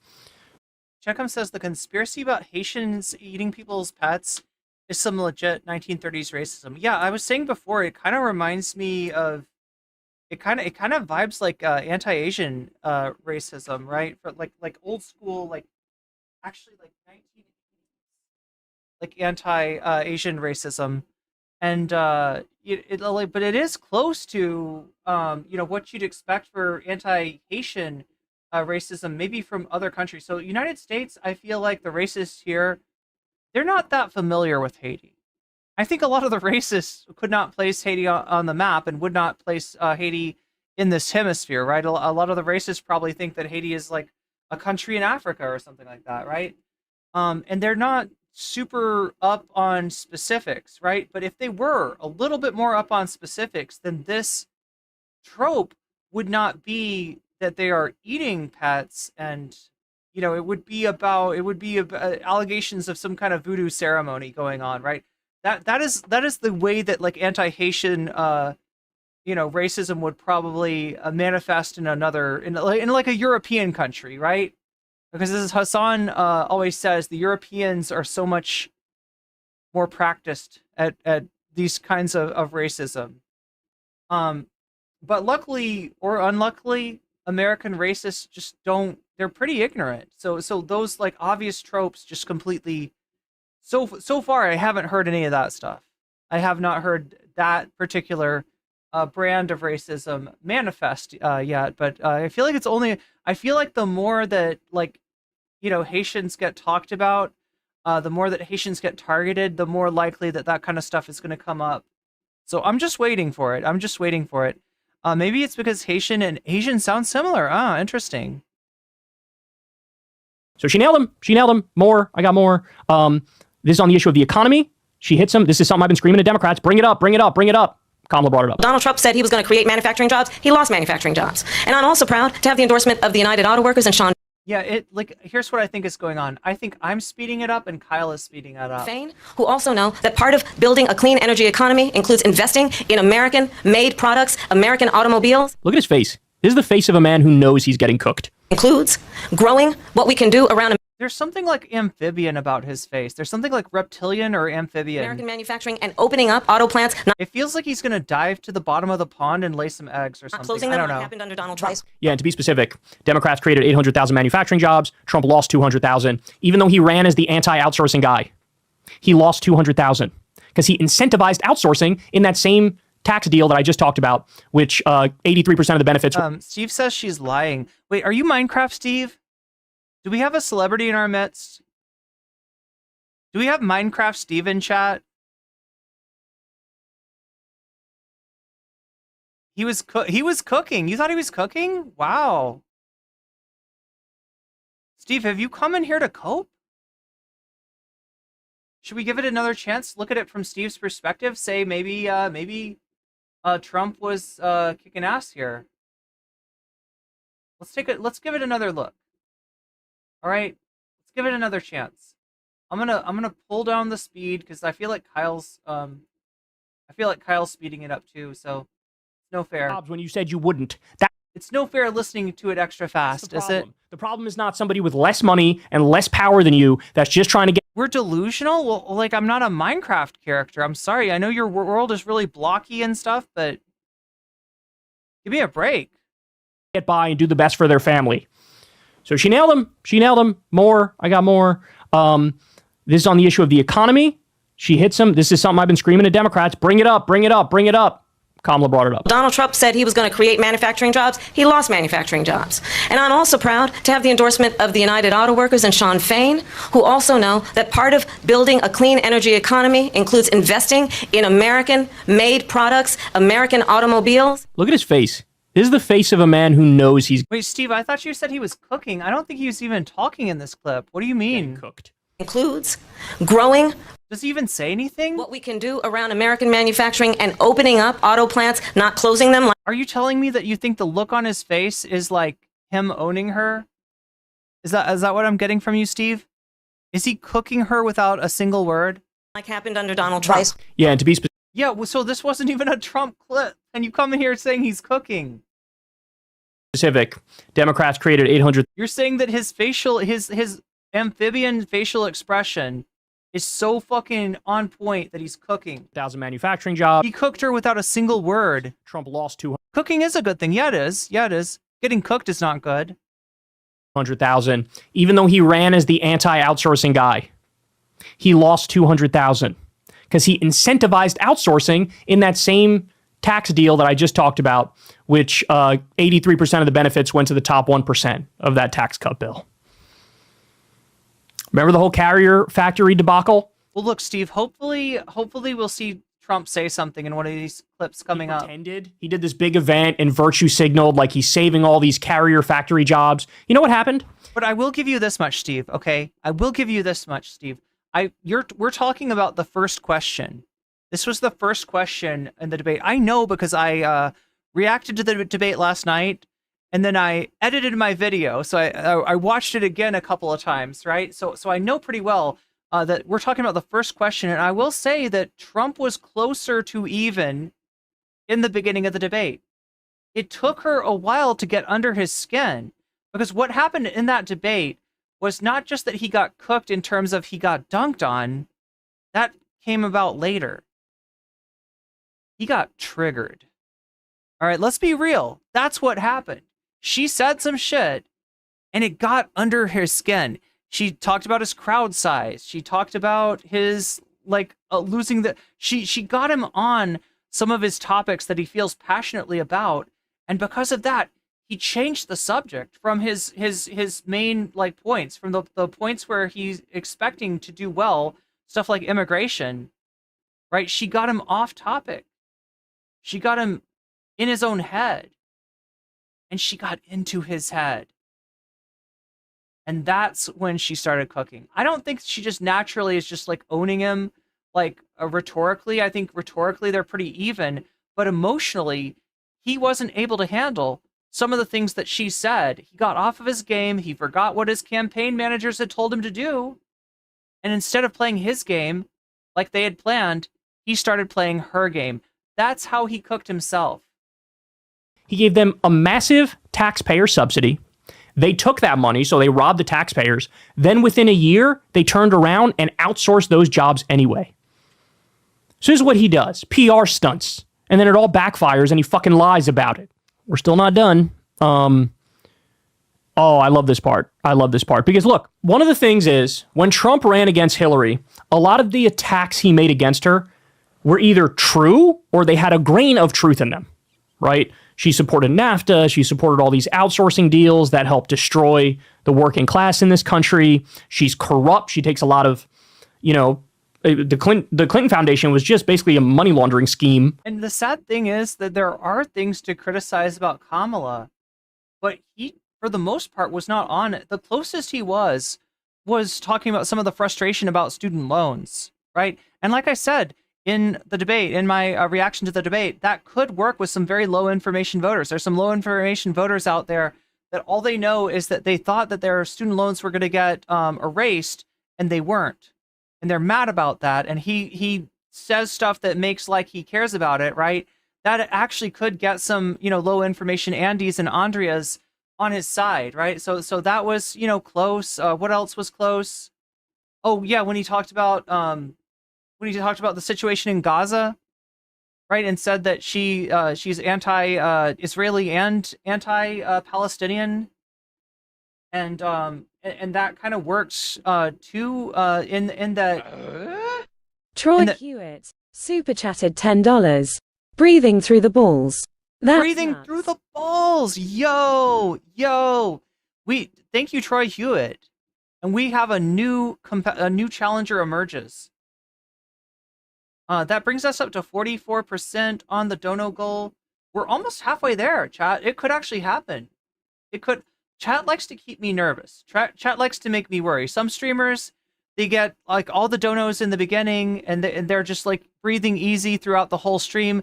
The chat likes to keep me on my toes. But yeah, thank you, Troy Hewitt, for the super chat.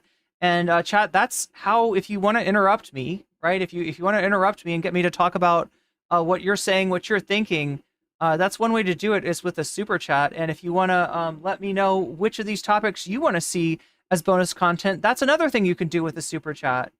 So yeah, we go up to 44%, and breathing through the balls gets an extra 10%. It's now in contention. It's now a contender. It's actually not doing very well in the poll, but that can change really quick with donors who want to see a certain topic get covered. So thank you, Troy Hewitt, for bringing that. So now it's like a three-way. It's a three-way between Brianna Wu leaves the left. That's your 2-for-1 Brianna Wu. I'll do the Brianna Wu leaves the left content along with the Brianna Wu turns on Chud Logic. Chud Logic gets turned on by Brianna Wu. Wait, did I say that the wrong way? I mean that she turns on him. I don't mean that she turns him on. Does that make sense? That's what I'm trying to say. All right, I'm not speculating about anything else about Chud Logic and trans people, right? Those are all just rumors. Those are all just vicious rumors. Chud is, of course, transphobic and not interested in trans people in any other way, but to where it's paid like corruption. Anyway. And the thing is, at the time, Trump was taking money from billionaires and people when he ran in 2016. He said he didn't, but he did. And at the time, there wasn't as much specific examples of corruption vis-a-vis Trump. Well, guess what? He's already been president for 4 years. Jared Kushner took $2 billion. Okay, yeah, I want to bring this up because I keep on hearing from Trump and from his sycophants that Kamala is vice president right now, that she's been vice president for about 4 years, all these things that she wants to do, all these plans that she has. Why hasn't she done them already? The thing about that, and that's true, and that there are some issues in which, like, that's absolutely true, right? Some of the stuff that she's talking about, you would hope that maybe not her, but Biden, right? The thing about vice president, though, is it's mostly a ceremonial role. You don't really have that much power. You're serving at the pleasure of your president, and the only real power that you actually have comes in breaking ties in the Senate. So there was one issue in the infrastructure bill where, I don't know, was there some fracking in that bill or something, and she cast the tiebreaker vote so she can actually claim that she did something for fracking, which is a great look, Brianna, considering the world's fucking dying and we should be doing more about global warming, but hey, what do I know? So she can claim that one, but in most cases, there's not a lot you can put on the vice president because, again, the vice president has very little power in our system. But you know who does have power? A guy that was president for 4 years. The guy that's saying that Kamala should have done all these things already, that she's been president, right? He's been president too. He didn't do these things. He promised to build the wall. He didn't fucking build the wall. There's sections of walls that he did build that are falling down. There's the infrastructure week. When is infrastructure week happening? You had 4 years and you didn't do infrastructure week.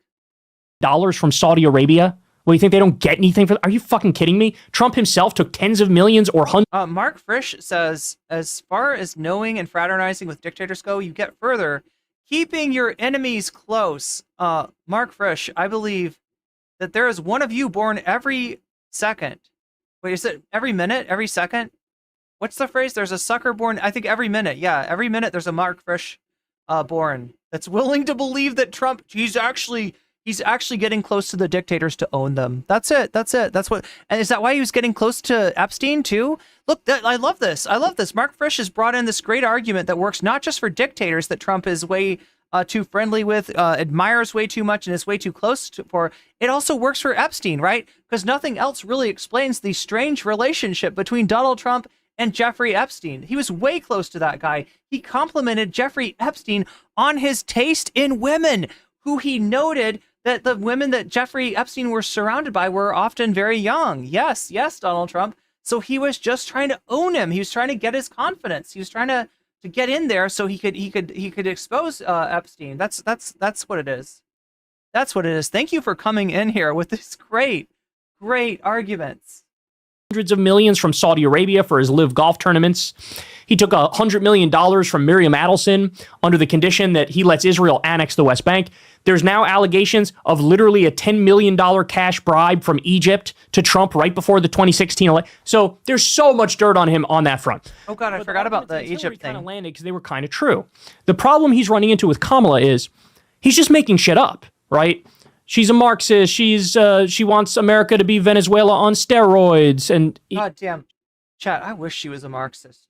We need a Marxist. I hope Donald Trump's right. I hope she's a Marxist. I doubt it. She's going to take your guns away. She's going to ban fracking. He said the same shit about Obama. He said the same shit about Obama. Where's my Marxism? We didn't even get single payer. Fuck. If you believe any of those things, there is fucking oatmeal in your head. Like, you don't have a brain. If you believe any of those things. And these are the things he's leaning into. But this is just boomer, Facebook, brain rot bullshit. And it's not landing. And so here we are. I tell you that to show you this. He tries to do that. Oh, they're going to take everybody's guns away. Well, I absolutely support, and over the last 4 years as vice president, private healthcare options. But what we need to do is maintain and grow the Affordable Care Act. But I'll get to that, Lindsay. I just need to respond to a previous point that the former president has made. I've made very clear my position on fracking. And then this business about taking everyone's guns away. Tim Walz and I are both gun owners. We're not taking anybody's guns away. So stop with the continuous lying about this stuff. As it relates to the Affordable Care Act. You see his face? His eyebrows go up like, oh, fuck, you got me. Guns away. So stop with the continuous lying about this stuff. Mark Frisch says, after the election, you'll disappear. That sounds like a low-key threat, but I don't really need to respond to that threat. All I need to do is ask you, after this election, will you be moving? Will you be moving to Venezuela, A, or will you be moving to Russia, B? Which of the... Hungary? Belarus? Where are you going to move? Where are you going to move, Mark Frisch? After Donald Trump is buried in the dust pile of history, right? After MAGA is over, after the Republican Party turns away from it, where are you going to go? Where are you going to find your little fascist utopia? I wonder. So Donald Trump says Venezuela, right? And it's really a strange thing for him to say, considering with all that he's done to the Venezuelan people. You'd think that maybe that would be kind of a dangerous place for him to even go. I don't even know if the Secret Service could protect him there, right? But according to Donald Trump, the crime is extremely low in Venezuela because they're sending all of their criminals. They're sending all of their Hannibal Lecters. They're moving them from the jails and from the asylums in Venezuela to the United States. So Venezuela, Caracas, is going to be a really nice place to live. Maybe he'll open up a Trump hotel there or something. I don't know, chat. Or maybe he'll, move in with Putin, right? And I just want to know where you're moving, Mark Frisch. When this shit is over, when this gig is up, when the United States of America has let you and your cohort know in no uncertain terms that they are done with your shit. They are done with your shit. Where are you going to move? As it relates to the Affordable Care Act, understand, just look at the history to know where people stand. When Donald Trump was president, 60 times he tried to get rid of the Affordable Care Act. So, on the gun thing, look, the fact of the matter is, so Tim Walz did universal background checks in Minnesota. Tim Walz did red flag laws in Minnesota. But these are things that I want it to be Russia. I want to see Mark Frisch get thrown over as like fresh cannon fodder into the Ukraine war. I want to see Mark Frisch find out what an attack-em does, right? Just to see it, not to get blown up by one, right, Chad? I'm not going too far. I just want Mark Frisch to experience that in person. Majority of gun owners support. I own a gun. I support a lot of this shit. I want Mark Frisch to come back safe and sound after his Russian adventure, and to explain to me the difference between a JDAM and an ATACM. I want to know. I really want to know. Shit too. And so Democrats are for like bare minimum basic gun regulations, and Republicans are for fucking chaos. Chaos. They literally want it to be okay for criminal. Well, no, you're right, Mark Frisch. Kamala is not only my next president, Kamala is my last president, right? Because she's a Marxist, remember? She's a based Marxist.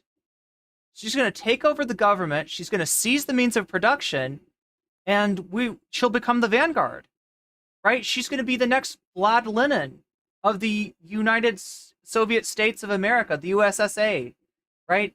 And you're going to be stuck over in Putin's Russia, being cannon fodder over in Ukraine. To own guns. People who did domestic violence, have them be allowed to own guns. And then afterwards, you can come back and tell me what it looks like to see, a JDAM or an ATACM in person. This was Biden did a very bare minimum gun reform bill, but there are some decent things in there, but they were against it even though it was shit like that. You can let me know what it's like inside a 1940s Soviet tank, right? Because you will have experienced that. Like, hey, the boy, if they even have any tanks left by that time. Loophole. If your partner is a domestic violence, has a domestic violence conviction, we think they maybe shouldn't be allowed to own a gun. And the Republicans were like, wrong. Let them own a gun. But just whatever you do while you're over there in Russia, please stay safe. That's all I ask. I want to hear back from you. I don't want anything bad to happen to you, okay? I want you to be safe. But I also want you to be enriched by experience, right? What are we doing? What are we doing here? All right. I think I still have more for you. This never ends. Okay. So this... it's Lenin. It's Lenin? That's how you pronounce his name? This is like the same theme I was just talking about, how Trump can't help himself with overreaching with insane attacks against Kamala. That's exactly what this is. Everything that she believed 3 years ago and 4 years ago is out the window. She's going to my... I mean, it smells a lot like cope in here. Mark Frisch says she loses. She loses? That sounds like cope, Mark. That sounds like cope. Philosophy now. In fact, I was going to send her a Maga. Did you really come in here to cope? She's gone to my philosophy, but if she ever got elected, she'd change it, and it will be the end of our country. She's a Marxist. Everybody knows she's a Marxist. Her father's a Marxist professor in economics. Everybody knows she's a Marxist. That's what I'm counting on. That's what I'm counting on. That we won't need to vote after Kamala, right? 'Cause she's a Marxist. She'll seize the means of production in an October revolution, and we'll just turn into a workers' paradise from there. And he taught her well. Comrade Kamala, he literally calls her that. Comrade Kamala, that's what we're hoping for. I'm sure she wants to seize the means of production. Literally the IQ of a mosquito, right? But there's another thing, and this was pointed out by TYT, and I think it's actually a very good point. He did this multiple times in the debate. Oh, speaking of TYT, we got that coming up next.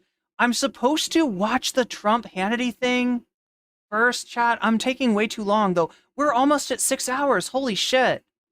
Holy shit. Look, we are at 44% of the dono goal, so it might even be a little bit longer.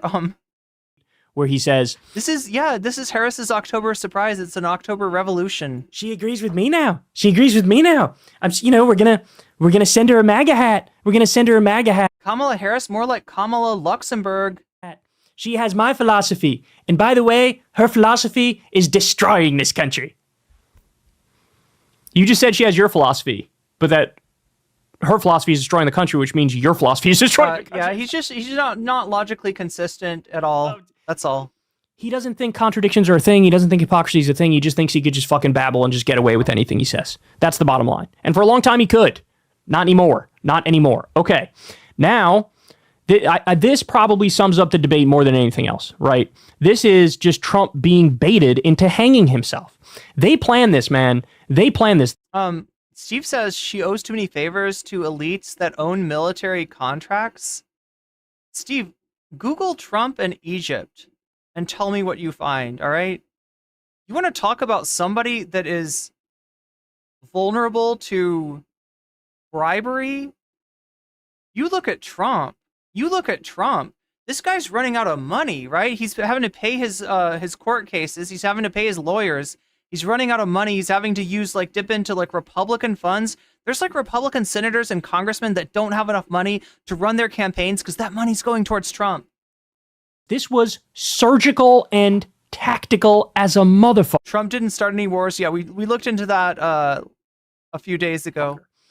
Let's just give him enough rope. Mehdi Hassan's, or no, yeah, it was Mehdi Hassan who has a great video about that. To hang himself. Let's bait him with a little comment and then let him go off on his side. That's just a conspiracy theory. Tell me about conspiracy theories, Steve. Tangent about me, and saying a bunch of insane things. Why did you try to kill that bill, and successfully so? That would have put talking about the border bill, thousands of additional agents and officers on the border. First, let me respond as to the rallies. Tell me who won the 2020 election, Steve, if you want to talk about conspiracy theories.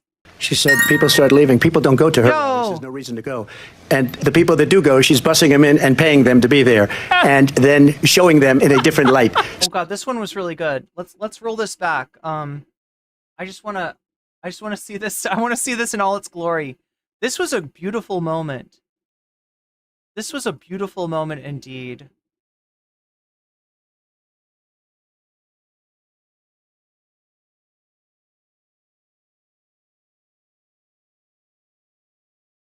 Hackley, thank you for the $21 contribution on Throne.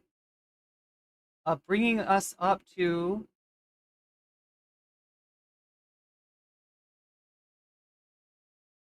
I believe 65%. So that's 2/3 of the way there. We are 2/3 of the way. Oh, you're voting for Wu Tent. Oh my gosh, Wu Tent just got a huge influx. I think that might actually put Wu in the lead. I'll have to look at that. I'll have to crunch those numbers. Yeah, but Brianna Wu just got 21 points added. Remember, chat, when you donate, you can let me know which of these topics you want to see next. Brianna Wu leaves the left, purity balls, breathing through the balls, or actual justice warrior copes about the debate. And I'll be happy to put your money where your mouth is by adding your donation as a percentage to the topic of your choice, and thus possibly helping it win. About me, and saying a bunch of insane things. Why did you try to kill that bill, and successfully so? That would have put talking about the border bill, thousands of additional agents and officers on the border. First, let me respond as to the rallies. She said people start leaving. People don't go to her rallies. There's no reason to go. And the people that do go, she's bussing them in and paying them to be there, and then showing them in a different light. So she can't talk about that. People don't leave my rallies. We have the biggest rallies, the most incredible rallies in the history of politics. That's because people want to take their country back. Our country is being lost. We're a failing nation. The face on Kamala right now is the face of knowing Trump just took the bait. She baited him, and he went for it. 2.5 years ago, and what's going on here, you're going to end up in World War III, just to go into another subject. What they have done to our country by allowing these millions and millions of people to come into our country, and look at what's happening to the towns all over the United States. And a lot of towns don't want to talk. It's not going to be Aurora or Springfield. A lot of towns don't want to talk about it because they're so embarrassed by it. In Springfield, they're eating the dogs, the people that came in. They're eating the cats. They're eating the pets. They're eating the pets. Yes. They're eating the pets. So we covered that one before. Yeah, this is the... Yeah, we did cover that one. Wait, did I miss one, though? I was just trying to thank Agley for the donation on Throne. And while I'm at it, I need to shout out my Fancy Weasel. So we have a new Fancy Weasel today. And like whenever anybody signs up, and what you sign up with looks like a name, I will default to reading, I don't know,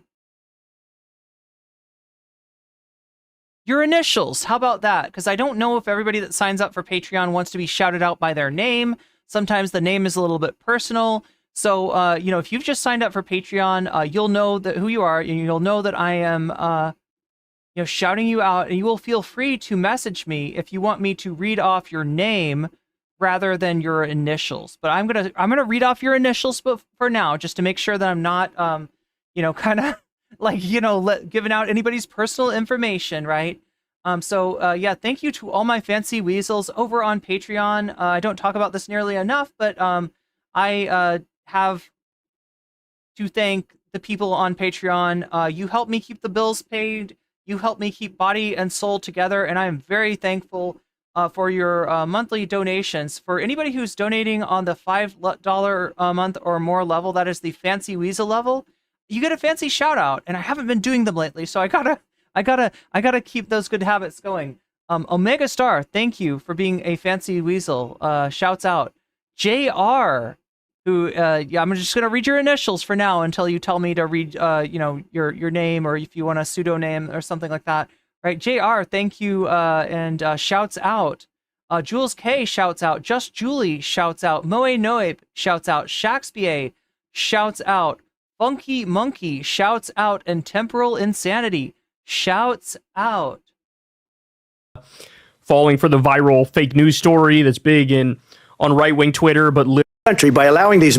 Wait, was there something we missed? In the history of a bunch of the rallies. Things. Why did you try to kill that bill, and successfully so? That would have put talking about the border bill, thousands of additional agents and officers on the border. First, let me respond as to the rallies. She said people start leaving. So here's the deal.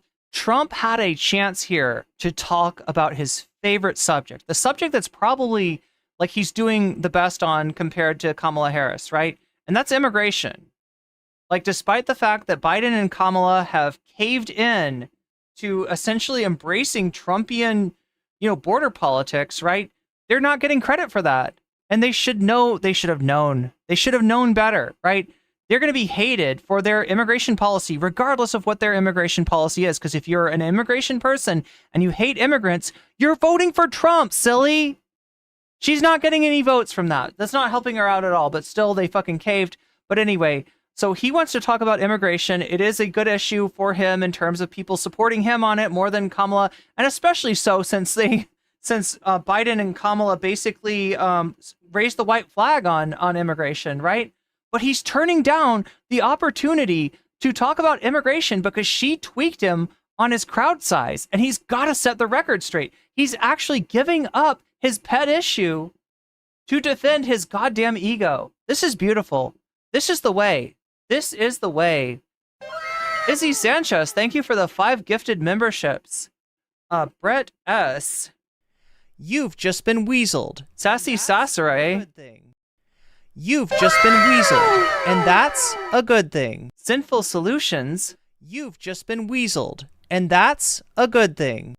And Hunter Biden's laptop. You've just been weaseled. Laptops, multiple laptops. A good thing.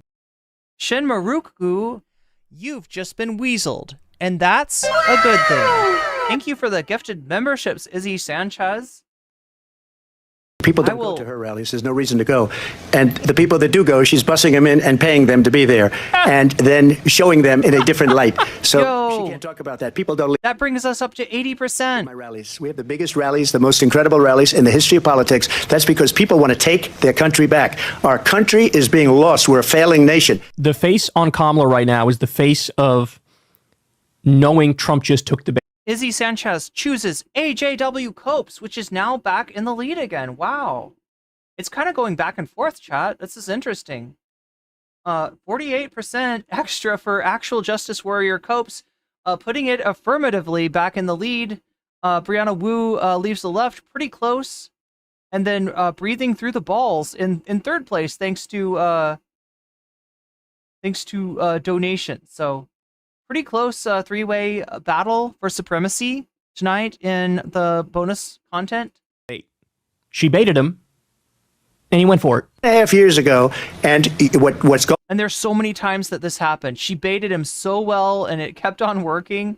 And her whole thing is she gets him talking. He goes into weird champ mode. Right now, he's in weird champ. Do you see that weird champ? You see that weird champ?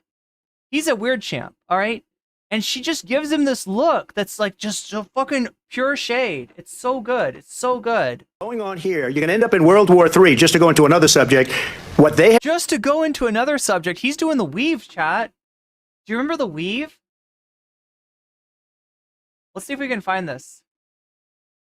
Oh my god. Trump. The weave. Izzy Sanchi, super chatted $5. Making sure AJW Copes wins. Making sure that AJW Copes wins. Oh, I mean, that does actually... So where's this weave? Let's see if we can find the weave again. There was this, like, particular... Oh, come on. Show us the weave.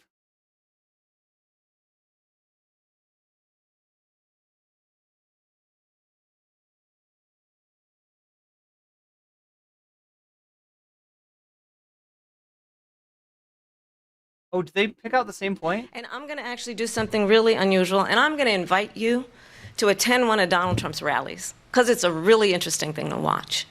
You will see during the course of his rallies, he talks about fictional characters like Hannibal Lecter. He will talk about... I really wish that he had taken the bait on Hannibal Lecter. Like, people always make fun of me for talking about Hannibal Lecter, but I like to talk about Hannibal Lecter. Windmills cause cancer. People love it when I talk about Hannibal Lecter. Thank you for the super chat, Izzy. And what you will also notice is that people start leaving his rallies early. Bringing us up to 85. And I will tell you, the one thing you will not hear him talk about is you. You will not hear him talk about your needs, your dreams, and your desires. And I'll tell you, I believe you deserve a president who actually puts you first, and I pledge to you that I will. Vice President Harris, thank you. President Trump, on that point, I want to get your response. Well, I would like to respond. Let me just ask, though, why did you try to kill that bill, and successfully so? That would have put thousands of additional agents and officers on the border. First, let me respond as to the rallies. She said people... There it is. There it is. So this is the moment that this Twitter person says, this is the point when Trump went from doing the weave to becoming unwoven. People start leaving. People don't go to her rallies. There's no reason to go. And the people that do go, she's bussing them in and paying them to be there. And then showing them see what I'm saying? See what I'm saying? She's baiting him. There's so many instances of this. Different light. So she can't talk about that. People don't leave my rallies. We have the biggest rallies, the most incredible rallies in the history of politics. That's because people want to take their country back. So if you don't understand what's going on here, especially for my Republican friends in chat, when you are controlled by your ego, somebody can wind you up and play you like a marionette. They can move you in the direction, they can control you, right? Trump's got handles, and those handles are his ego, and you touch his ego, and he, like, responds. Izzy Sanchez with the 5 gifted memberships. Taco Cat, you've just been weaseled, and that's a good thing. Fatal Imbalance, you've just been weaseled, and that's a good thing. Ron Turner, you've just been weaseled, and that's a good thing. Matthew Gross, you've just been weaseled, and that's a good thing. And Pump Kiono, you've just been weaseled, and that's a good thing. I think you did just hit the dono goal. I think you did. And you're going for AJW, right? Yeah, you're going for AJW. So that brings us up to 100% and puts AJW in pretty high position here with 68 extra points. I'm trying to find this weave for you, chat. Oh, wait, is this the weave? Yeah, this is the weave. This is the weave. You know, I do the weave. He does the weave. You know what the weave is? I'll tell you what the weave is. 9 different things, and they all come back brilliantly together. And it's like, and friends of mine that are like English professors, they say, it's the most brilliant thing I've ever seen. But the fake news, you know what they say? He rambled. You know, I do the weave. You know? He doesn't ramble. He does the weave. He weaves. He's like an episode of Seinfeld. Brilliantly woven together. Let me see if I can find the weave picture. There we go. There's the weave. There's the actual weave. That's what he's doing. Have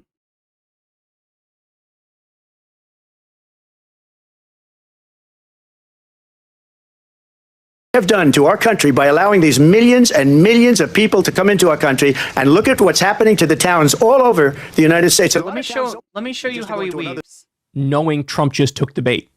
She baited him, and he went for it. 2.5 years ago, and what's going on here, you're going to end up in World War III, just to go into another subject, what they have done to our country. So that's what he says. He weaves. He says he's in control of it. He says that his way of speaking is actually good. It's not rambling. It's not incoherent. It's not confusing. It's not a fail. It's a massive success. And for him to just throw in World War III and not explain it, that's somehow a success. No, Trump. People don't live up the asshole of Elon Musk. People don't live in the fever swamps of Twitter. Normal people do not have the Twitter brain that you have. And so you actually have to explain what you mean by World War III. Now, I know what he means by that. he's basically saying that not giving Putin what he wants in Ukraine is inviting World War III. That's what the World War III thing is about, but he doesn't, he just thinks that everybody will know what he's talking about. By allowing these millions and millions of people to come into our country, and look at what's happening to the towns all over the United States. And a lot of towns don't want to talk. It's not going to be Aurora or Springfield. A lot of towns don't want to talk about it because they're so embarrassed by it. In Springfield, they're eating the dogs, the people that came in. They're eating the cats. They're eating the pets. So we covered that one before. Yeah, this is the falling for the viral. And there are literally right-wingers on Twitter right now saying that Kamala, is just made a huge mistake by laughing at the eating the dogs, eating the cats. They're like, no, it's serious. No, for real. They are eating the dogs. They are eating the cats. I saw it. Fake news story. Now check out Trump's explanation if Kyle ends up showing this. That's big on right-wing Twitter, but literally nowhere else in the country. It's been debunked 14,000 times. It doesn't matter. He spreads it, and this makes Kamala laugh. Look, he fell for the bait on the crowd side. Obsessive Audio says, nocommentchick says, it's all about misdirection, blaming the wrong people for economic hardship. Yeah, no. I mean, his weave is kind of misdirection too, although I feel like he's misdirecting himself in this case. Shit. She was like, you didn't see this part, but she was like, I want to invite you to go to one of his rallies. If you go to one of his rallies, you'll find he says weird shit, like talks about the late, great Hannibal Lecter and talks about how windmills cause cancer and stuff like that. And then you'll see people. Chat, at this point, he's identical to a lol cow. Like what Trump has allowed himself to become by insisting no, people like my rambling stories. It's not rambling, it's weaving, right? He's become a lol cow. This is what a lol cow is. This is what a lol cow does. And the late, great Hannibal Lecter, how is it? It's not actually that much different, winding Donald Trump up like this than to impersonate a pickle in real life in order to troll someone at a mall, right? It's not that different than if you told Trump to put a Sonic Chew medallion up his butt, I feel like he probably would. People leaving early because they're tired of his shtick now. And that makes it feel a little bit mean. I don't like lol-cow culture. I don't like indulging in that stuff, right? Now, and it feels a little bit dirty. He's just too easy to manipulate. If he wasn't so fucking harmful, I would feel bad about this. Wait on it. Oh my God. If he wasn't somebody that literally wants to ruin people's lives, cause pain and suffering to people, I would feel bad about this. Oh my God. All right, and then this is the last one I have for you. So I caught this moment in real time, and I thought, man, that I'm just waiting for somebody to cosplay as the late great Hannibal Lecter and show up at a Trump rally. This is low, but not many other people noticed this moment. So let me play it for. I'm waiting for Liquid Trump to show up, for a skinny version of Donald Trump to show up and troll him, chat. I feel like that's what we're dealing with. This is not Trump. This is Trumpster. For you. And these are Trumpster hours. And then we'll discuss what it would mean if Donald Trump were back in the White House with no guardrails. Because certainly we know now the court won't stop him. We know J.D. Vance is not going to stop him.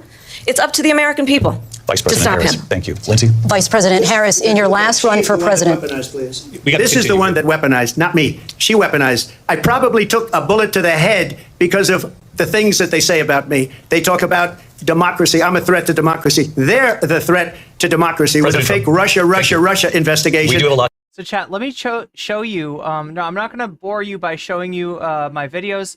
Remember, I also do videos, okay? And you can check them out on my channel, right? I don't just do live streams. Occasionally I put up a video. I put up a video today. It's of this debate, right?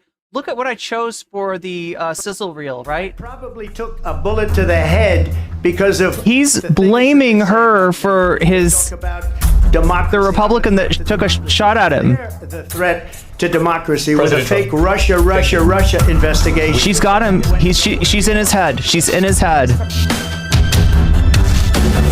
So yeah, that's how I opened up my video for this. I used that exact clip because I thought it was so fucking. That was the moment where she infiltrated his mind palace, right? She Persona 5'd this motherfucker. That went nowhere. So blaming Kamala and Biden and Democrats. She's all up in his hentai castle, chat. She's all up in his hentai castle. Because he got shot in the ear by a Republican. Look, that's low. That's low, bro. You can't do that. Like, however aggressive Democrats are against Trump, let's keep it real. He goes way over the top of them. Way over the top of them. It's not particularly close. No. And this is why it's so hard to feel sorry for him. Nobody is more vicious than Trump is against his political opponents. And everybody knows he's the one who turned up the temperature on the rhetoric. When fucking Paul Pelosi got assaulted, he was like fucking making jokes about it and shit. What are we talking about here? So he turns up the temperature. He goes over the top. He says vicious things. More importantly, the things that he says that are vicious are most of the time not at all true. They're just false, right? And he says, because of the things they say about me, I took a bullet to the ear. That was a weird incel, loser, Republican freak. Registered Republican. Okay, it's much more likely he was a Groyper type than he was any sort of lefty or liberal or Democrat. Yeah, if he was mad at Donald Trump for anything, it's not being right-wing enough. Not be like he's mad at Trump for not being Trumpy enough. Let's be serious. So blaming Kamala and Biden for getting shot at. And by the way, people don't really talk. And honestly, I gotta be real, okay? Do you remember the situation several months ago? Do you remember that?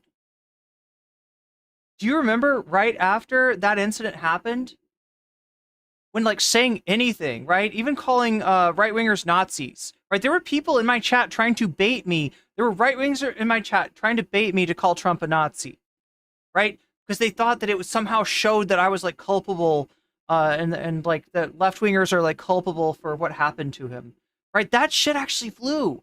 And blaming Kamala, blaming Biden, yes, the media took the bait. The media was doing this. How ridiculous does he sound now saying the same thing? In other words, chat, what a difference 2 months has made. What a difference in the media landscape 2 months has made. Much about the assassination attempt anymore. I think the reason is everybody at some level kind of feels like, motherfucker, you turned up the temperature on our politics and you're the one who uses the most vicious language and you tried to overturn the last election and you're the one who's the most extreme. When people think of Trump, their default is like, yeah, he's pretty extreme. And now you're going to be the one, oh, clutch my pearls. You guys call me bad words. Yeah, they call you bad. Yeah, Aaron James says when he got shot and said fight, I totally thought it was Jover. And look now, he's, it did seem pretty dark. Bad words that are true. And like, I knew that it was pretty clear from the get-go that it was a right-winger that had done it to him, right? But I felt like it wasn't going to matter. The media was just going along with it. The media was just like, yeah, that's right. These lefties have been irresponsible. I can't believe they would call our dude a Nazi. He's our, right? They were putting some respect to that name of Donald Trump.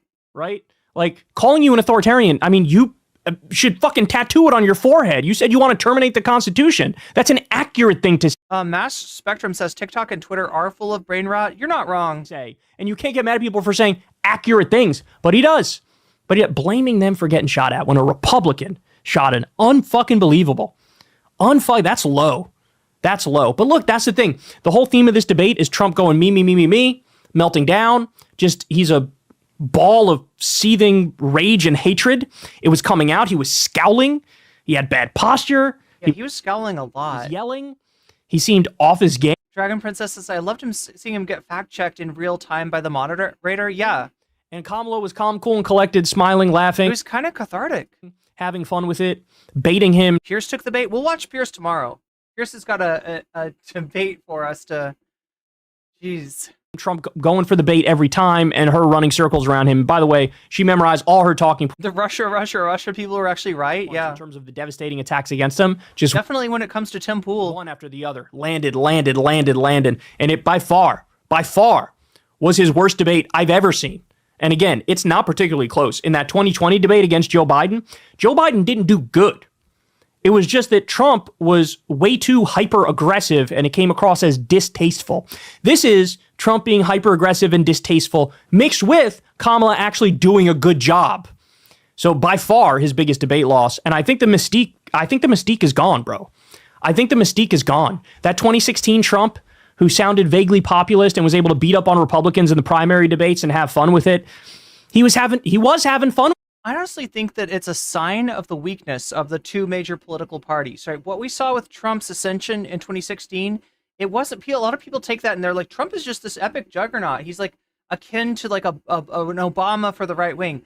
I don't think that's true. I don't think he's a good speaker. I don't think he's charismatic. I don't think he's compelling. I think what he is he's not Hillary Clinton and he's not Jeb Bush.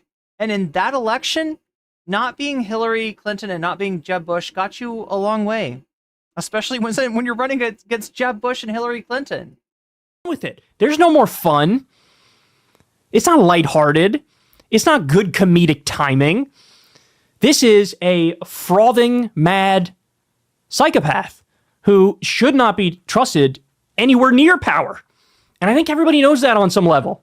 So tomorrow on the show, we'll get to the poll numbers that have come out, the reaction to the debate, the Republicans coping and seething, mainstream media and their reaction. We'll discuss a little bit about Trump's reaction. Man. We're eating good right now, aren't we, Kyle? There will be a swing in the polls. I'm calling it now. I predict 4 points. All right, guys, that's the show. That might be a little over enthusiastic, but I'm going to predict it anyway. I've been pretty right this year. I predicted that the election would not be Trump versus Biden. Like way back in spring, after Biden and Trump had locked up their respective nominations, I predicted that it wouldn't be Trump versus Biden.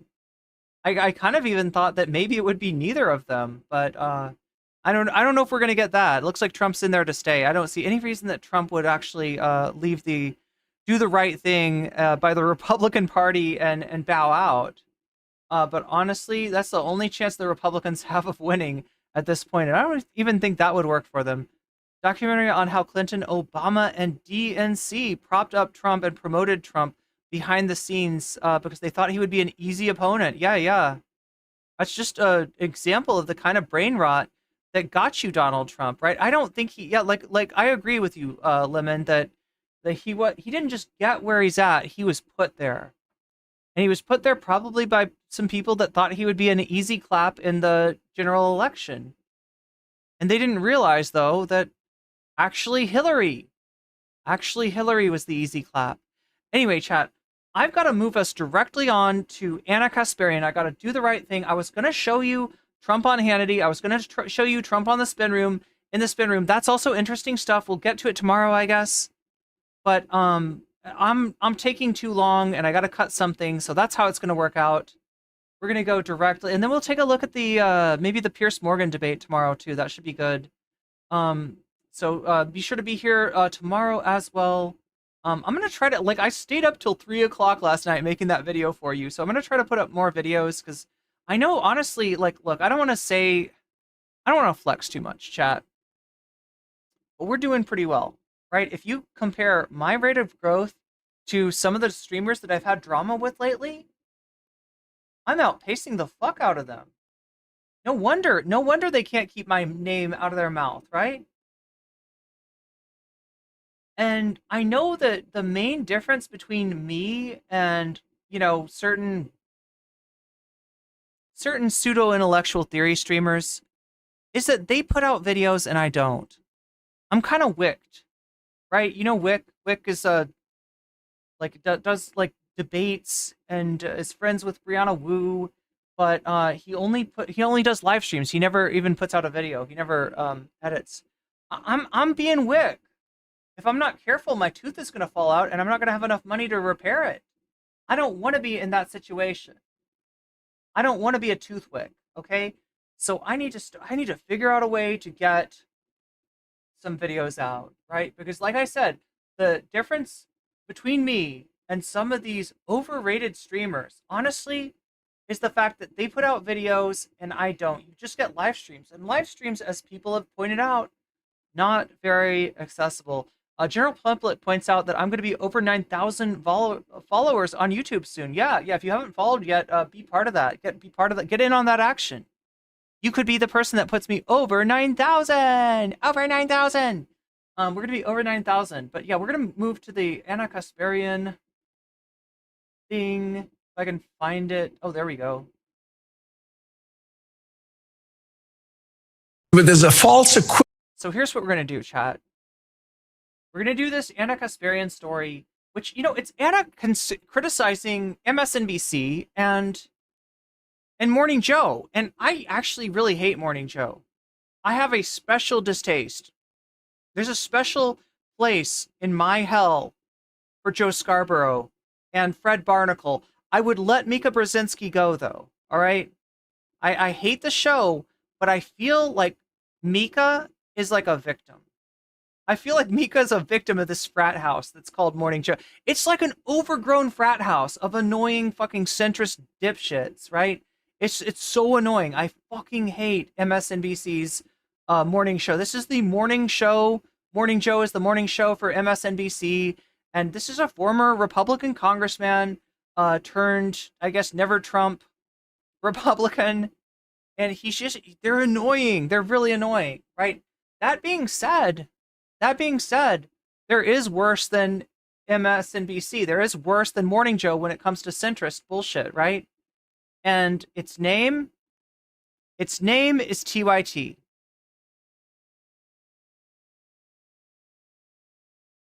Yeah. Mika Brzezinski is the daughter of Zbigniew Brzezinski. Lehman Russ says we always referred to them as shitlibs. They really are. They're the shittiest of shitlibs, too. But yeah, we got TYT taking a shot at Morning Joe. Chat, who am I going to go with, right? Who am I going to go with? You got two. When the unstoppable cringe meets the irresistible, like, bullshit, like, what happens, right? This is a physics problem. This is a physics question. But yeah, here's what we're going to do. We're going to do this video, and then we're going to do the bonus content, which right now is looking an awful lot like actual Justice Warrior coping about the debate. So we're kind of getting a 2-for-1, right? If you want to talk about like who is TYT's ally this day, there's not a lot of people out there. There's not a lot of people out there that are allied with TYT at this point, right? One of them is actual Justice Warrior, who is an actual racist, right? His content is like 90% like yelling at black women who happen to be the mayor of some city in Illinois or something like that, right? It's just like a lot of it is just outrage. It's racist outrage mining. That's what actual Justice Warrior does. So that's what it's looking for right now. I feel like TYT by default, not because of merit. Look, you'd think so. Maybe you'd think so. I don't know, but in this case, let's find out who is the less cringe between the two cringe lords. Equivalency going on in the coverage of this race. Their objectivity actually is not objective at all. It ends up playing. All right, so pretty cringe. Their objectivity isn't actually that objective at all. How's that? Like, I don't know. How did this guy get to be such a big, like, host, right? Look, I'm not, like, I don't think I am the best, like, public speaker. I feel like I and a lot. But holy shit, I don't fuck up the bag like Joe Scarborough. Anyway. To Donald Trump's advantage every day. Bad Lefty says actual racist warrior. Yeah. In an effort to appear balanced, to appear objective, mistakes are absolutely being made and standards are being applied to both candidates here when Donald Trump is a different animal. He is an insurrectionist. Okay, so now that's interesting. That's interesting because on one hand, the media does portray like a false objectivity. Here's what they do, right? And here's what's annoying about the media. They think objectivity is like if I do one story that's bad about Kamala, or sorry, if I do one story that's bad about Trump, I got to do one that's bad about Kamala. Well, what do you do when one candidate just has a lot of bullshit surrounding them? That causes you to pick and choose and only pick like 1 out of 5 bullshit things that they do to talk about, right? Whereas you're digging on the other side to find like a, story for every Donald Trump story you got to do a Kamala Harris, even if she hasn't really done anything. So I do think that the media does that. Now, that being said, I also think that MSDNC and Morning Joe in particular, like, let her off the hook on a lot of stuff that she needs to be held accountable to. But most of it is that she's veering towards the center, right? So, in other words, I do somewhat agree with what they're saying here, but also I do somewhat think they're full of shit. So the question is, chat, what is TYT? What is Anna Kasparian going to say? right? Because that's what's going to deter. I already have on one hand, I kind of agree the media does that, but on the other hand, I don't want to hear this from Morning Joe. Morning Joe's the one doing that half of the time, right? And if not Morning Joe, somebody similarly aligned like Bill Maher, some fucking centrist bullshit he's shitter, right? But yeah, let's give it a chance. Let's see who is more cringe. Again, I don't know yet. Well, the crew over at Morning Joe on MSNBC, the same crew that wanted Biden to continue running in this presidential race, despite the fact that he was suffering from clear cognitive decline. Yeah, those people, they're furious. Okay, no, is she right about that? That Biden was suffering from severe cognitive decline? Yeah, but in terms of Morning Joe, I want to make it a little bit more nuanced. Look, I don't like them, okay? I love going off on Morning Joe because they're terrible, but they were mixed. They were like a mixed bag. It wasn't good though. It wasn't good what they were doing, right? Because when the debate happened, they went on and they were like, "I am shitting my pants. Like this is really bad. We gotta get Biden out of there." And then I think like Biden called in or something, and they like changed their mind and they went all easy on him, like maybe for access. So yeah. Are they scumbags? Absolutely. Absolutely. Actually, more so because they weren't 100% defending Biden. They weren't 100% sweeping Biden. They were like playing the field. They were like, Biden calls in and then they sweep for him, right? They get some like access to, the big guy and then they like, have his back, right? So, yeah, does Morning Joe deserve some criticism over that? Sure. Absolutely. That journalists would have the audacity of ever reporting anything negative on the... That is... I hate to do this, chat, but that is not what Morning Joe said. That is not what Morning Joe said. And look, they will report bad things about Kamala if she ever turns to the left. If Kamala was to go too far in defense of Gaza, if Kamala were to talk about conditioning, military aid on, progress or doing a ceasefire, right? They would criticize the fuck out of her. So I don't think they're actually above criticizing her. I think they're just kind of aligned with her at this point. Like she's being the same centrist shitter in her policies. And yes, chat, she's still worth, she's still better than Trump. She's still better than Trump. If you're in a swing state, strongly consider weaponizing your vote as a tool of keeping Trump out of office, right? Strongly consider that, right? But like Morning Joe does actually have a point. Like the media does this shit. They do this shit. They will make up. We're not talking about them ever criticizing her. We're talking about them making up a story as a bookend to a story that they've covered, a negative story they've covered on Trump that he's earned, right? They have to give her a negative story in order to kind of make up for it. And I like I said, I feel like Morning Joe probably does this too.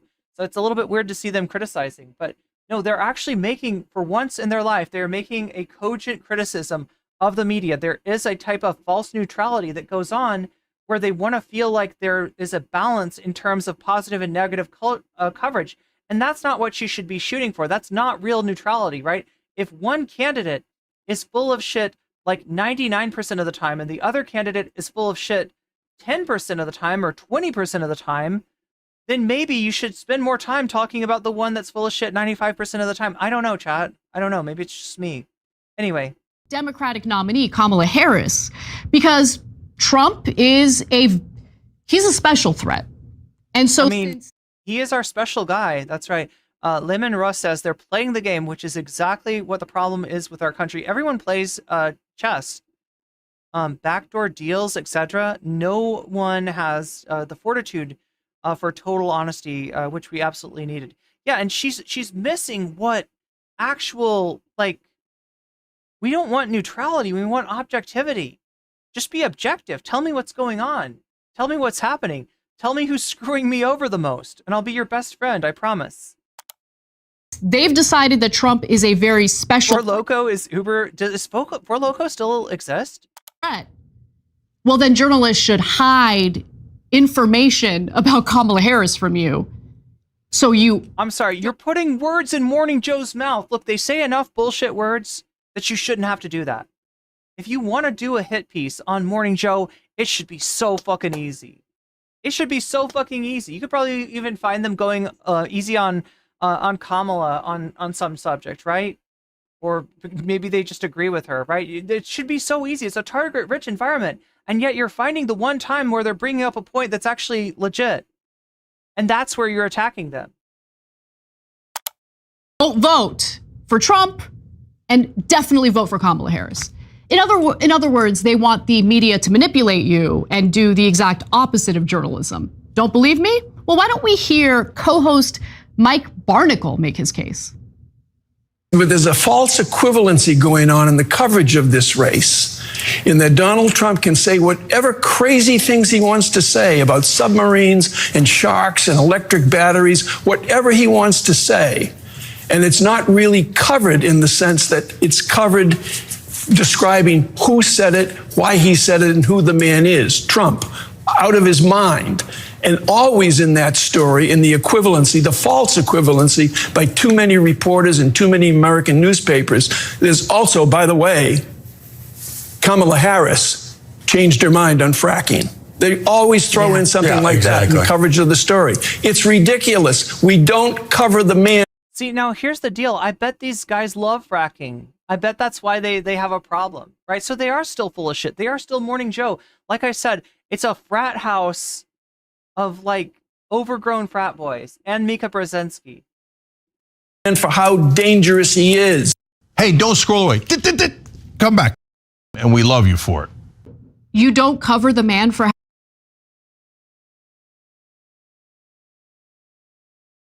The funny thing is, like, Anna Kasparian's right-wing turn has started to make Cenk look like the reasonable one sometimes. But, like, he's so fucking cringe that I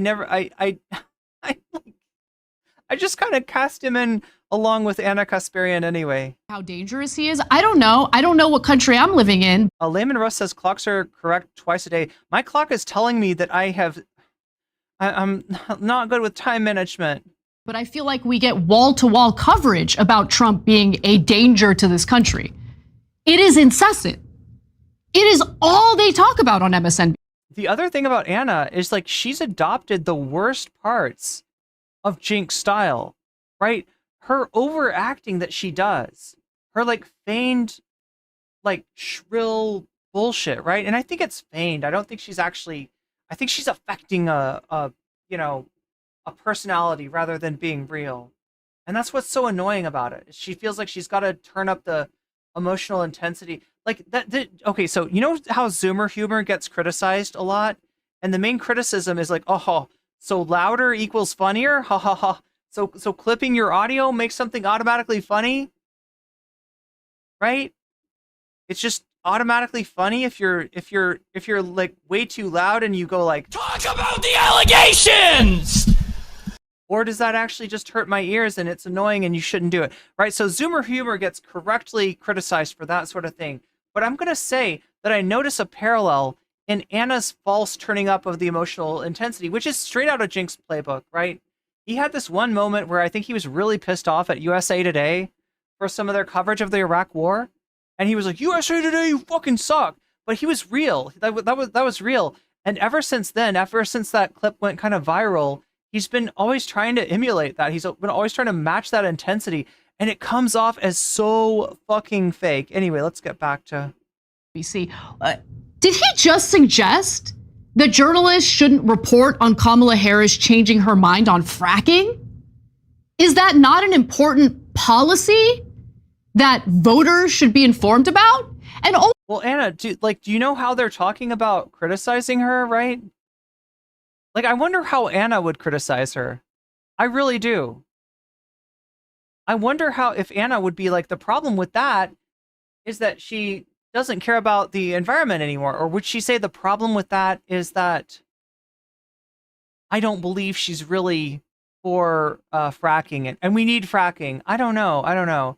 I feel like with Morning Joe, they're like probably pro fracking and that's why they cut her a pass on it. But with Anna Kasparian, like, right, there's a good reason to be upset with her about that, and there's a very bad reason. Also, is he under the impression that telling Americans the truth about where Kamala Harris stands on the issues automatically means that Donald Trump is going to win the election?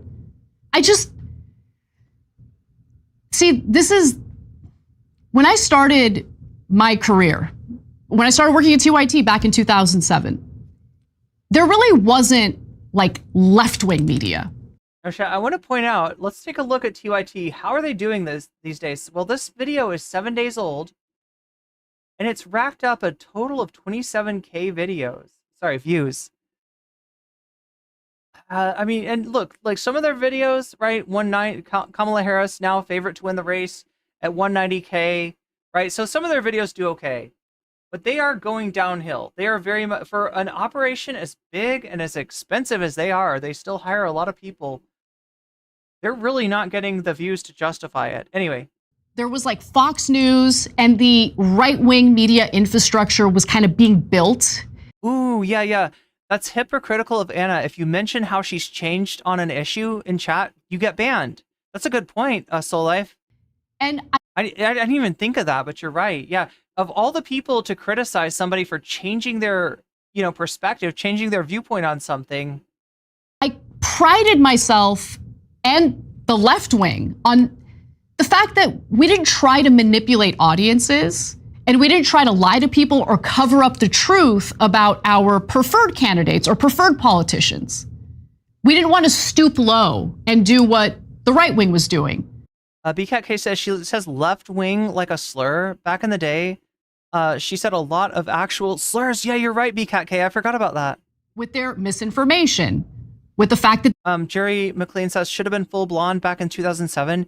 She's only here because Fox News probably rejected her. Yo, she does look like she's trying to do Fox News. They would omit incredibly relevant, important parts of the story in order to make Republicans look good and Democrats look bad. And now we're in this awful era of conditioning audiences and readers to expect journalists to cheerlead like partisan hacks for one candidate or the other.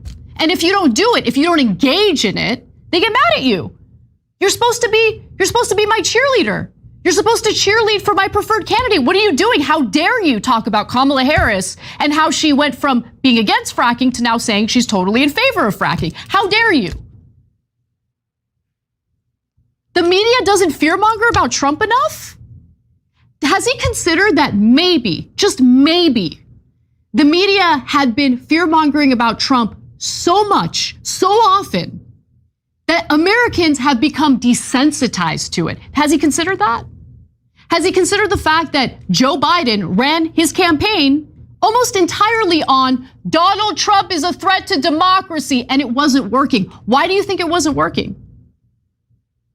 This is the most brain-dead argument I have heard on MSNBC, and that is saying something. No, Chad, what she's saying isn't necessarily wrong, right? And I think anybody that's watched the Harris campaign versus the Biden campaign can tell you which message was more effective. But the problem with Anna Kasparian is she truly doesn't think that Donald Trump is a threat to democracy. I'll show you what I mean when she gets into Project 2025 here. Because there are a lot of brain dead arguments made on MSNBC. But we're about to hear more. So Joe Scarborough argues that she's not wrong about that. To be objective actually end up helping Trump. So maybe don't be objective. Let's watch.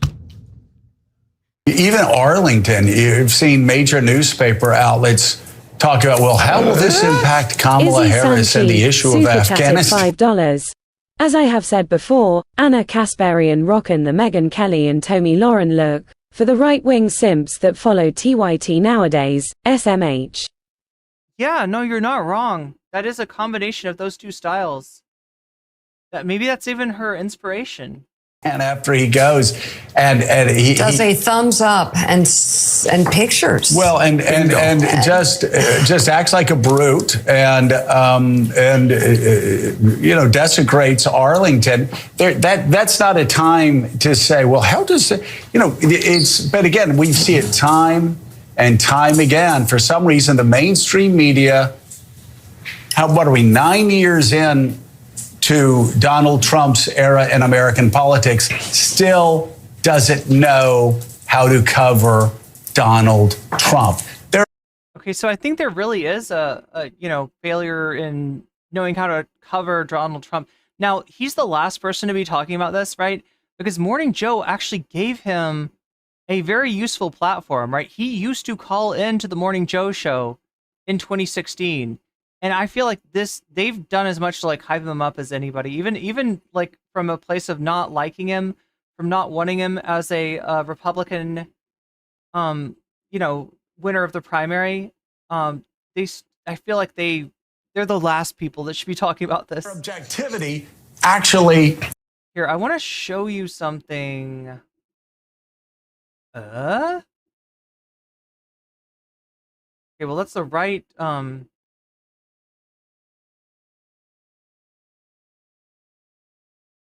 Actual Justice Warrior does this really annoying thing.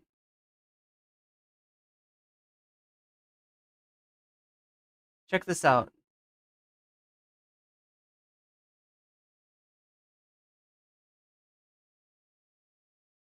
Give me the money, okay? Into this, but before we do, I want to thank everybody who supports this channel via actualjusticewarrior.com/join. Give me the money. Give me the money, okay? I said this in my previous video. Damn, somebody's simping hard. Anyway, he's got her as the alert for his, like, I don't know, website. It's like his own Patreon thing. Is not objective at all. It ends up playing to Donald Trump's advantage. Don't be objective because it plays to Donald Trump's advantage. It plays to his advantage when for every story that you do that's negative on him, you do one that's negative on Kamala or Biden or Hillary or whoever he's running against, right? It is allowing him to get away with shit. Because if you can only cover 1 out of every 5 things that Trump does that's fucked up, then you're only covering 1 out of 5 things that Trump does that's fucked up. Then you're only covering 1 out of 5 things that Trump does, right?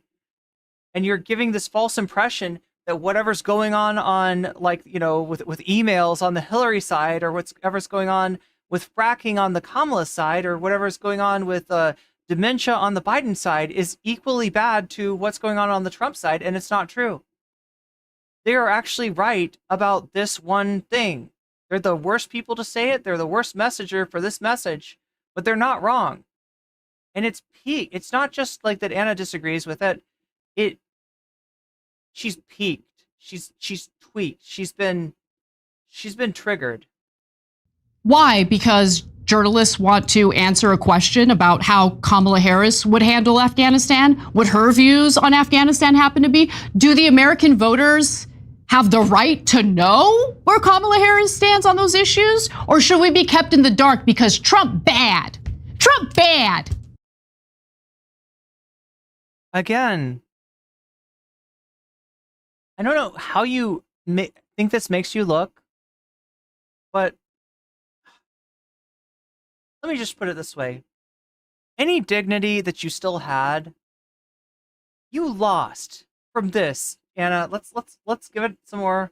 Do the American voters have the right to know where Kamala Harris stands on those issues? Or should we be kept in the dark because Trump bad? Trump bad. That's what Joe Scarborough wants. That's what you sound like. That's what you sound like. Trump bad. Trump bad. Oh my God, are you literally doing Orange Man bad? Are you unironically doing Orange Man bad? He wants journalists. It's her doing Orange. That's this Orange Man bad. To line up and say in unison over and over again, Trump bad. Bad. Because that's been. This is like giving President Sunday making fun of Tyler's laugh, right? Tyler's laugh is probably one of the reasons that people like to watch him, right? Hassan has a good laugh too, right? But Sunday just sits there like watching him laugh and he's like, oh, oh, oh, oh. He's trying to like make fun of it. And it's just like, Sunday, you're just making yourself look like a cringe asshole. But then again, you are a cringe asshole, so. Real effective, right? Listen. Look, Sunday doesn't hold a candle to this cringe asshole right here. He wants to be a cheerleader.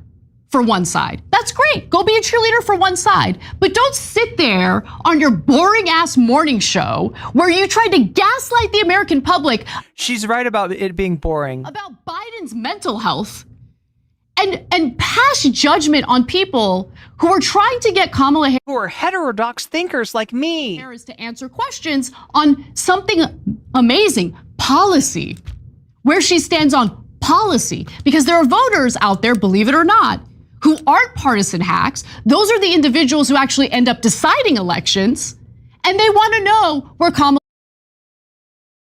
Is Anna Kasparian seriously trying to tell me that elections are decided on policy? God damn, Anna, I wish. That's what I keep on trying to redirect everybody to, but Kamala Harris stands on policy.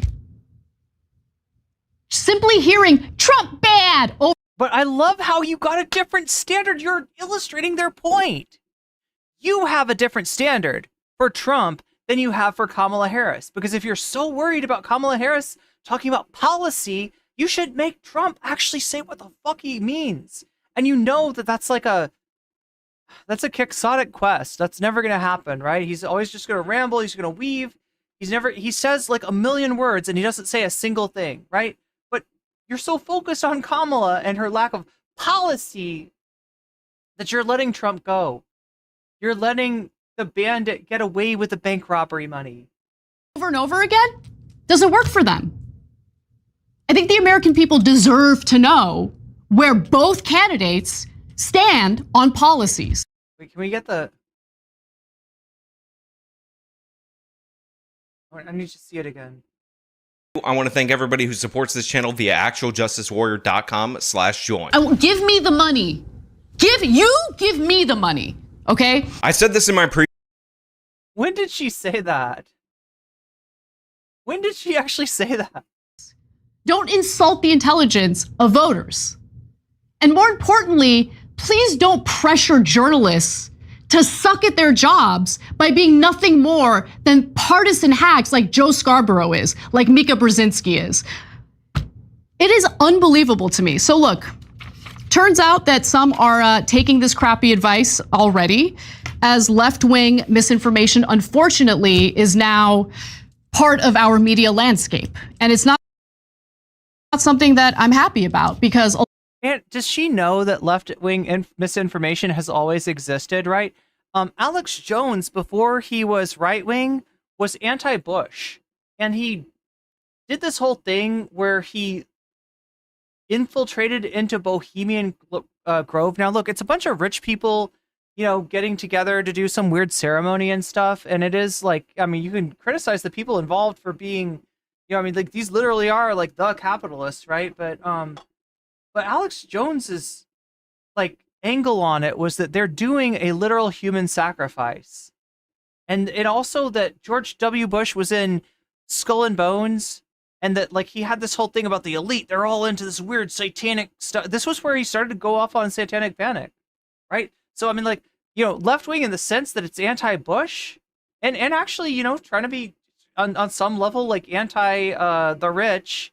But at the same time, in a conspiratorial way that lends itself more to like witch hunts than it does to actually doing anything about structural inequality, right? So yeah, there's always been misinformation on the left, right? That's not a new thing. A lot of these sources I used to trust, I used to believe they're reporting at face value. And then I came to the realization that they weren't telling the whole truth. They were admitting parts of the story. They were in some cases taking Trump out of context. And it was infuriating because if you put Trump in context and you actually report the story accurately, I'm not going to suddenly be a huge Trump fan. Give it 2 months, Anna. Give it 2 months. But I am going to get angry when I find out that the sources that I trusted were intentionally taking him out of context to make him seem worse than he really is. So there was a piece on that out in the New York Times today that I think you should all read. And it was titled, "Left-Wing Misinformation is Having a Moment. America's right flank remains the chief purveyor of misinformation, but this summer's political tumult created ideal conditions for falsehoods to spread among progressives." So let's just quickly focus on the Trump assassination attempt, where Joy Reid, an MSNBC host with more than 340,000 followers on Threads, raised questions about Trump's injury from the— Look, I don't take the, the staged thing very seriously, right? But I wouldn't compare it to like birtherism. Shooting.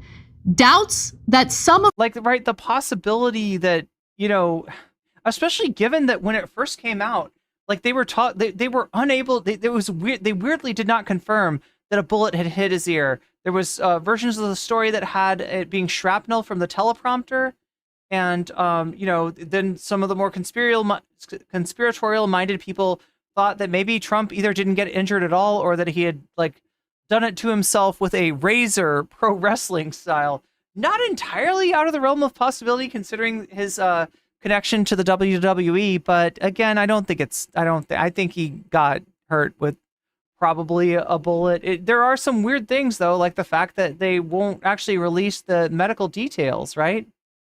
You'd think that they would, but they don't. But regardless, I'm not going to conclude because of that he, nicked himself with a razor or something like that, and that he didn't really get hit, or that it was a plan, or that it was a, psyop or whatever. Like, I don't know. I need to see more evidence for that. But I don't think that Joy Reid is, like, poorly tights for talking about this.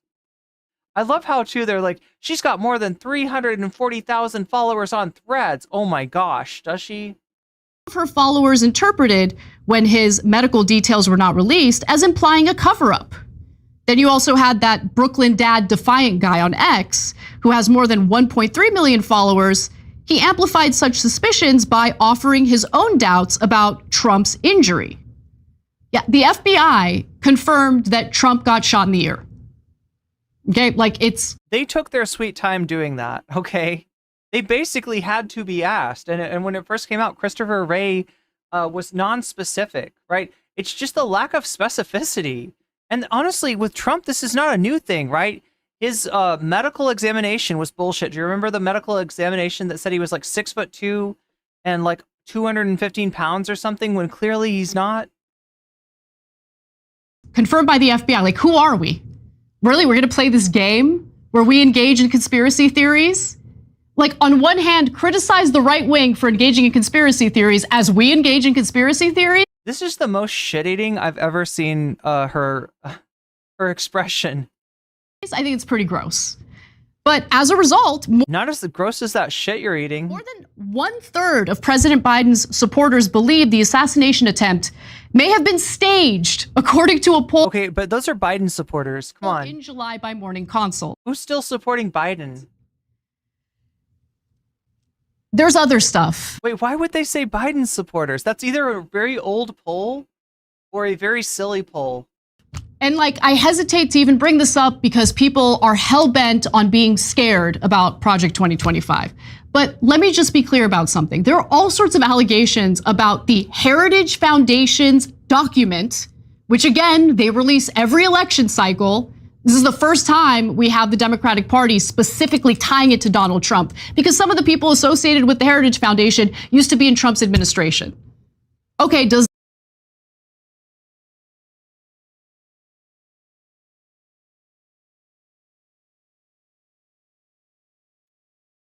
it's like 90 people, right? There's a shocking number of these people that are former Trump officials. And there's all kinds of breadcrumbs saying that this is going to be like, it corresponds with Trump's, plan. It corresponds with Trump's stated goals, right? Especially the part where you remove all of the public servants and replace them with Trump's loyalists. If he wants to be a dictator on day one, this is what he would have to do. Yeah, there's like fucking circumstantial evidence is still circumstantial evidence. And when you're, convicting somebody, that's one thing. You want it to be beyond circumstantial evidence. But when you're looking at who is going to be the better president and what kind of dangers there might be in reelecting somebody, it actually makes a lot of sense. Unlike Anna's tweets as of late, which read like, what shooting? Oh, no, wait. Oh, I clicked the wrong one. What shooting? It didn't happen. It's a figment of your imagination. Why are you making it up? Whose team are you on?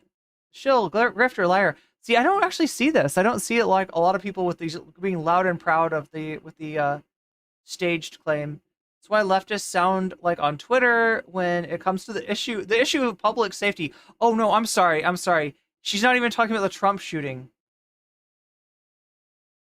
When we're covering the shooting today, very first story. Wait, the shooting today, September 5th. Wait, what shooting is she talking about? Yeah, I meant to click on this one. Project 2025 was written by the Heritage Foundation, a right-wing think tank so scary that the Obama admin implemented their healthcare policy as its own. Look, I mean, that's true, but like it as a way of diminishing any concern and the very obvious, look, you're gaslighting us, Anna. First there was a gas leak, now you're gaslighting. Now you're gaslighting. Does that mean that Trump is you think Trump respects anyone who was in his administration? But okay. Yeah, if they don't write books about him, yes, I would say that there's a premium on people like that. That were in his administration, saw what the fuck he was about, and are still loyal, right? Those are his fucking crew. Let's talk about the specific allegations that we're not talking about like General Milley and General Kelly and like, oh my God, what was his name? Jeff Sessions, people that have rolled on Trump. We're not talking about Michael Cohen, right? We're talking about Trump loyalists. We've heard about what and JD Vance himself in Project 2025, which is a 900-page document. The media knows that most Americans, they don't have the bandwidth to sit down and read a 900-page document. So they get to say whatever they want about it. They get to claim that it includes all sorts of things that it doesn't even actually say. So for instance, Vice President Harris said on July 23rd that Project 2025 called for cutting Social Security. It was not a one-time mistake. She also said at a July 11th, 2024 campaign event, Project 2025 includes a plan to cut Social Security. So now here's the problem. You don't need Project 2025 as source material to say that Trump is in favor of cutting Social Security. He's made that fucking clear. So look, as much as like, you're finding Kamala Harris like misspeaking. But in practice, like what she's saying, there's truth to it, right? He will cut Social Security. He will try to cut Social Security if he's put back in office. He will not do the thing that we need to do to save Social Security, which would be raising the cap. And I'm not even sure Kamala will do it. Well, NewsGuard, which does a pretty good job in fact-checking these types of claims on both sides, took a look, and they found out that the Project 2025 policy playbook titled Mandate for Leadership, the Conservative Promise, does not even mention any proposed changes to Social Security. Okay, great. Left-leaning news outlet, thegrio.com, advanced the myth that Project 2025 proposes banning Muslims. He's already done that. Anna, you're literally sweeping for Trump here. Right, I get that, like, you know, look, she has found technical things that are not actually in Project 2025, but there's a reason that people are misspeaking in that way, and that's because Trump is already fucking, like, you don't need Project 2025 to know that Trump is for a Muslim ban. He already did one. Or no, he didn't. It got rolled back on him by the Supreme Court, but he's in favor of that, and he owns the Supreme Court right now. So what's to stop him? The mandate for leadership includes no mention. She is missing the forest for the trees here. Of a Muslim ban or any religion or ethnicity-specific entry ban. I'm not saying this to help Trump. I think Trump is plenty bad on his own. Like I said, give it 2 months. And there are factual attacks. She'll blame leftists for her voting for Trump. That you could use against Donald Trump to win the election. Making things up. Factual facts. To scare Americans into voting for the Democratic candidate.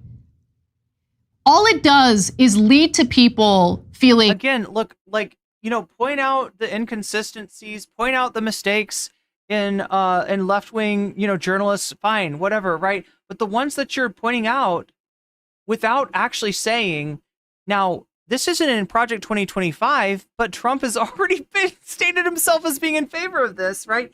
That's the way to do it. That's the way to do it. And then, but the problem is that's not as interesting as saying they're just wrong. They're fear-mongering about Trump. This isn't actually a concern, which is what you're saying, which is actually sweeping, right? This is a concern. This is something that Donald Trump, given another 4 years, will likely do, and you're making it sound like it's not.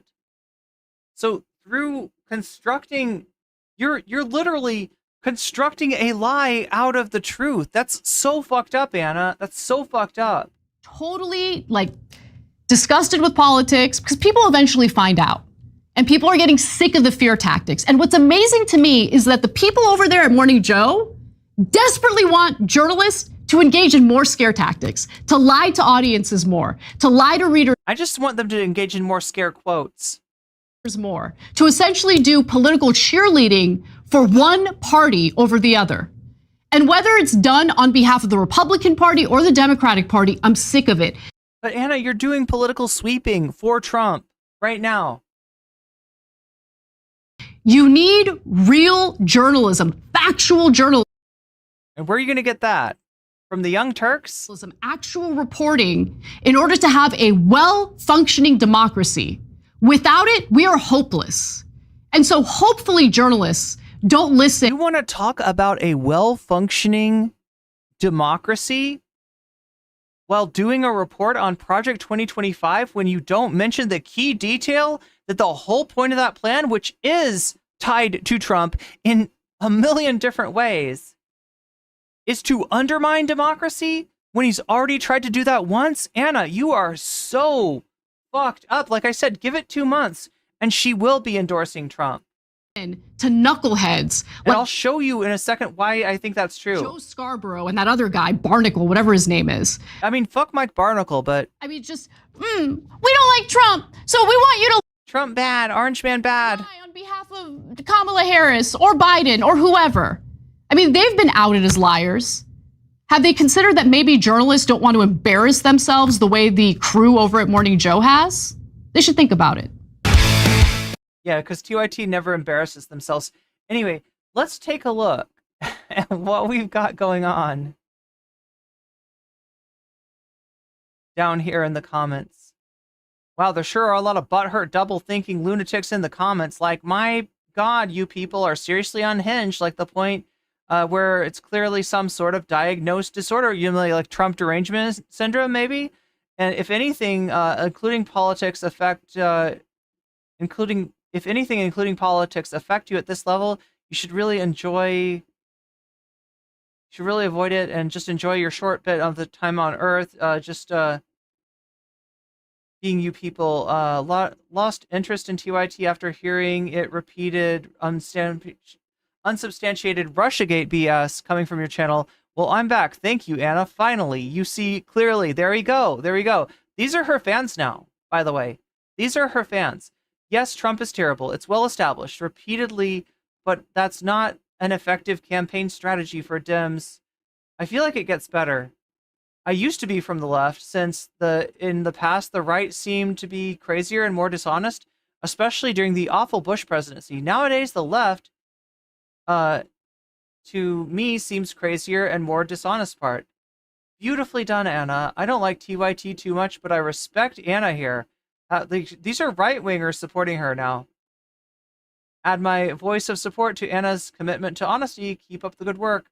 All that matters to me right now is I will never support the war party. God damn. So, wow. Huge mistake there in thinking that Trump is the anti... You know what sucks is you can't vote. If you're not going to support the war party, you can't vote Democrat, you can't vote Republican, and you especially can't vote Trump. It's just that he wants a different war. He wants a war with Iran, he wants war with China, and it's the one thing that... Anyway...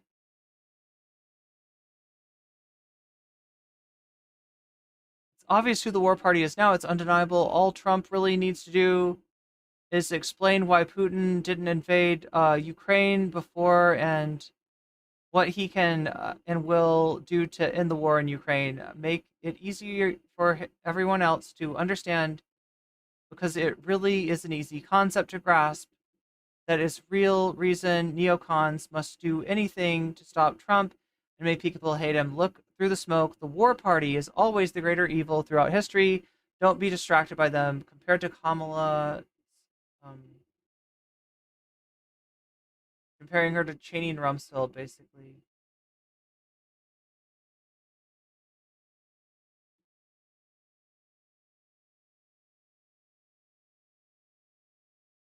Looks like they're getting the Jimmy Dore fans back right here.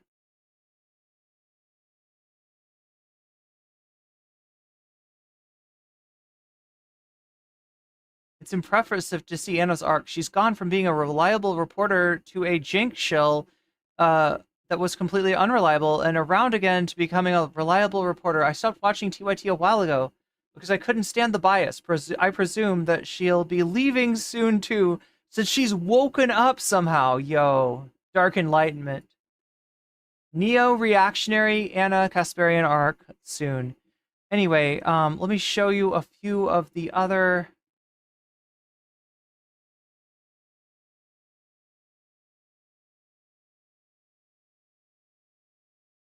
Should American citizens pay for undocumented detainees' gender reassignment surgeries? Is this a fucking joke?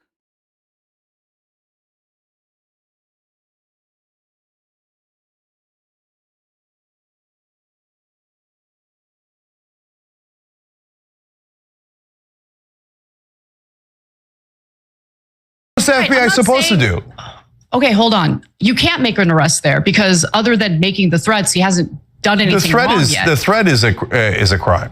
It's a terroristic threat. Okay, but okay, sure. But you have to have it locked in a locker that is not in your house. That is in a facility somewhere else. Okay? I disagree. Yeah, I know. I disagree, Cenk. I know. Okay. Okay, but Cenk, okay, look, you and I have a lot of these private conversations. So let me just ask you publicly, okay? As a Californian, as an Angelino, you know full well that right now there is a huge problem with what Karen Bass, the mayor of LA, has dubbed crime tourism, where people are literally coming here from other countries, okay? They're flying here on short to do crime and then go back home after they take a crime vacation. Yeah. Short-term visas.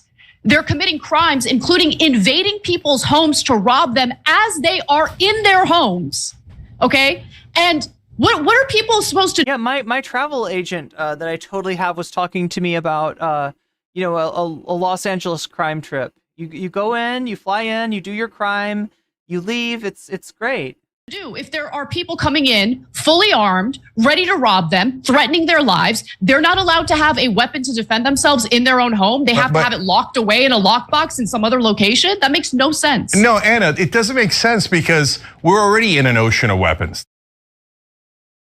Okay, goddamn. Goddamn.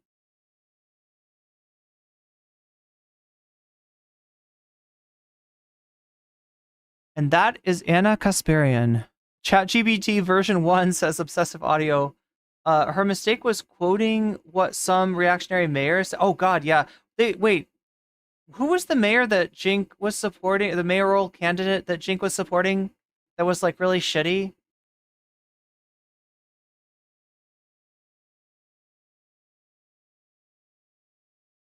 Yes, you should have your guns locked away. Yeah. Thomas Jerome says, I'm subscribed to Chris Hedges, and he cited Jimmy Strassright, Jimmy Dore, on Revolution on the Right. God damn. Dore even claimed that Amazon strike was backed by Trumpers. Oh my God. So we got a new entry in the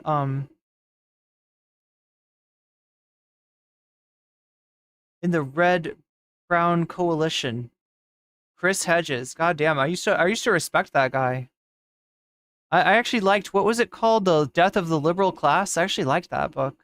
But yeah, there's been signs for a while. Like people have been warning me about Chris Hedges, and They were right. They were right. Yeah, what did he do? I'm trying to remember. Was he the reason that Cornel West got out of the... Yeah, he was involved in that People's Party, People for a Party movement or whatever. Movement for a People's Party, I think it's called.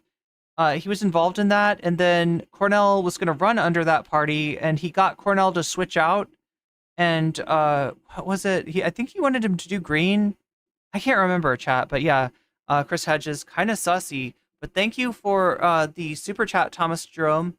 I'm sorry, it's not working. Like, it feels like it's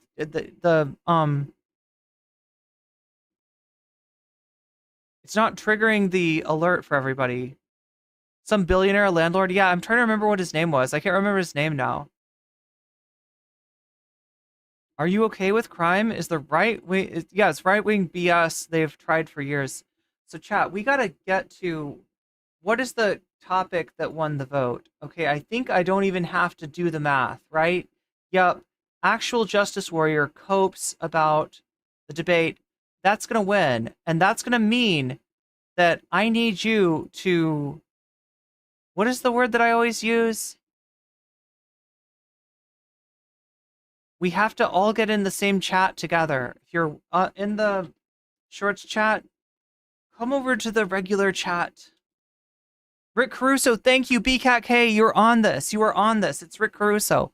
That was Rick Caruso, and he supported them. She might have mold in the house like JK. Indeed. Indeed. So jump in to the...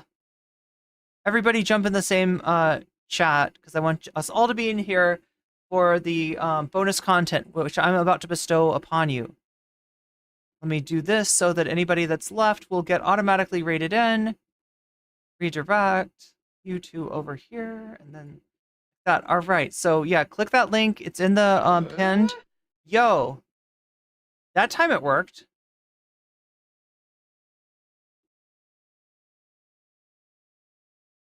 Thomas Jerome Newton says she has that luscious right-wing Cubano pipeline. You got an ad for Big Egg? Wait, for like what, omelets? Peter, Teal money is so strong. Yeah, who knows? Someday, Chattel, it'll be revealed who TYT is getting money for. Year of Sailor Goon says, if you have enough money to fly into California from an international airport and just rob homes in LA, yeah, and you take your ill-gotten goods back on the plane with you, it's totally fine. You'll totally get away with it. She's so full of shit. She is so unbelievably full of shit. So yeah, I'm going to end the stream now. Click on that link if you haven't already. And let's everybody get in the same chat, except for you, Twitch. You can stay where you are. And I am going to hit end the stream on... Here we go. Vegan omelet recipes? Is that what it is? All right, we're bringing everybody in here, and we're going to get ready to watch this actual racist warrior content. Now, why do I call this guy actual racist warrior? You might be wondering.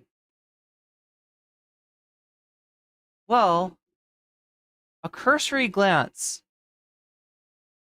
at his catalog of videos will show you that there is an inordinate amount of scorn thrown towards any black elected official. Chicago mayor going broke, paying migrants welfare. New York controlled by Chinese spy? Oh, here's the Venezuelan gang story. And I guess he loves the fact that Kamala's the Democratic candidate now. Armed 10-year-old who just happens to be black terrorizes Philly.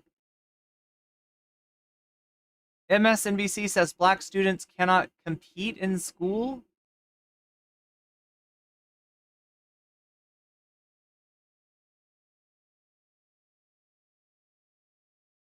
Let's see if we can get to the super mayor. Michael Brown rioters attack cops. Migrant gangs take over Central Park. Super mayor.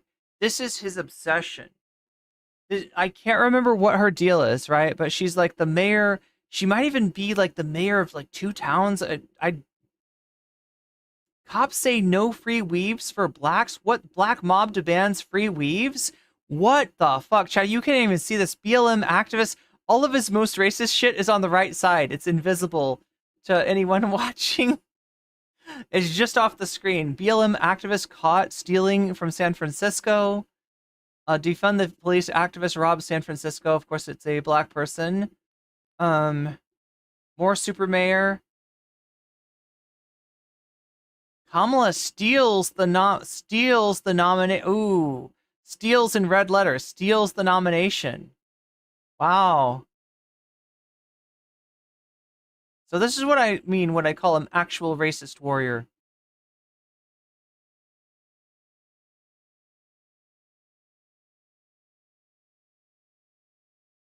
First black female judge fired for incompetence. He loves these stories. He loves these fucking stories, right? And he's not even covering it from the angle of like, because it wouldn't be interesting to his racist audience if it was just a judge getting fired for incompetence, right? He needs to put first black female judge fired to fire up his racist fan base. Can we find some more super mayor? Oh, there's the mayor of Chicago. Brandon Johnson says white people ruined Chicago.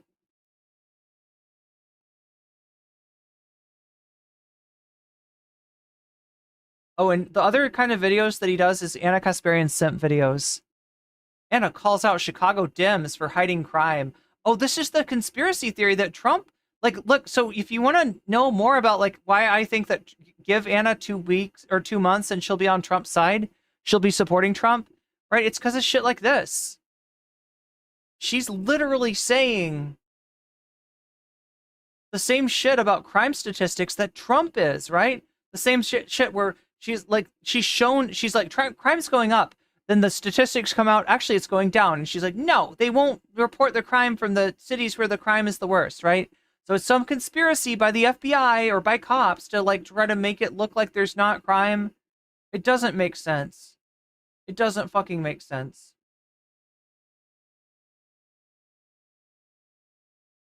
Yeah, just scour his thumbnails sometime and you'll see exactly what I'm talking about. So let's get to the story of the day. Kamala's campaign wants a do-over. Kamala fails the debate. Greetings and salutations, loyal viewers of this channel. My name is Sean. Greetings and salutations. I am the actual racist warrior. And today we got to talk about the debate between Kamala Harris and President Trump. It was the first one. It may be the last one because a lot of people in the mainstream media are eager to tell you that Kamala... Okay, so chat, I'm noticing that our likes are up to 80. We've got 80 likes on the stream. If you're just coming into the stream for the first time, make sure to hit that like button. If you hadn't been hit that like button yet, make sure to hit the like button. The only people I don't want to hit that like button are people who've already hit the like button, because what good would that do, silly? You can't hit it twice, as cool as that would be.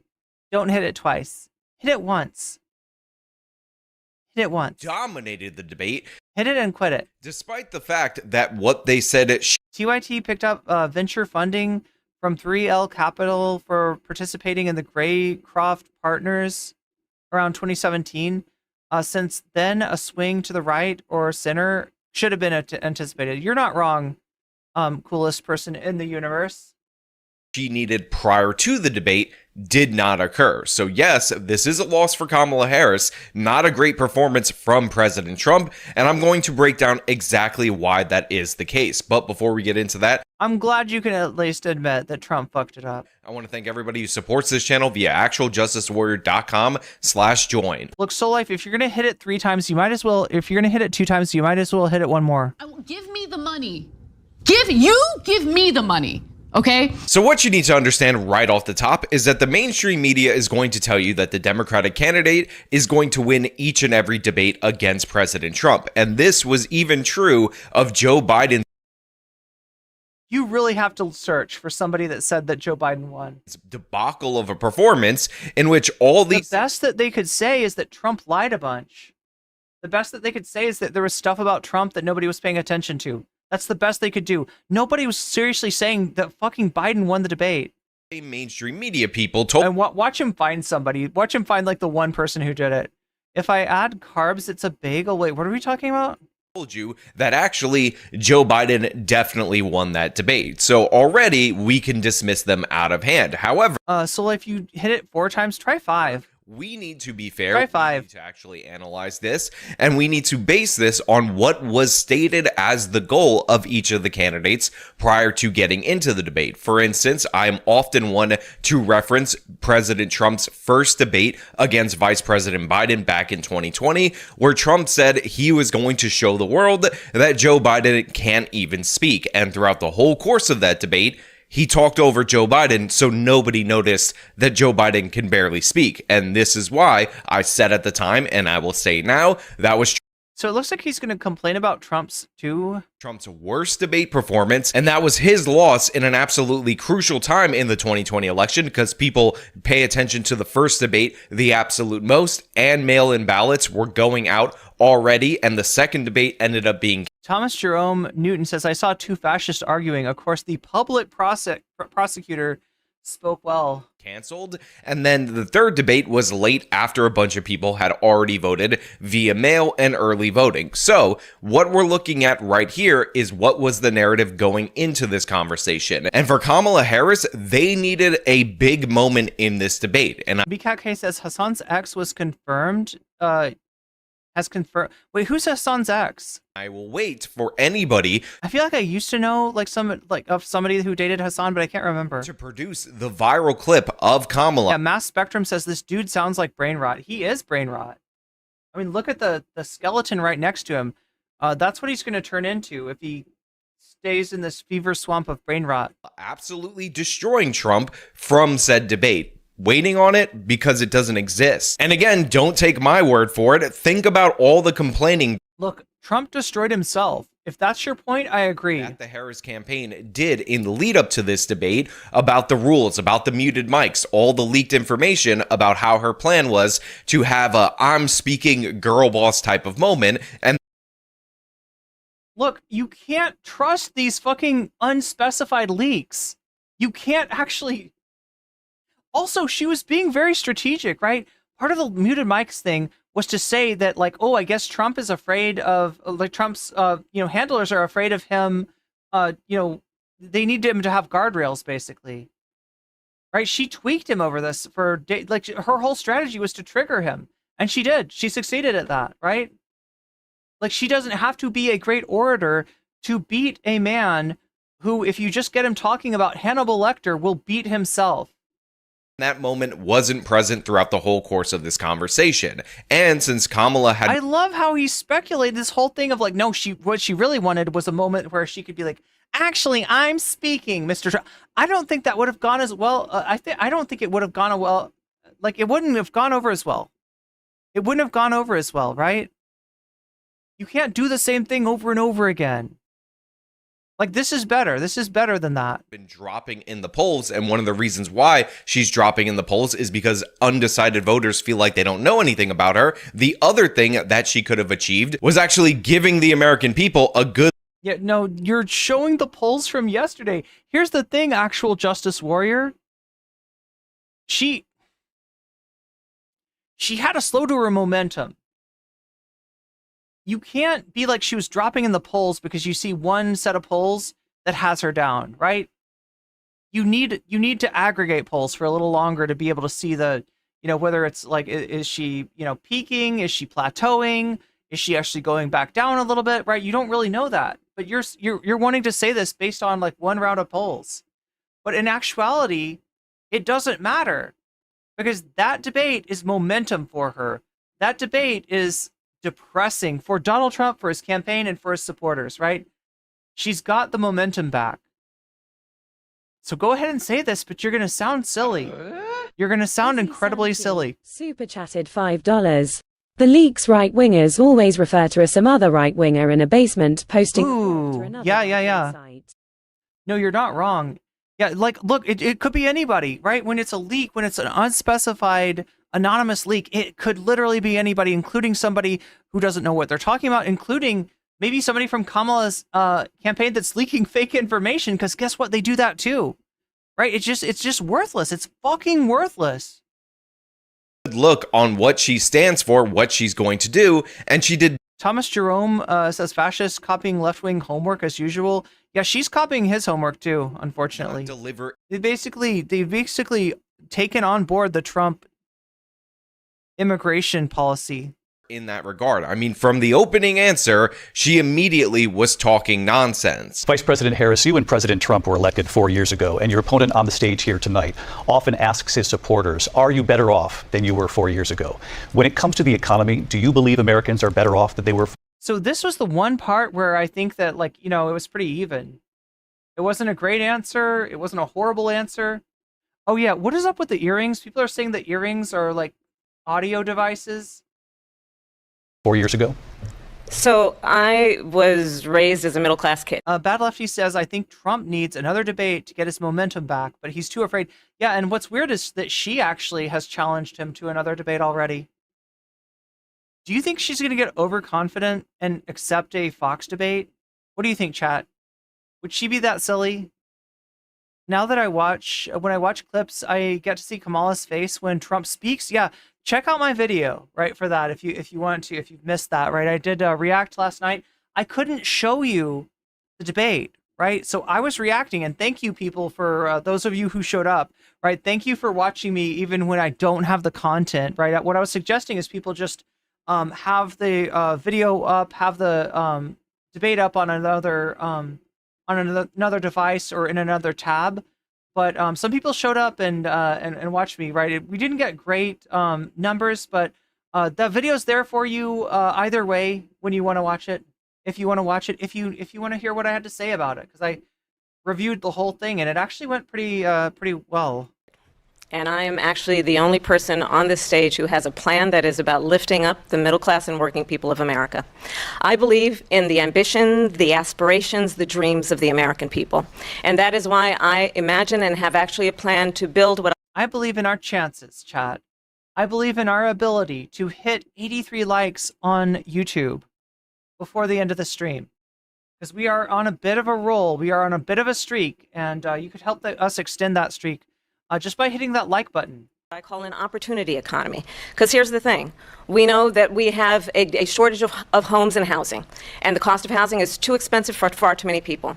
We know that young families need support to raise their children, and I intend on extending a tax cut for those families. Thomas Jer super chatted $5.83. Got to see the Navarra interview with Applebaum. That awkward silence when Bastani mentioned how the rest of the world sees the West was delicious. I'll have to take a look at that, Thomas Jerome. Thanks for bringing that up. Novara Media. Yeah, check them out if you're not already following them. It's a great channel. $1,000, which is the largest child tax credit that we have given in a long time, so that those young families can afford to buy a crib, buy a car seat, buy clothes for their children. My passion, one of them, is small businesses. My mother raised my sister and me, but there was a woman who helped raise us. We call her our second mother. She was a small business owner. Now, to be 100% fair to Kamala Harris, Obsessive Audio wants more debates. Well, we're going to do one tomorrow, actually. We're going to do the Piers Morgan debate about the debate. Piers Morgan's debating about the debate. Even though she looked absolutely terrified. Yeah, also thank you for the super chat as well, Thomas Jerome Newton. Terrified in the first two questions that she received during the debate. She did settle in later, and she actually stumbled upon a strategy that she should have went with more often, which of course is attacking Trump's ego, because Trump was pretty solid in the first 30 minutes. Then all of a sudden, Kamala started talking about people. Yeah, like I said in the beginning, I wasn't sure. I gave her like a slight edge, but not by much. But she triggered him. Leaving his rallies because they're bored, and Trump got on the defensive, lost focus, and did many of the bad Trump things that we are all. Chat, I wonder if we got clickbaited. It doesn't seem like so far he's really faulting, Kamala's debate performance or trying to say that Trump won or anything like that. Familiar with. And I'm going to actually do something really unusual, and I'm going to invite you to attend one of Donald Trump's rallies, because it's a really interesting thing to watch. You will see during the course of his rallies, he talks about fictional characters like Hannibal. Coolest dude in the universe says it goes to show that all it takes to is a normie Democrat. Yeah, I mean, you're right. Look, the Democrats owe the American workers a lot more. They should be better. They're not. But yeah, a normie fucking centrist Democrat beats Trump. Bernie would have just cleaned mopped the floor with Trump, right? Like an actual, like, you know, an actual like New Deal type Democrat even would have destroyed Trump. But yeah, even a fucking centrist, you know, milquetoast Democrat who's not Joe Biden, who hasn't like hitched his wagon to Benjamin Netanyahu, beats Trump. Lecter. He will talk about God, the Hannibal Lecter thing was so good. Windmills cause cancer. And what you will also notice is that people start leaving his rally. Does he realize yet that people are making fun of him for that shit? I wonder when that'll dawn on him. Early, out of exhaustion and boredom. And I will tell you, the one thing you will not hear him talk about is you. You will not hear him talk about your needs, your dreams, and your desires. And I'll tell you, I believe you deserve a president who actually puts you first, and I pledge to you that I will. Vice President Harris, thank you. President Trump, on that point, I want to get your response. Well, I would like to respond. Let me just ask, though, why did you try to kill that bill, and successfully so? That would have put thousands of additional agents and officers on the border. First, let me respond as to the rallies. She said U.S. Democrats are right-wing compared to Euro lefties. Yeah, true. That people start leaving. People don't go to her rallies. There's no reason to go. And the people that do go, she's bussing them in and paying them to be there, and then showing them in a different light. Yeah, that's what Trump looked like all night, BCAT-K. So she can't talk about that. People don't leave my rallies. We have the biggest rallies, the most incredible rallies in the history of politics. That's because people want to take their country back. Yeah, I'm sorry, but this is not good. Undecided voters don't care about how fun your rally is. And this reminds me, Chad, I need to balance my audio better. I've got the same mic as him. At this moment in time, he totally took the bait right there, and that is a highlight. I can tell that he overcompresses. Maybe, do you think I overcompress? In terms of debate performance for Kamala Harris, but again, it is not the moment that she was looking for. Now, while this was going on, I was actually not the own that you were looking for. In a Discord call with about 7 or 8 other people. What were you doing in Discord? And I had told them, you'll know that the Harris campaign is not satisfied with this conversation. Have you got Discord kittens? If they demand an Are they Anna Kasparian? Additional debate. And wouldn't you know it, they immediately demanded an additional debate after this debate because they don't have that clippable viral moment. And you have to understand the context of this. President Trump demanded 3 debates early on. Wait. I mean, you might not have a moment of like, I mean, you do though. You actually do. Whether what you want is Kamala dunking on him, you've got that. Or what you want is Trump looking like an utter buffoon, you've got that. I don't know what you mean. What would you want? What would the clippable viral moment be?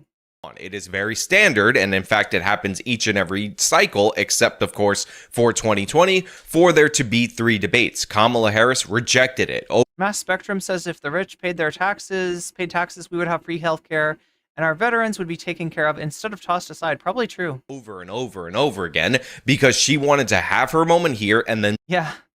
Thomas Jerome Newton says, AJW, pay no attention to the man behind the loss. Be one and done. But in... Pay no attention to the man behind the L. In this particular case, the moment didn't occur, and all of a sudden, she's releasing a statement demanding a debate, and Trump called... Wait, did I miss something? I don't understand what he thinks that she's missing. She called him a rapist. That out after the debate by saying that she's asking for it because she knows... Look, let me be honest with you.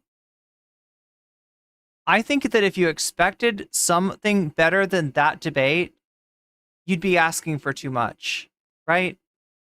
That's like the best you could expect. Like I said, she is not like a master orator. She gets nervous.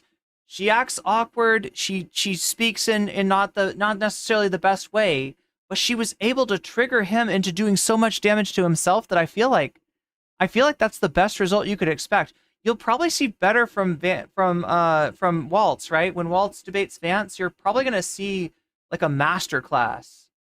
Waltz is going to make Vance look so silly, but because he's actually a really good speaker. But Kamala's not, I mean, she's okay. She's all right. She's serviceable, right? She's nothing special. But yeah, for her to have that debate, I think was actually kind of surprising. She lost, and this is true because her goal was to get a viral moment. And hilariously enough, the evil orange man actually said her those taxes would go to DuPont and Lockheed Martin, yeah, you're right that corporate welfare is going to be first in line always. Her own line to her, and you can actually see where that fake smile that they told her to keep on her face the whole entire time dies for a second with this micro expression. We're all laughing at it. She gave up at least 12 and probably 14 or 15 different policies. Like, she was big on defund the police. In Minnesota, she went out, wait a minute, I'm talking. Look, Bovine says Vance might do better than Trump.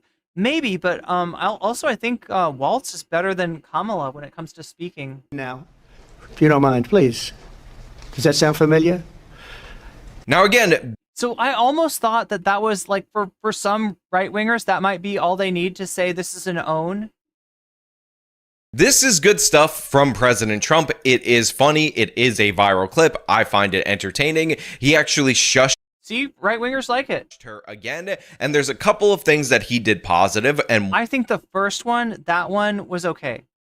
That's probably his best moment in the debate, to be honest. One of which was the fact that he didn't let the moderators control the debate, and when he wanted to speak, he just kept talking until they turned his mic on. And by contrast, Kamala Harris, when she tried to use this tactic, ended up submitting to the Chat, we are at 83 likes right now. I'm trying to get us to 100 by the end of the stream. Could I make that happen? Is that possible?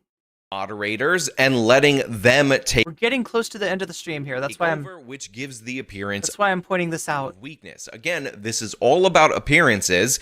Yeah, Thomas Jerome points out he does sound. Yeah, he definitely sounds entertained. What's said doesn't really matter. There's not all that much substance there unless you absolutely bungle it. And neither candidate said something that was so outrageous, so crazy, so out of character for them that I believe it swayed any votes. So yeah, when I say Kamala didn't win, what I mean is that she did not achieve her two goals coming into this debate. She did not separate herself from Joe Biden, throw the new vision that's supposed to win people over, and she did. See, like, the thing is that Joe Biden is not quite the hand grenade that people like this seem to think that he is, right? He had a massive disapproval rating, right? He was more underwater than Trump was. And now he's actually close to being as disapproved of as he is approved of, right? And all this from dropping out of the race, right? That's really what American people wanted from Joe Biden, for him not to run for president again. And he did that, and they are happy, right? Joe Biden isn't the freaking, tripwire for Kamala that they think he is. Did not have that key viral moment that she was fighting tooth and nail in order to get the rules changed for, because it just didn't happen. And again, if it did, if you have this amazing clip, this amazing highlight, I wasn't kidding about this. You're right, BCAT to show me that. This is a major clip at Reply Me on Twitter with this heroic girl boss moment that she was desperate. I love how you think that she's bent on this, like, 2014 concept of girl boss, like, right? That she's got to do the, like, gaslight girl boss and gatekeep or something. Like, that's not a thing, AJW. You live with all these, like, tropes. You live with all these, like, strawman version of who your opponents are. Waiting for. That being said, the evil orange man did not do all that well himself. The debate sounded like Tim Pool versus Emma Vigeland. Yeah, kind of. I know a lot of people are harping on the moderators, the fact that they fact-checked him 5 to 11 times, and they didn't do it once for Kamala, despite... But again, he lied like 30 plus times. Right, the fact that she was also lying about this debate, about old... There were a couple of things that she said that were inaccurate, but... Stuff, like the Charlottesville good people on both sides thing, where she claimed... If you're okay with that, it's because you are on some level okay with fascists. And you're okay with Trump being cozy with them. You're okay with them being part of the Trump coalition. Admit it, AJW, admit it. Claims that he was praising the white nationalists, the neo-Nazis, despite the fact when you run the clip to its full extent, exactly the opposite is true. But yeah, Trump lies a hell of a lot. This is not an isolated situation. Let's remember Charlottesville, where there was a mob of people carrying tiki torches, spewing anti-Semitic hate. And what did the president then at the time say? There were fine people. That was okay, listen, let's talk about what was Charlottesville about.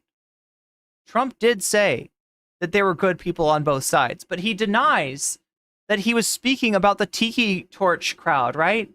And he didn't specify. So that's what AJW is saying here. But what was the Unite the Right rally about? It was defending a statue of, I believe, Stonewall Johnson. Oh no, was it General Lee or was it Stonewall Johnson? It doesn't matter. It was defending the statue of some Confederate fucking some Confederate Nazi, some fucking asshole, some absolute piece of shit that needs to have their statue like melted down and like turned into, I don't know what, turned into a oh my god, what's that guy's name?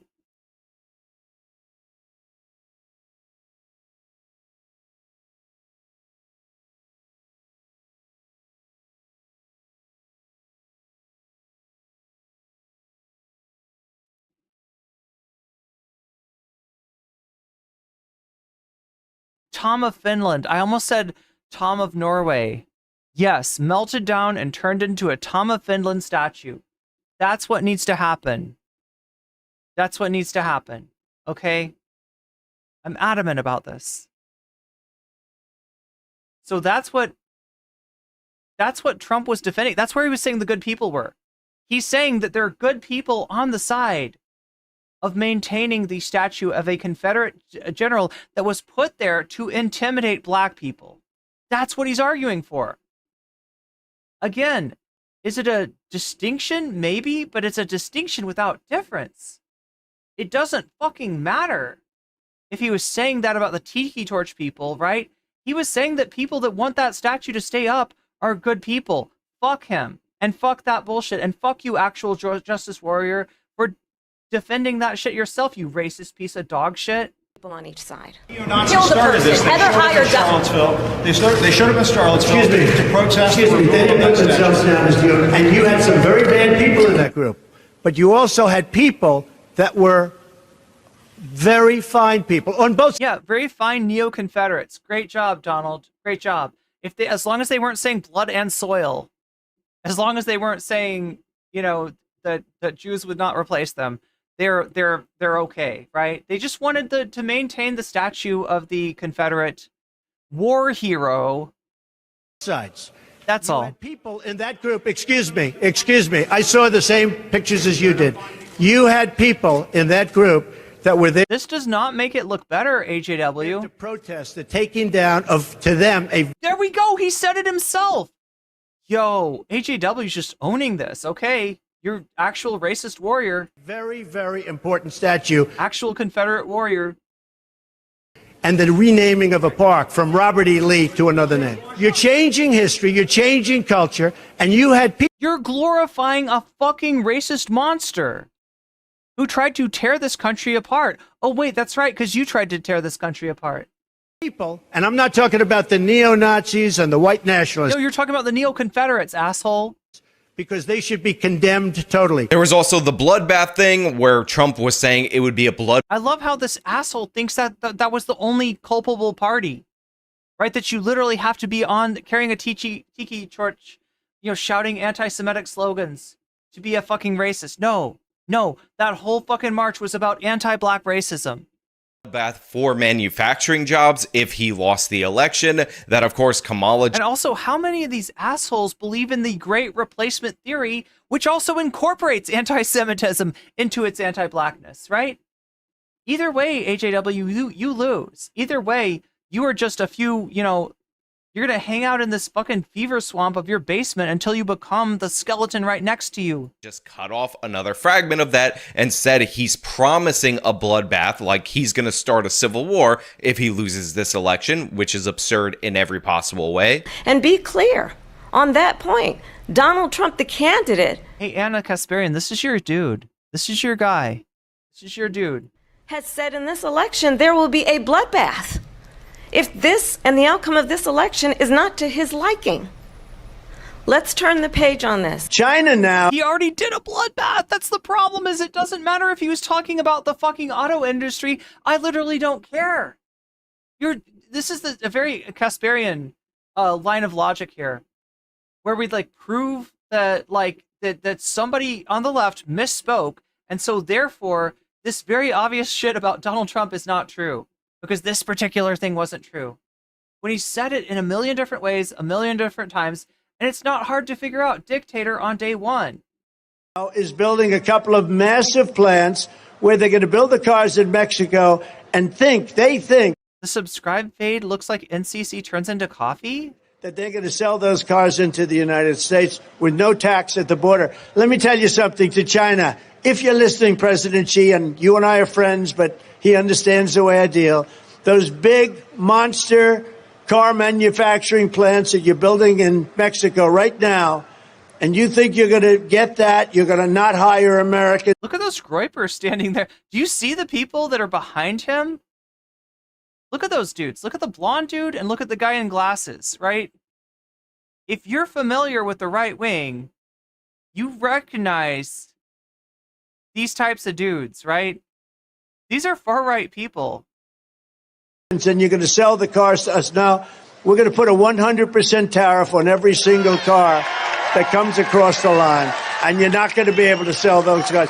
Literally, dude sitting there with the fash haircut. If I get elected. Now, if I don't get elected, it's going to be a bloodbath for the whole. That's going to be the least of it. It's going to be a bloodbath for the country. That'll be the least of it.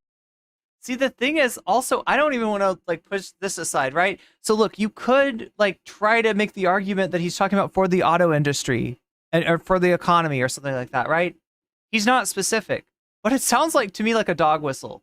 It sounds like something he tried to get away with saying to signal to dudes like the guy in the sunglasses and the guy with the blonde hair that he is actually on their side. And of course, there's the Project 2025 lies where she claims that that is the evil orange. Oh my God. Are Anna and AJW trying to do like a President Sunday? You remember those, remember when Sunday released his DMs with Tyler? And what Sunday was talking about was like this, like, hey, we should coordinate our content. Like, you tell me what you're covering and I'll cover it on the same day so that there's a continuity between both of our audience. It sounds like the same kind of shit. Man's platform, despite the fact that Project 2025 it is a dog whistle. Yeah, I think so too. Just the Heritage Foundation's there we go. This is what he proposal, their paper that they produced. It just happens to be a thing by the Heritage Foundation, which Donald Trump may or may not pay attention to.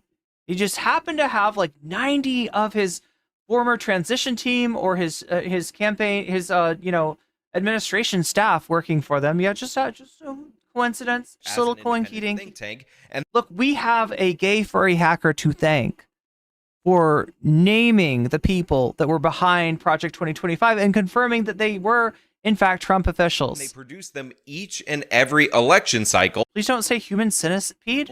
As the me or AJW potential agenda for what a Republican should do if they win. Kamala Harris knows that, but more importantly, so then what does it matter?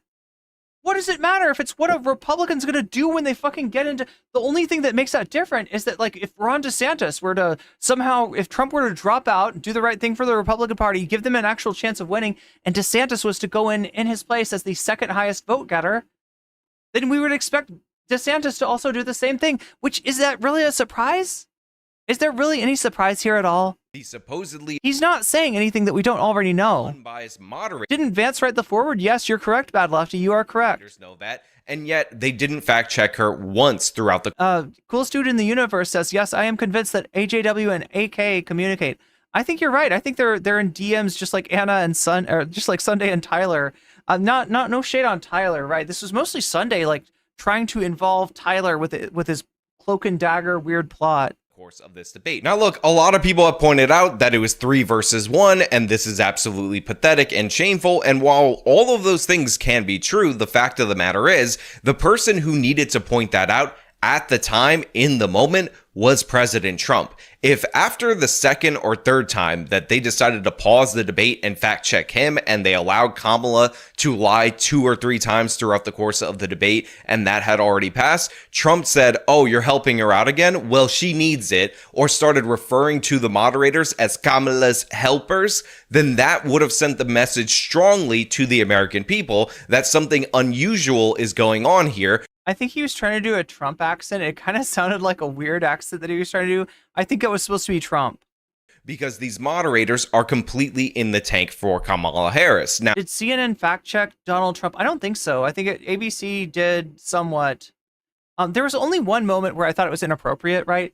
Where they, what is it? Muir? What's his name? Daniel Muir, said something like that.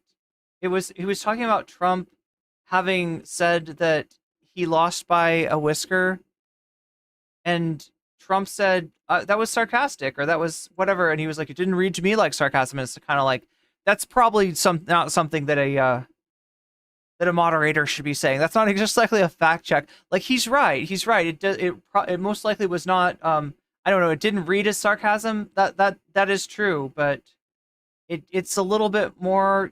Check him on the facts. Check it if he lies. Point it out. Great, but they didn't need to go there. So there was one part where I think maybe it was a little too far, but again, not that big of a deal. Now, that did happen. Actual Justice Warrior watches Ben Shapiro because he's repeating Ben Shapiro talking points. Interesting. People can see that, but pointing it out, highlighting that Kamala... We're at 84 likes right now, chat. We're trying to get to 100 likes by the end of the stream, which is fast approaching. Needs the help from the moderator. Fast approaching. That they're assisting her, that they're trying to rig this debate. But that is only like 16 more likes we need to get. In her favor. Are there 16 people in chat who haven't liked the stream yet? Would have been the best move to use in that particular situation. Vice President Harris, I want to give you your time to respond, but I do want to ask, would you support any restrictions on a woman's right to an abortion? I absolutely support reinstating the protections of Roe v. Wade. And as you rightly mentioned, nowhere in America. Now, I wonder, did he do this to the audio? Like, I can't tell if he's got it sped up. If it's sped up, it's not sped up by much, right? Or did he do this to avoid copyright claims? Because I did something similar for the first time, chat. I'm just like, I'm so sick of getting that shit. And I know with debates, it's always a risk. So I edited the audio a little bit. Transformative. I made it transformative. That's what I did. I made it transformative. Is a woman carrying a pregnancy to term and asking for an abortion. That is not happening. It's insulting to the women of America. You should ask, will she allow abortion in the 8th month, 9th month, 7th month? Come on. Okay, would you do that? Why don't you ask? I can't actually tell. I can't tell if it's sped up or if he's just fucking with the audio. Why don't you That's answer the the question? problem. Would you Because veto? under Roe v. Answer Wade, the question. Would you veto? you could do abortions in the 7th month, the 8th month, the 9th That's month, not true. and probably after birth. Just look at the Yeah, it could be 1.25. former governor of Virginia. The governor of Virginia said we put the baby aside and then we determine what we want to do with the baby. President Trump, thank you. We're going to turn now to immigration and Bad lefty, that's a hilarious emoji. border security. There are many other missed opportunities there, like the fact that Kamala would not answer questions. And while she, of course, did well in the abortion sector, Yeah, Columbia Rican Latin Dragon says Trump already did January 6th to seize power. This is a fact. This is what I mean. Is like all these distinctions that he's drawing, all these like missed, like, just essentially, it's like you can find that same information somewhere else. of the conversation, because that issue is a winning issue for the Democrats. When Trump asked, or actually when the moderator asked if she would support any limitation at the end range of abortion, Didn't he say the auto industry would die in a bloodbath? Yeah, I mean, I'm assuming that's what we just went over. Yeah, like it was unclear. Let me just put it that way. It was unclear. He was talking about the auto industry, so the assumption would be that he's talking about that kind of bloodbath, like a financial bloodbath. The way that he said it is the reason that people say it's a dog whistle. And with Trump, maybe it was. she totally danced around that situation, and then President Trump asked again if she supported it in the 8th month, 9th month, 7th month, and she never answered. By contrast, of course, when Kamala Harris demanded that Trump answer a question, the moderators went along with that because, again, they... You want to also notice the fact that Trump got away with interrupting a lot more. So the way that they do this debate, chat, was that they mute the mics when you're not talking. And then if somebody starts to talk over each other or starts to talk over the moderators, they're supposed to sort of like let them in, right? If they're like insistent about it, right? And I don't know, it was some kind of compromise between muting the mics and not muting the mics. But that being said, they did try to enforce, like they allowed him to kind of break in more than they did with her. If you look at the number of times he talked, it's actually more times than she did. And you look at the number of minutes that he talked for, it's actually more than her. So they were actually pretty, but because of his attitude, because of his presence, because of his bullying nature, they kind of let him break through that, that mute button a lot more than they did for her. So, I mean, you could see that there's some problematic moderation kind of on both sides. Yeah, you could see there was one time where she maybe should have been fact-checked that she wasn't. And then there was the the time that Trump was fact-checked with something that's kind of subjective, so you could say that that wasn't warranted. But other than that, it's not. It's actually, they're actually sort of like allowing him to jump in a lot more. They were there to aid her. You got to press that point. These people will. Remember when the moderator said, "I want to move on"? It was hilarious. Not commit to any limit. Yeah, they allowed him to repeat her repeatedly and to interrupt them, actually. Long end, and which wasn't supposed to be part of the deal, right? It was supposed to be about interrupting each other, and they definitely did not let. Anytime they tried to shut her down, they shut her down. When they tried to shut him down, a lot of times he just steamrolled them, and they were like, "Okay, I guess he's going to talk." The line of attack you're going to use is that these people. Does he have a glass to collect those tears? I need a glass to collect the. Are the extremists? Then you got to put that forward. Why are we allowing these millions of people to come through on the southern border? How come she's not doing anything? And I'll tell you what I would do, and I would be very proud. Jerry McLean says definitely a dog whistle. Trump has never been able to stick to a point. Oh, that's right. He was doing the weave. Yeah. Jerry's on it. He was doing the weave. To do it. I would say we would both leave this debate right now. I'd like to see her go down to Washington, D.C. during this debate because we're wasting a lot of time. Go down to, because she's been so bad. It's so ridiculous. Who's been so bad? I do the weave. You know what the weave is? Just the weave. I'll talk about like 9 different things and they all come. That's what he was doing. It's the weave. And friends of mine. He was weaving in a fucking coup with the auto industry. Like English professors, they say, it's the most brilliant thing I've ever seen. But the fake news, you know what they say? The most brilliant thing I've ever seen. That's not rambling. When you have what yeah, it's not rambling. He wasn't rambling. It was the weave. To mention another little tidbit, then you get back onto the subject, and you go through this, and you do it for 2 hours, and you don't even mispronounce one word. Telling a crowd in Pennsylvania the other day. There's the weave. And there's Morning Joe. Go down to Washington, D.C. and let her sign a bill to close up the border because they have the right to do it. They don't need bills. They have the right to do it. The President of the United States, you'll get him out of bed. You'll wake him up at 4 o'clock in the afternoon. Right. You'll say, come on down to the office. Let's sign a bill.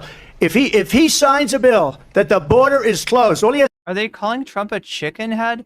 No, they're just saying that that's the weave, right?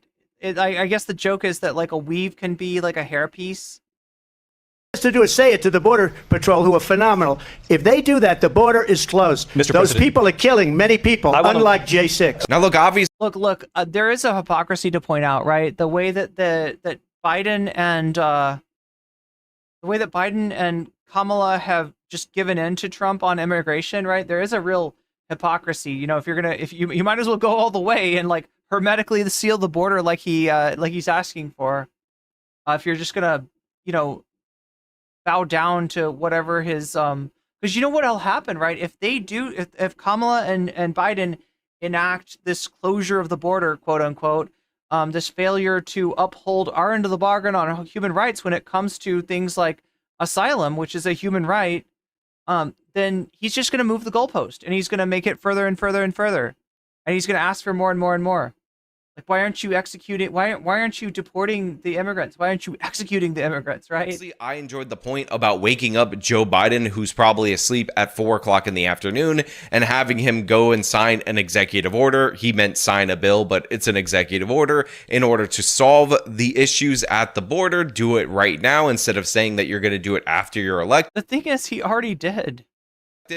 And his closing statement on its own was actually very good. So she just started by saying she's going to do this, she's going to do that, she's going to do all these wonderful things. Was it that good? Why hasn't she done it? She's been there for 3.5 years. They've had 3.5 years to fix the border. They've had 3.5 years to create jobs and all the things we talked about. Why hasn't she done it? She should leave right now, go down to that beautiful White House, go to the Capitol, get everyone together. Trump, you're never going to see that again, right? I wonder how it feels for him to know that he's not going to get to see the beautiful White House again. And do the things you want to do, but you haven't done it, and you won't do it because you believe in things that the American people don't believe in. You believe in things like we're not going to frack, we're not going to take fossil fuel, we're not going to do things that are going to make this country strong, whether you like it or not. Germany tried that, and within 1 year they were back to building normal energy plants. We got to destroy the earth, folks. We got to enact global warming. We're gonna get those global temperatures up. We can't sacrifice. Make sure that no human life will survive Our country for the sake of bad vision. But I just ask one simple question: why? What's up, Katie? Didn't she do it? We're a failing nation. We're a nation that's in serious decline. We're being laughed at all over the world. All over the world, they laugh. I know the leaders very well. Columbia Rican Latin Dragon says Trump weaving into his own demise while the evidence stacks up against him. Basically, well, they're coming to see me. They call me. We're laughed at all over the world. They don't understand what because of you. To us as a nation. Because of you. We're not a leader. We don't have any idea what's going on. We have wars going on in the Middle East. We have wars going on with Russia and Ukraine. We're going to end up in a third world. Like, it's weird how much so somebody was bringing up dirty or clean coal. Yeah, dirty coal. Clean coal was this psyop by the coal industry to try to say that they had this new process that made coal less polluting. Right. So back at that point, the anti-environmental people had to kind of, have a fig leaf, right? Of like, oh no, it's a clean coal. They're actually very good for the environment. It's clean coal. It's been cleaned up, right? We got all the dirty parts out of it. It's not going to hurt anything. It's not going to add carbon, and it absolutely is, right? So that's what they had to do. But now with Trump, what he does is he makes the destruction of the planet a virtue in and of itself. The utilization of fossil fuels becomes this like masculine thing. And when you think about it, right, the way that it gets described is, drilling the earth. Drill, baby, drill. It's kind of baked into that. Like, this is his symbolic, assault of the planet. World war, and it'll be a war like no other because of nuclear weapons, the power of weaponry. I rebuilt our entire military. She gave a lot of it away to the Taliban. She gave it to Afghanistan. What these people have done to our country, and maybe toughest of all, is allowing millions of... How is it masculine to literally shove your dick into the earth? I don't know. People to come into our country, many of them are criminals, and they're destroying our country. The worst president, it's not masculine. I don't want to essentialize like maleness or masculinity, but it's the, kind of,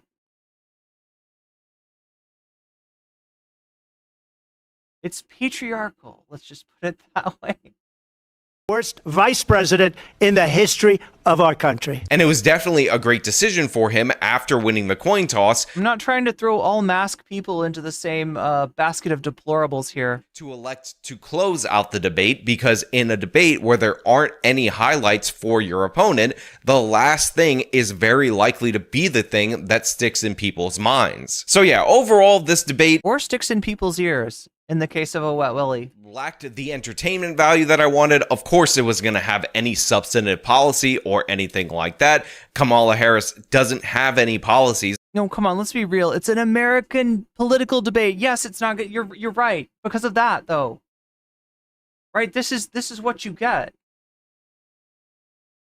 This is what you get with American politics. Do you think there's going to be discussion of policies? Do you think that the American people are capable of keeping up with a policy discussion? Unfortunately, no. I know she just threw some on her website 10 minutes ago, but the fact of the matter is she is running on vibes and feelings and joy. And by the way, she's collapsing in the polls due to that. But yeah, this is basically what I expected. I was hoping that the evil orange man would be better throughout more points in the debate. You got some joke moments that are going to make people in the audience happy, but I don't think this actually serves either candidate. But considering Kamala is not doing media interviews and she needs the free media because that's the biggest It's a weird thing to say considering that Trump always does like taped interviews on like Fox News, right? That's next to no interviews. advantage that she's... In fact, I feel like Kamala put herself out there a lot more than Trump did in terms of, you know, going into an interview that's a lot more hostile than what Trump would agree to. Wasting, because when you're on a major party ticket as a presidential nominee, you get that free media. She didn't do well. On top of that, she and all of her staff were talking about how she was going to prosecute the case against President Trump. She was going to take him to task, and she was going to in terms of the big girl boss moment. And again, that just did not happen. And if you... I'm sorry, you are stereotyping the fuck out of her. Like, this is just like, I don't know. Like, you are projecting your desire to have a girl boss moment. Maybe that's what it is. Maybe he admires Anna Kasparian. Maybe it's not even simping. Maybe it's admiration, right? But no, Kamala's not... Like, please stop, like, putting that on her. Like, right? Look, she might be a Gen Xer or whatever, but you're making her sound like chuggy with this girl boss shit. You have evidence that did happen. I will wait for it. Show me the clip that the Harris campaign... Show you the clip. ...is trotting out as their big moment. Again, it's not existent. Give me the money.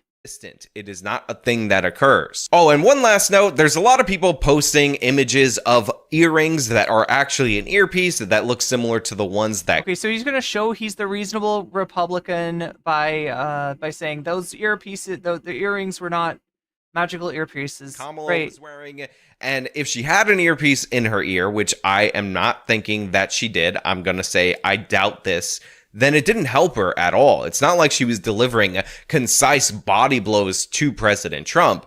She just kind of stood there. She smiled a lot, which obviously... She triggered him. That's what she did. That was her thing. Like I said, she's not a great rhetorician or anything like that, but she did an adequate job. Actually, better than I would have expected. They told her to do, but again, she does not have that major highlight that her campaign was hoping for throughout the course of the debate, and that's why she didn't win the debate, because she didn't achieve her objectives. Now look, you guys out there in the audience can disagree with me if you want. You could think that I'm being too harsh on the evil orange man. You could say, oh, I'm so partisan because I'm saying Kamala didn't win. It's very Kasparian.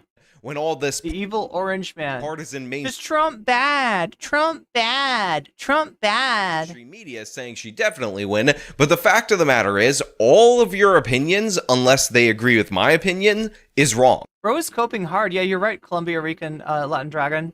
Just incorrect, not even close. So salty that Trump lost. I'm correct on this issue, and there is no room for discussion. But if you want to have a discussion... That fucking rabbit thing is creepy. What the fuck even is that? Why do you have that there?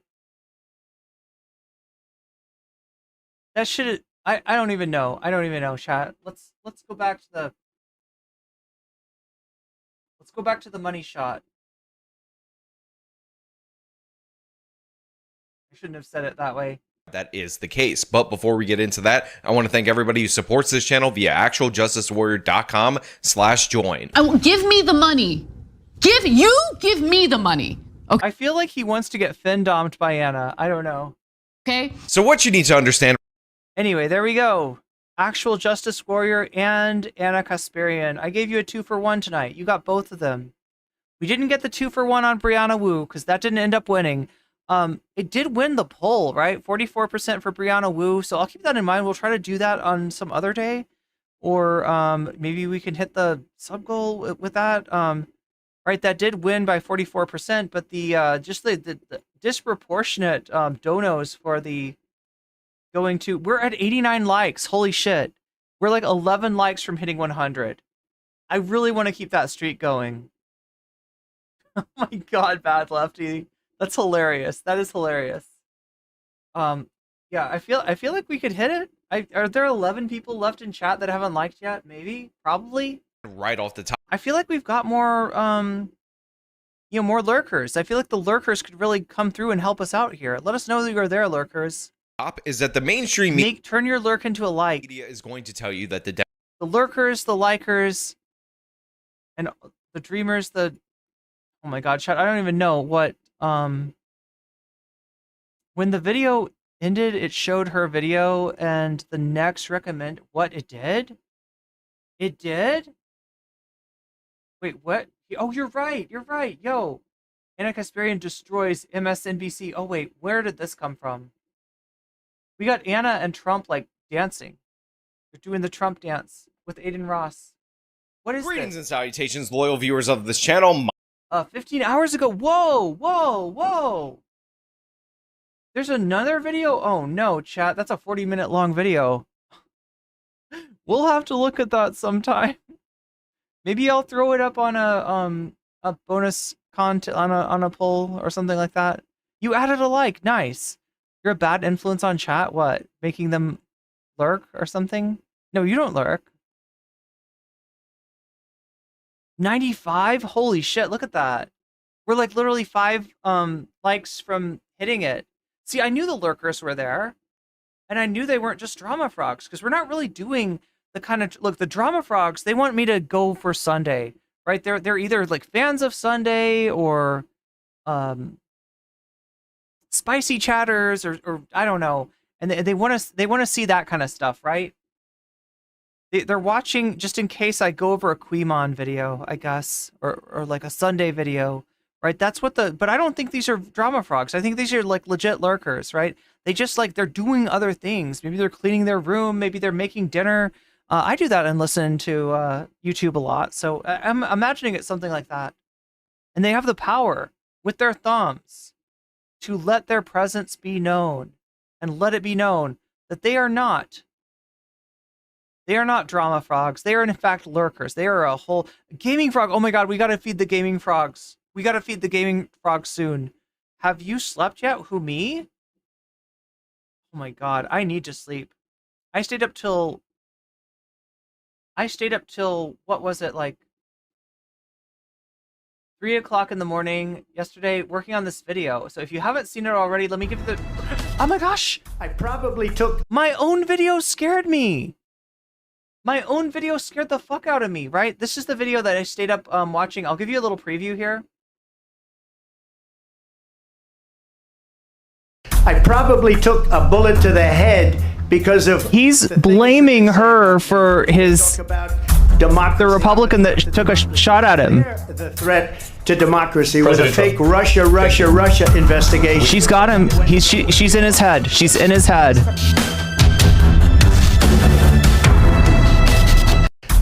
So there you go. That's how the video starts out, and you'll have to watch the video on my channel if you want to see it, right? You can click it. You can get there by clicking videos, the videos tab, or you can get there by scrolling down to politics.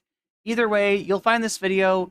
It is an entire reaction to last night's debate, which I was lucky to be able to do. Again, I hate the fact that I have to be so cautious and do these videos. Like at the time, like, right, you had to watch at the time I was streaming, you had to watch the video.